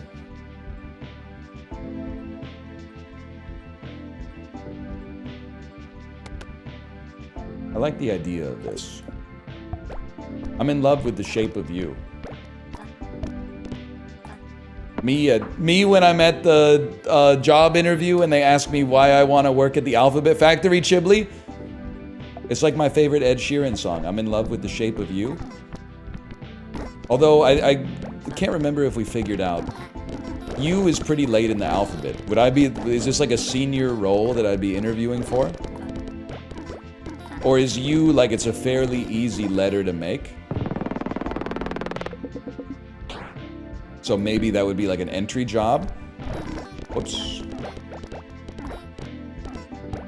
I don't know. Nobody knows yet.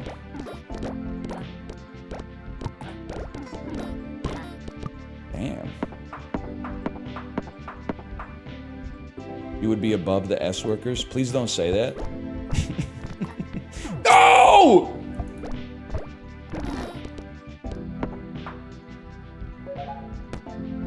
Isn't G the hardest letter to make? I think S and G are the hardest letters to make. And I think if you think Q is the hardest letter to make, you're not a free thinker. Because I think Q is a very easy letter to make. It's just a circle and a line. R is confusing. I could see R. You're making a case for R. Undercase Q? What the hell is undercase, man? Undercase? E is a lot of lines, so I'll give you that. Lowercase. I don't think K is that hard. It's just a line plus a V. I do like E. When E gets force triggered, it passes the force triggers onwards. I do like, actually, Jax could go insane. Jax could be way better than a cactus.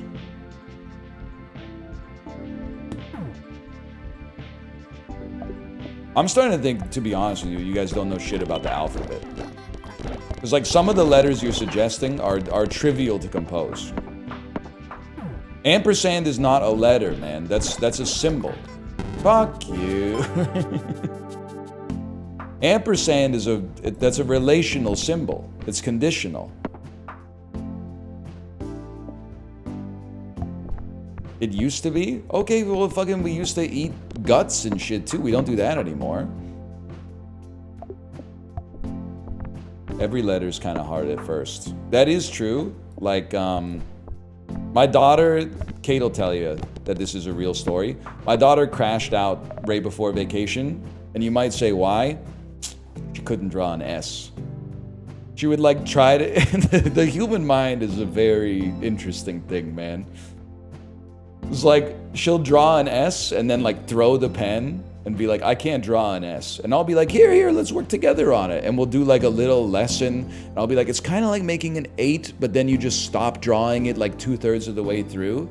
You got it? And she's like, yeah, I got it. And then she draws the S exactly the same decoded way that she drew it before the masterful teaching episode that I imparted upon her. And then she throws the pen across the table again. And I'm like, you weren't listening to a word I said. It's got to be sea cucumber.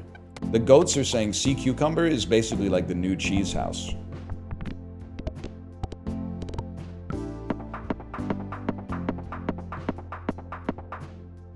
Huge.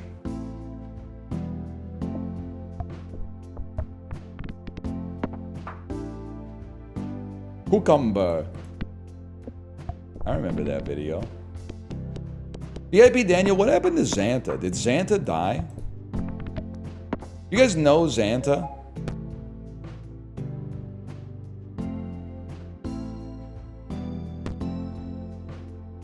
I do, yes. Who is he? Xanta was a municipal character. a nomadic performer in the Toronto area who would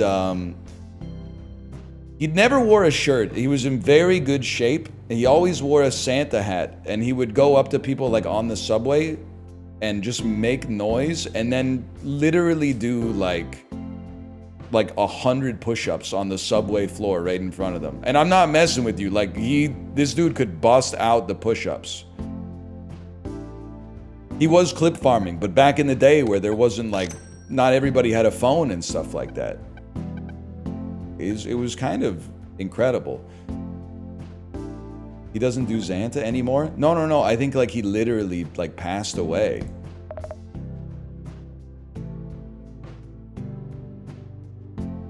My friend's uncle was the Edmonton push-up guy. That's really fucking funny. Just to, like, describe, like, imply that every single city has a push-up guy. But that might be true, man.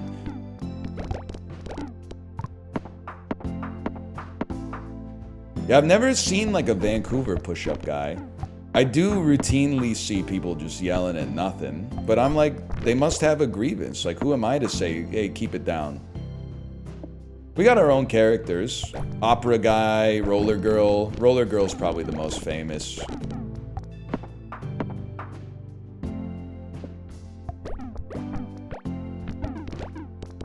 don't know who else we got, now that I think about it. London has Tatty So Baddie.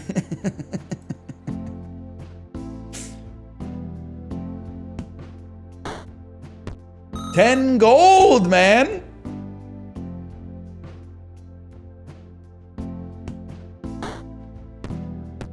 Like, you might not live in a cool place if you don't have a character like this.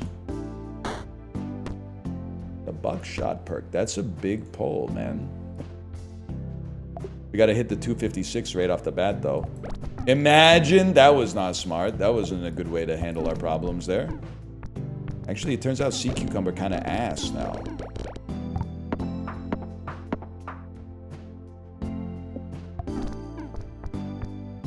I love a micro-celebrity. Although Xantha was like, I don't know if I'd call him a micro-celebrity. He was Toronto famous, which is like pretty big in Canadian terms. He's more famous than the dude who said he lived in Waterloo where the vampires live. This is bad. Guys, I don't think this is going anywhere.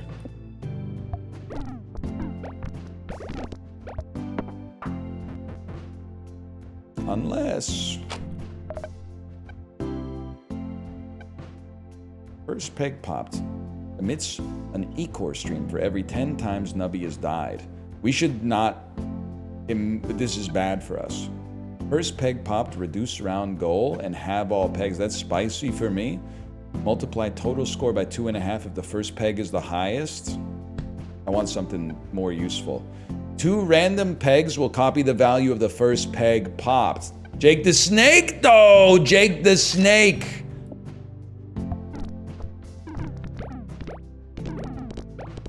Don't screw me on this one. Jackass. Where'd you learn to drive? That's what I'm fucking... In theory, that could be what I was talking about until it screwed me. Are you serious, bro? That was a hell of a shot.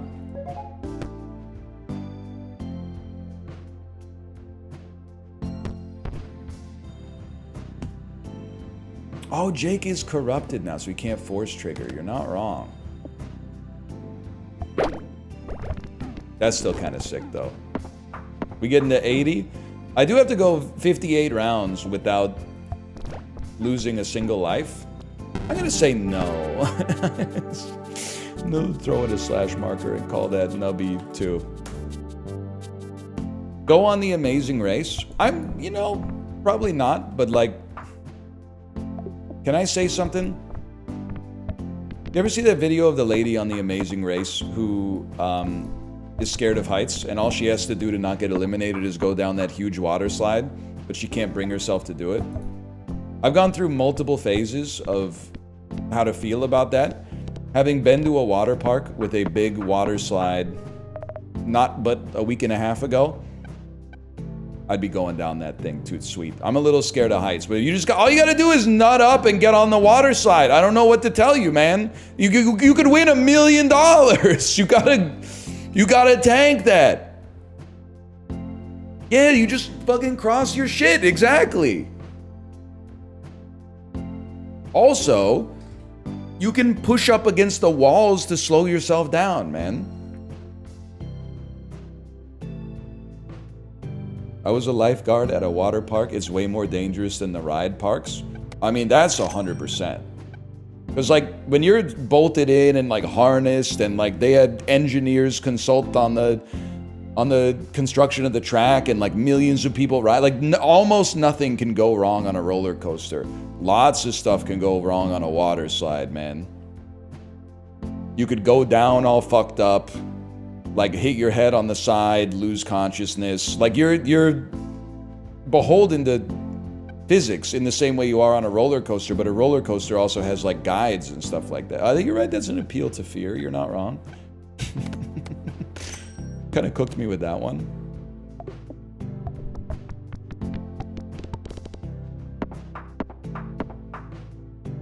That's a good way to describe it, man. Like a roller coaster is like an airplane and a water slide is like a car. Because a water slide, to me, and it's irrational, but a water slide feels so much less dangerous than a roller coaster, which is just another example of like the human brain being stupid. But it's like the same way, like when I'm driving to the airport, I'm like, this is chill. When I'm on the airplane and it bumps a little bit, I'm like, we're all gonna die. That's not rational. I also, I'm not an aviator. Can I push back a little bit though on something? People always say like, Takeoff and landing are the most dangerous parts of flying. But like,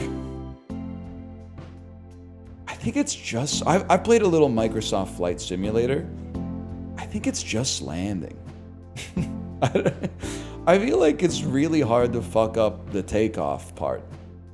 Because you're starting from 0, and like all you gotta do is like, you go full throttle, and then at like X knots, you just pull back on the stick a little bit. Like I think it's almost impossible to screw it up. The landing seems like a big problem. I could definitely take off an airplane. Landing it, I give myself like a 75% chance. You guys can synergize. You can synergize with the crazy straw.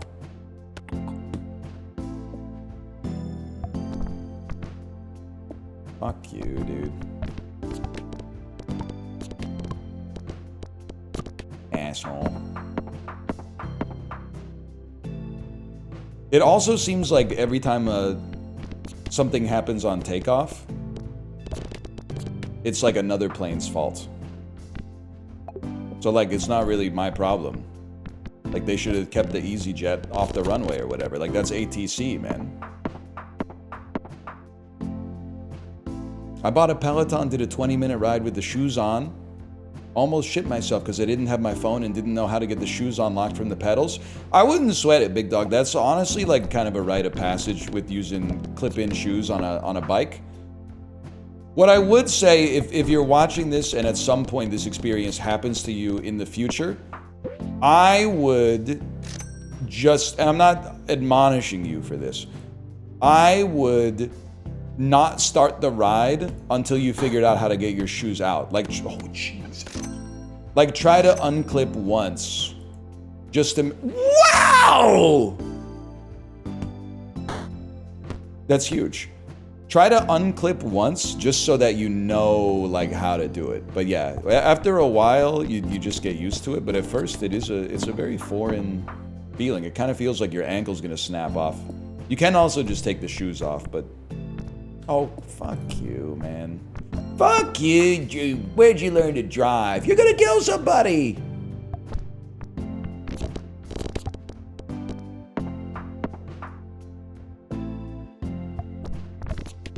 Yeah, no, you definitely don't want to fall off the bike.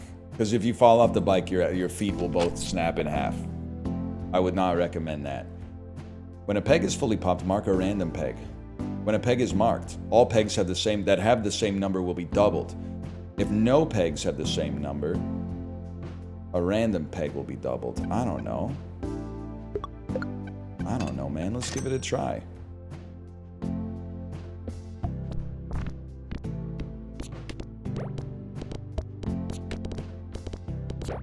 Seems interesting.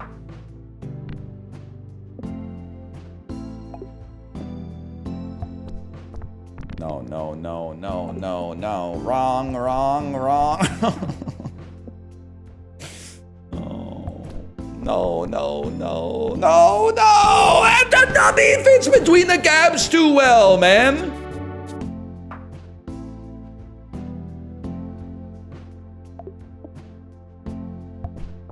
The tiny ass dummy fit between the fucking gaps, man!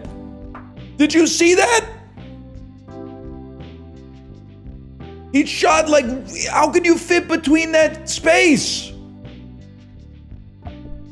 Oh my god, I'm crashing. I hit a button, I don't even know what, my screen looks different now.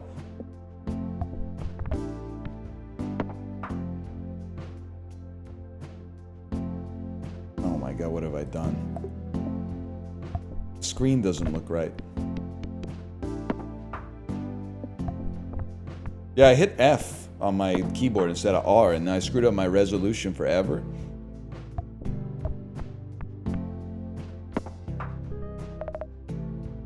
Early sea cucumber.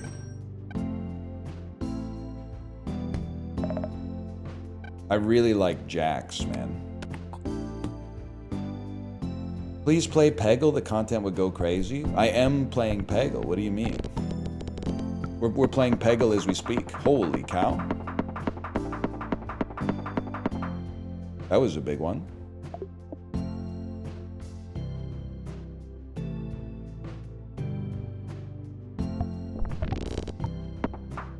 Why do they have clip-ins on a stationary bike? I get it on a real bike, but on a stationary bike, it doesn't make sense. I've been waiting for this comment my whole life. You don't know what you're talking about.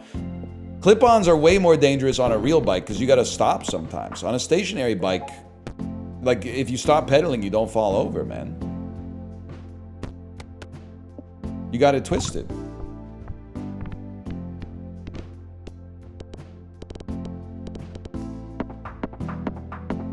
Yeah, ask Joe Biden, man. We've all seen the clip. Not that one. Asshole. Sorry. This is huge, man. We probably don't need double jacks. I can live with this. They don't understand the power of the upstroke, man. They're still riding the Huffies.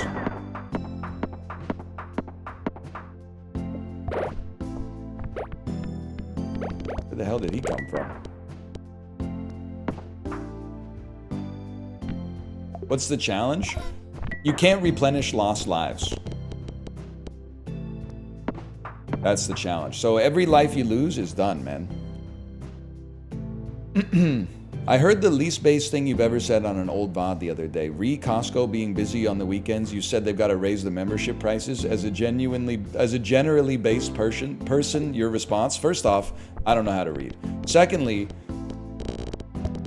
it would be a public ill if they raised their prices, but it would be if they raised the membership price like $30 a year, and that led to a 10% reduction in foot traffic inside of the Costco, that would be a trade that I personally would consider acceptable. Because I don't go to Costco as often as I would like to go to Costco because the parking lot and the traffic inside of the store are irritating to deal with and a net drag on my quality of life.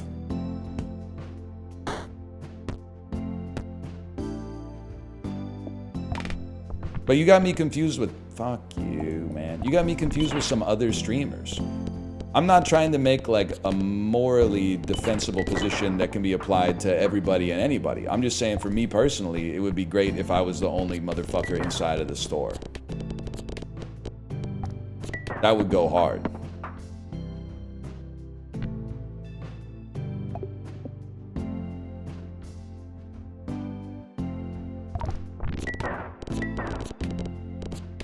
That's the dream, man. It never happens. My grandma goes to Costco, didn't know you're 50? Your grandma's 50? How old's your mom and how old are you? Like, are you like 1 year old or like what happened? Maybe, okay, so your grandma's 50, your mom had you when she was 16, which would make you 34?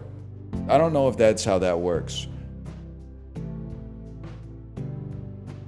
Is that what happened? So wrong.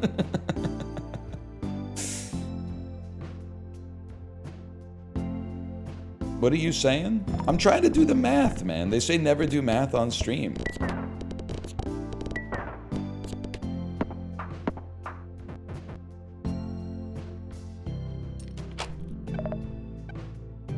I'm sorry, it's gotta be Jake the Snake.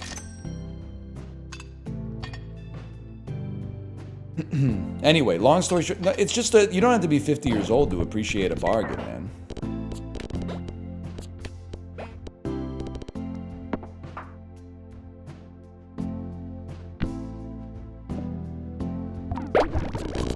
Also, like, whatever. You're appeal to age. Appeal to age. Force triggers all first peg popped items.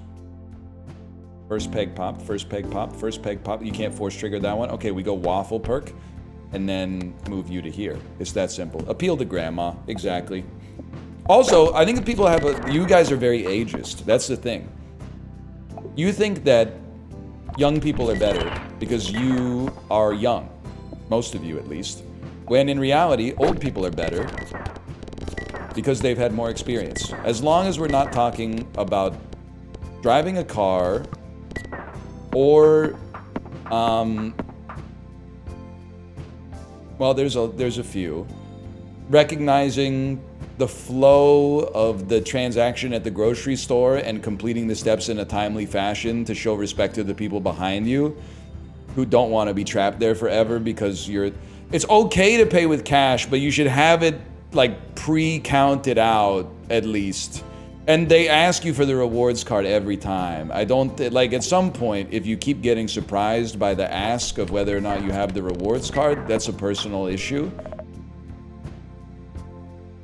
But one of the realest things that anyone's ever said online is when you go to a movie theater and it's only old people in the theater with you, you know you're about to see the best movie of the year. 100%. You're right, this should be here. I feel like E should go here. Let me see what's going on. We would okay, actually, well, let me think about this. We don't really need the nubby dies. We want to trigger jacks as many times as possible.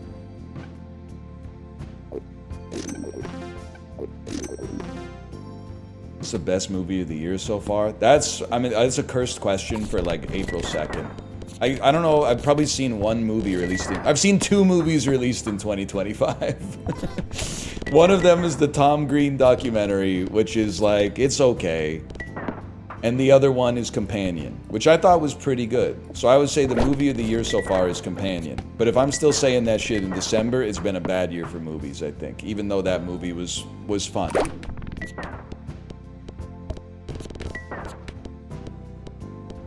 I haven't seen Mickey 17 yet. I haven't seen Black Bag. Once they come to digital, it's on site when they're cheap enough. When Nubby dies, force trigger the item in slot 6 one time for every 7 rounds you passed with this in your inventory. Okay, so it should be like that.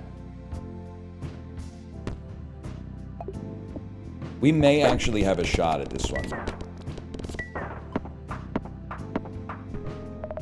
Top 5 movies of all time? I don't like to answer that question because it leaves me open for criticism. Also, I don't really think about that too much. I mostly just try to think about it like... It's exhausting to have to maintain and consistently defend like a top 4, top 5 list. So I just kind of... I don't sweat it too much. I'm not just saying this to be an asshole, but I think honestly... I mean, there were like 2 decades where I said that my favorite movie of all time was Eternal Sunshine of the Spotless Mind, and I believed it, but I also simultaneously held the opinion that Adaptation was a better movie that I liked more. And for some reason, like, both of those thoughts exist in my head, and like, I don't have any problem with the cognitive dissonance. So I just try to go vibes based as much as possible.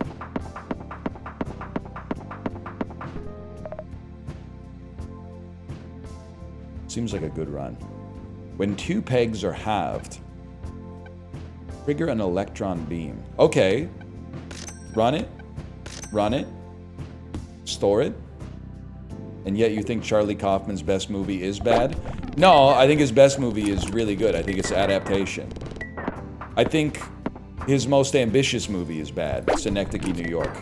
Or I think I'm thinking of Ending Things, which I think is both unambitious and bad. Sorry. I'm sorry, I'm not a Synecdoche head. And you might not take me seriously. But I am going to tell you that I'm a real one, okay?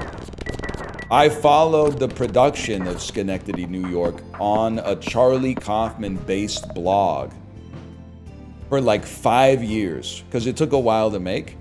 Maybe it was like 3 years, but still. So I saw it like opening weekend when it came out, and I was just not feeling it in the slightest.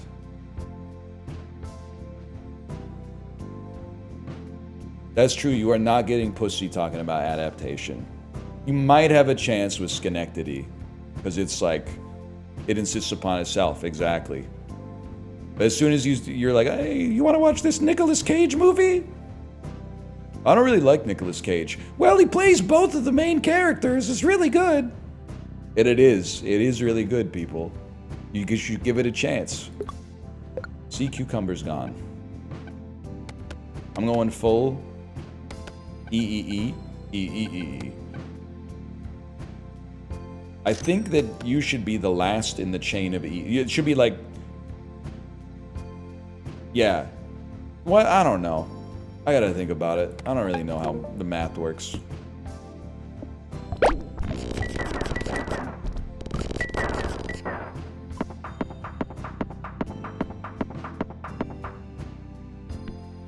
So anyway, I don't know.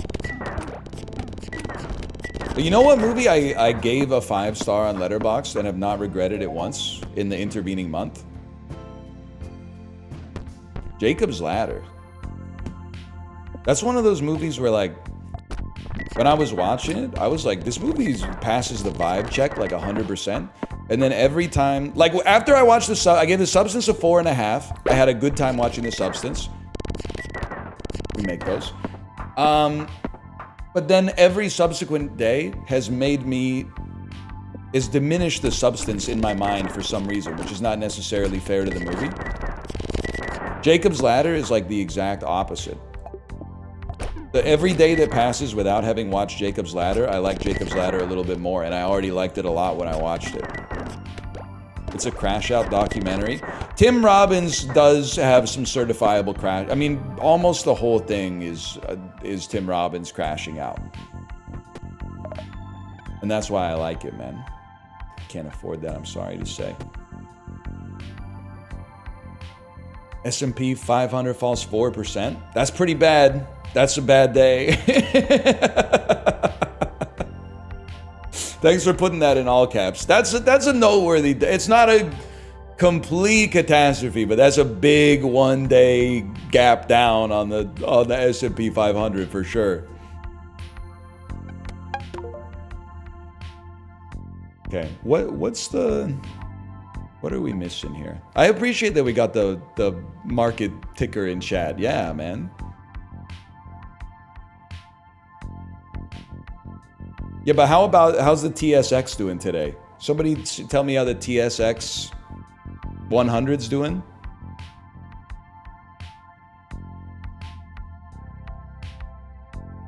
It's actually a plus 0.6. Kilburn, you trolled me. I was getting ready to increase my dollar cost average, which is something that you should never do because nobody can time the market, but reliably. Kilburn.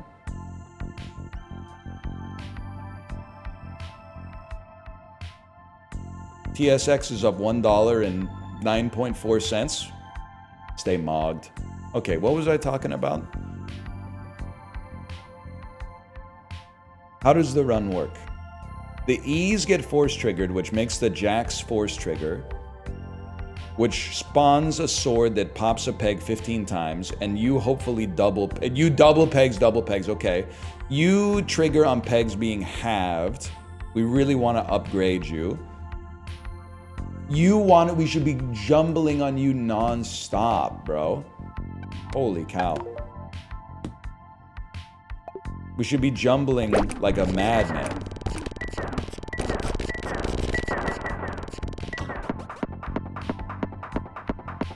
That's more like it. We got a very thin margin of error.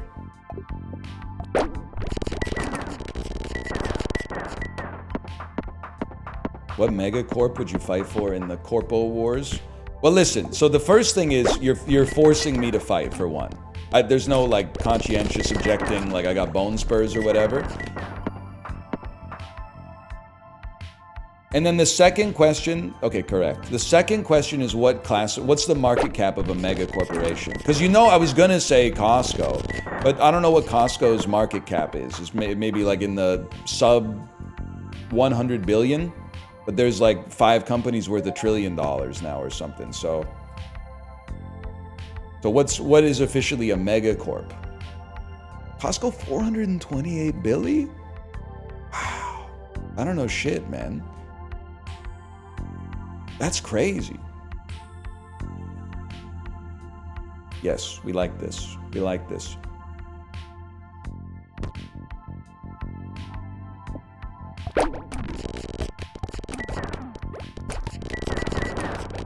I don't know. I guess in that case, I go Costco. It's like $500 billion. Megacorp means they failed the vibe check. Well, People get mad at me for saying it. But the older my audience gets, the more they start to at least agree that I was spitting a little bit. Costco passes the vibe check. I'm not saying, oh, thank you, great corporation, for everything you've done for us, but they're like one of the few that passes the vibe check. I think, at least. Why are you buying those hot dogs? Oh, shit. Oh, Bob Saget.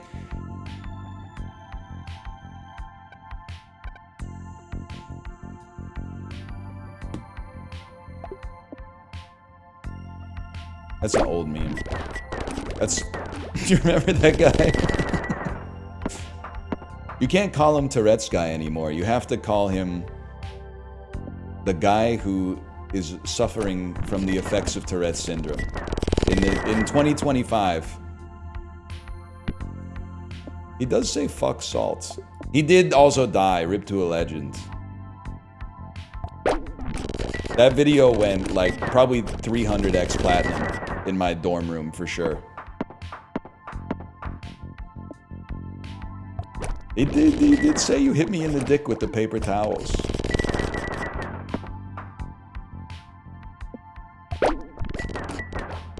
It was 100% an act. Yeah, but it was like, it was pretty funny.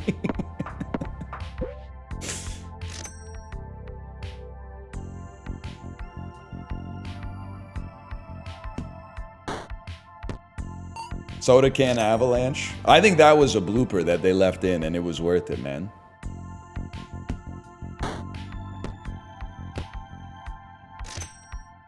Costco customers have a sense of entitlement compared to customers at other stores. You know what? I shouldn't have gotten this, to be honest with you. You're actually big time spitting with that one. I do sometimes think that some Costco customers are like, because I pay a membership fee to be here, that entitles me to be a little bit more self-interested inside of the store.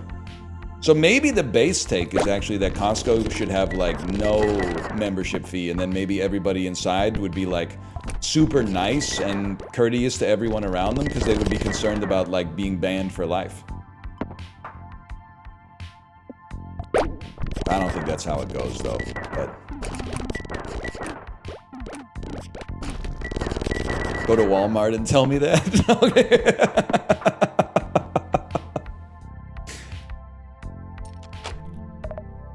Probably a fair point. I'm gonna play Go Fish. I'm gonna match here. I'm crashing out regardless. It's free, like, +2s, so I feel bad saying it, but it is just like... I'm not saying I've never accidentally gotten in someone else's way, but like, usually I maintain like kind of an awareness of the physical space that I'm taking up with my body. And also the stuff, like I'm always like grabbing my kid's hand and being like, hey honey, stand over here, like people are trying to get by. I'm always pushing my cart like over to the side in the grocery store so that there's room for like another cart to pass on the other side. And it really seems like at least 1 in 4 people in Costco are like, fuck all that. That's the thing that I want. Leave the cart wherever it was. Block the traffic. Crowd the free samples because they might not have enough like frozen pizza slices for everybody. Fuck everybody else. They do need better LiDAR. That's pretty much what I'm trying to say. Help me? Help me? Oh my god, one of the fucking things was like minus 1,000,000 points, man.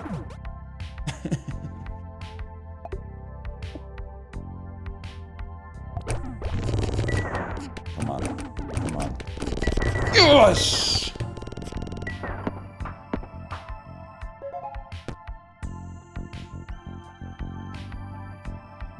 I would like to force trigger... I'd like to force trigger all items and expand the force triggers. XQC wants to collab? That would be huge for me, man. I'm looking to get out of bronze in Overwatch 1. Like my hero. I could use the carry.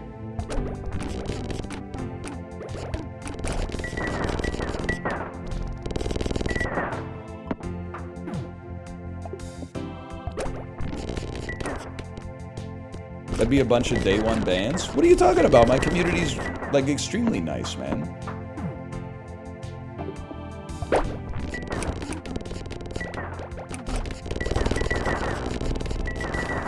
Let me take those. Holy shit. Strawberry that I wish you saw. Random rare food. Tomato, that's on site. You fucked me. But we didn't need this shit anyway. I think I need it because I'm on lethal for the next 15 rounds straight. I need to look at the board and say, is this a survivable board? No. That's almost exactly the same, but we gotta bounce as much as possible. We're gonna need to get it to at least 10,000. Thank you for putting me onto that video. I'm a big fan.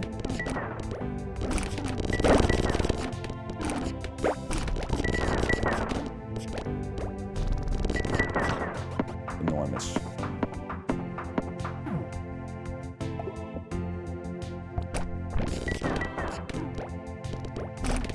Help me, help me. Yes! Nubby dies. Force trigger a Nubby dies. Item. We don't have a Nubby dies item, so give me chaos. I did not see his nighttime routine. By the way, when I left, people were -2ing me to oblivion for this take. Now that you've seen the dude in his morning routine, do you agree with me that the older a man gets, the more sus it is that he has abs? I'm telling you, this is not stuff that I just come up with off the top of my head. This is like lived experience. When like a 20-year-old man has abs, it's not sus. You're like born with abs and you haven't accrued like the technical debt to cover the abs yet. Not most people, many people haven't. But like if you're like, when you're in your mid-30s, maybe like 36 and a half and older, and you have like a visible six-pack, my sus meter starts ticking because you're hotter than I am, and that's not okay with me.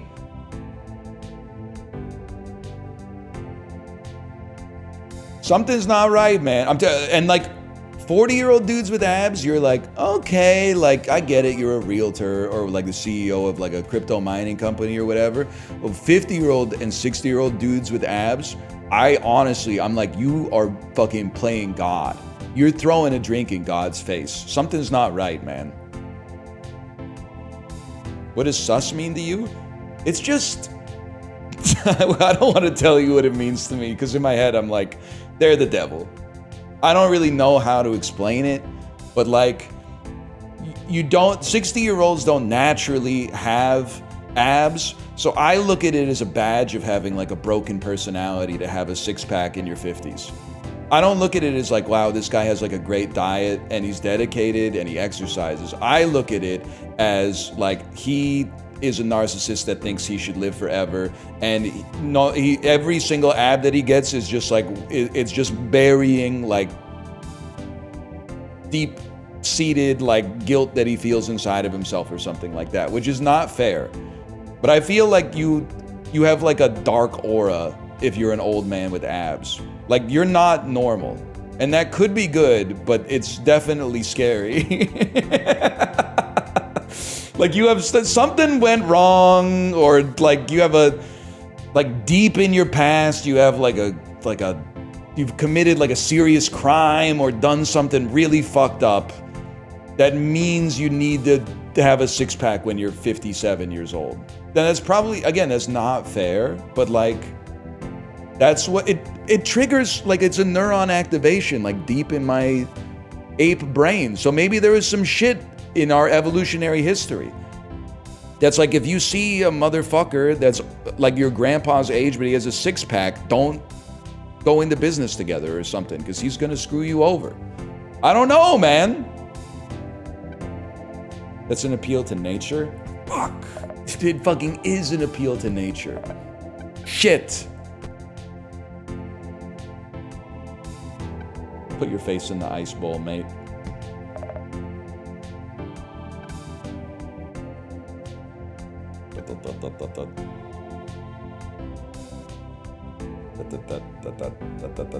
I think 410% though.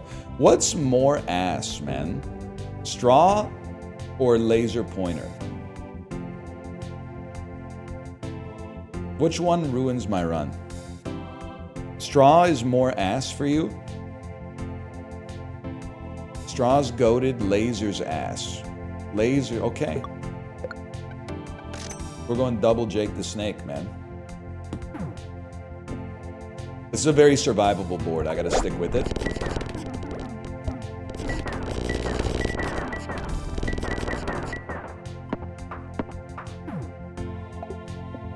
I can live with it.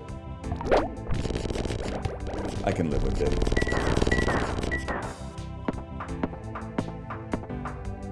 Not a very survivable board. More survivable board. It would be good to replace Dino with a better doubler. That's great tech. Thank you for your feedback.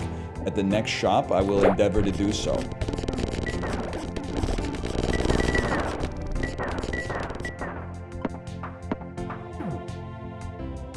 This is survivable. So we survive. Huge. Huge! That double 2 milli bounce, man. A better doubler. When a peg is halved, you can double, but that's not really what we're looking for. I think we're looking for a rare food item. Upgrades the rightmost, deletes the leftmost. Do you think I could upgrade squid to get a better snake? Sacking the dino and then searching for a better doubler? That's the play? They're telling me that's the play, man. The streets are saying that's the play. Won't be able to afford it. Okay, okay. We don't halve pegs. So this is a roll to me. It's a roll. These are roll. Oh, you are a peg doubler. But the halving. I don't know. I was waiting for someone in chat to tell me what to do. Trees suck so much. All right. All right. We need something that helps us get past... You know what? Pants. We go pants. Pops a random peg, gives double points. Every 10 pegs popped. This is a survivable board. No doublings? Oh my god. What was the percentage chance to get no doublings from double Jake the Snakes? They put a hit out on me.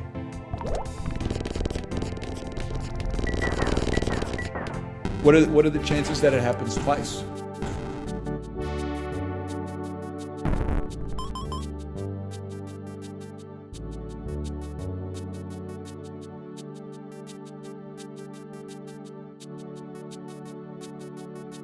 Okay, well.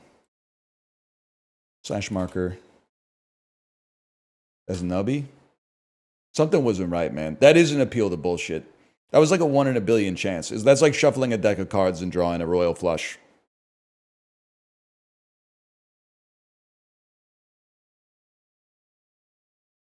Holy cow, 9+ messages? What have I been missing here?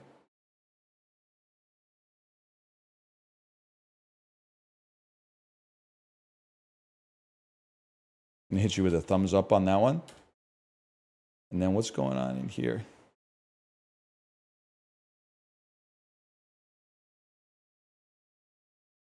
There you go. I'm gonna go to the bathroom. I'll be right back. Sorry, 11 messages, man. I'll be right back.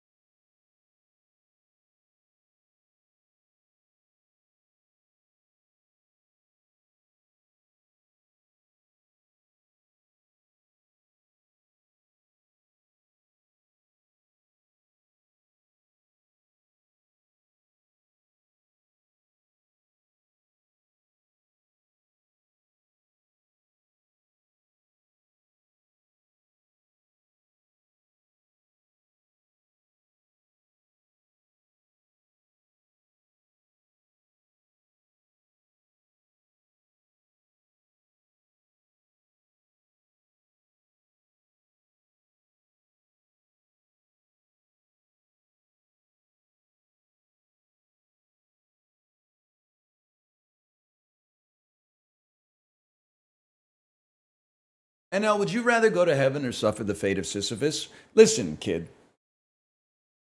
You're conflating pretenses, okay? I would rather go to heaven. Heaven is an infinite paradise that you can be in for time everlasting. That being said, I would mog the average individual that got the Sisyphus punishment. Like, if a bunch of motherfuckers got Sisyphus, I would be among the best of them. I would easily say upper decile, maybe even top 1%. I'm not saying the best ever. I think my spirits would be relatively high compared to the average motherfucker in a Sisyphus type situation. But would I rather be Sisyphus? No, man. I would rather we all be happy in heaven or whatever. But if we're going boulder for boulder in Sisyphus, I mog you easily. I'm not saying I would push the rock to the top fastest. I'm saying I would have a smile on my face the whole time. It's not about pushing the rock to the top fastest, man. Because you're just going to have to push it up again. It's about enjoying the process of pushing it. Because the struggle is what makes us human, man.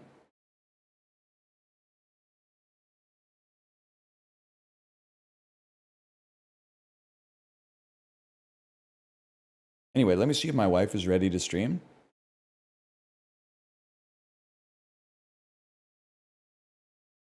Let me know when you got that link. Are you ready to stream? I would not be a whiny bastard, man. I don't whine that much in real life. Ask my wife. I don't whine that much in real life. What I do is way over the top, unnecessarily rude verbal takedowns of normal people in my vicinity who are just living their lives and minding their own business. I never go like, oh, the food's taking too long. Instead, I go, look at this dude over here. Look at this dude over here with his fucking hat. What do you think he's thinking with that hat like that?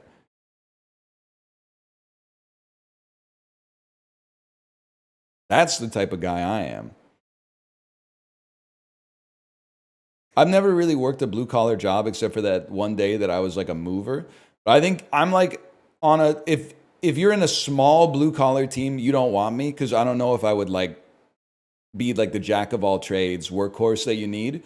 But if you had like a big crew, you wouldn't mind having me on the crew because I keep things lubricated. I keep morale high. I make witty observations about the situation around us that recontextualize maybe hardships we're going through as some like trauma that we can bond over because we share it together.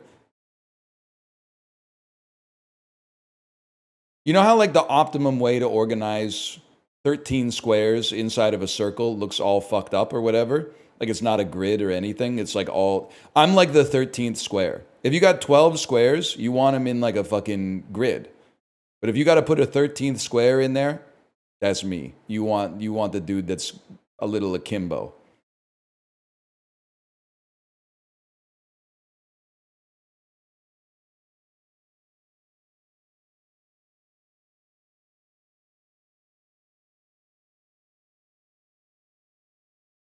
What does that even mean? You're fired.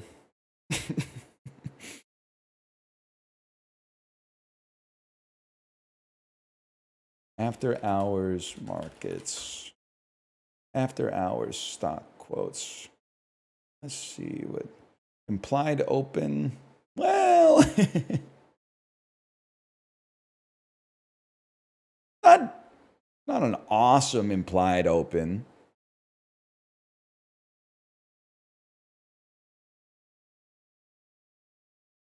Check the Nikkei. All right.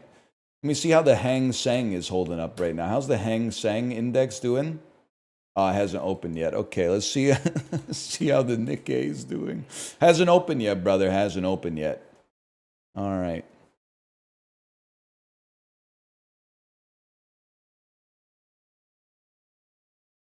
You know what's crazy? I had more Discord notifications today during the stream than I did the entire time that I was gone. And you know, the entire time that I was gone, what source gave me the most push notifications?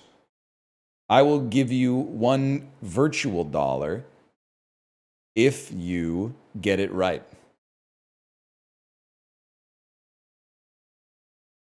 No, sorry, not you. Someone got it. Germa's Discord. Wait, lots of people got it. I was like, damn. I was gone for 2 weeks. This guy went live like 8 times or something.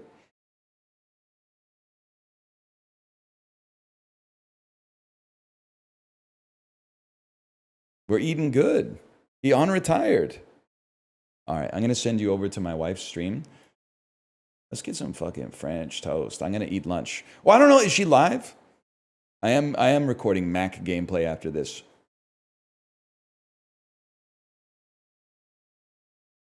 I'm glad it seems to have come up early. She is live. Okay, thank you.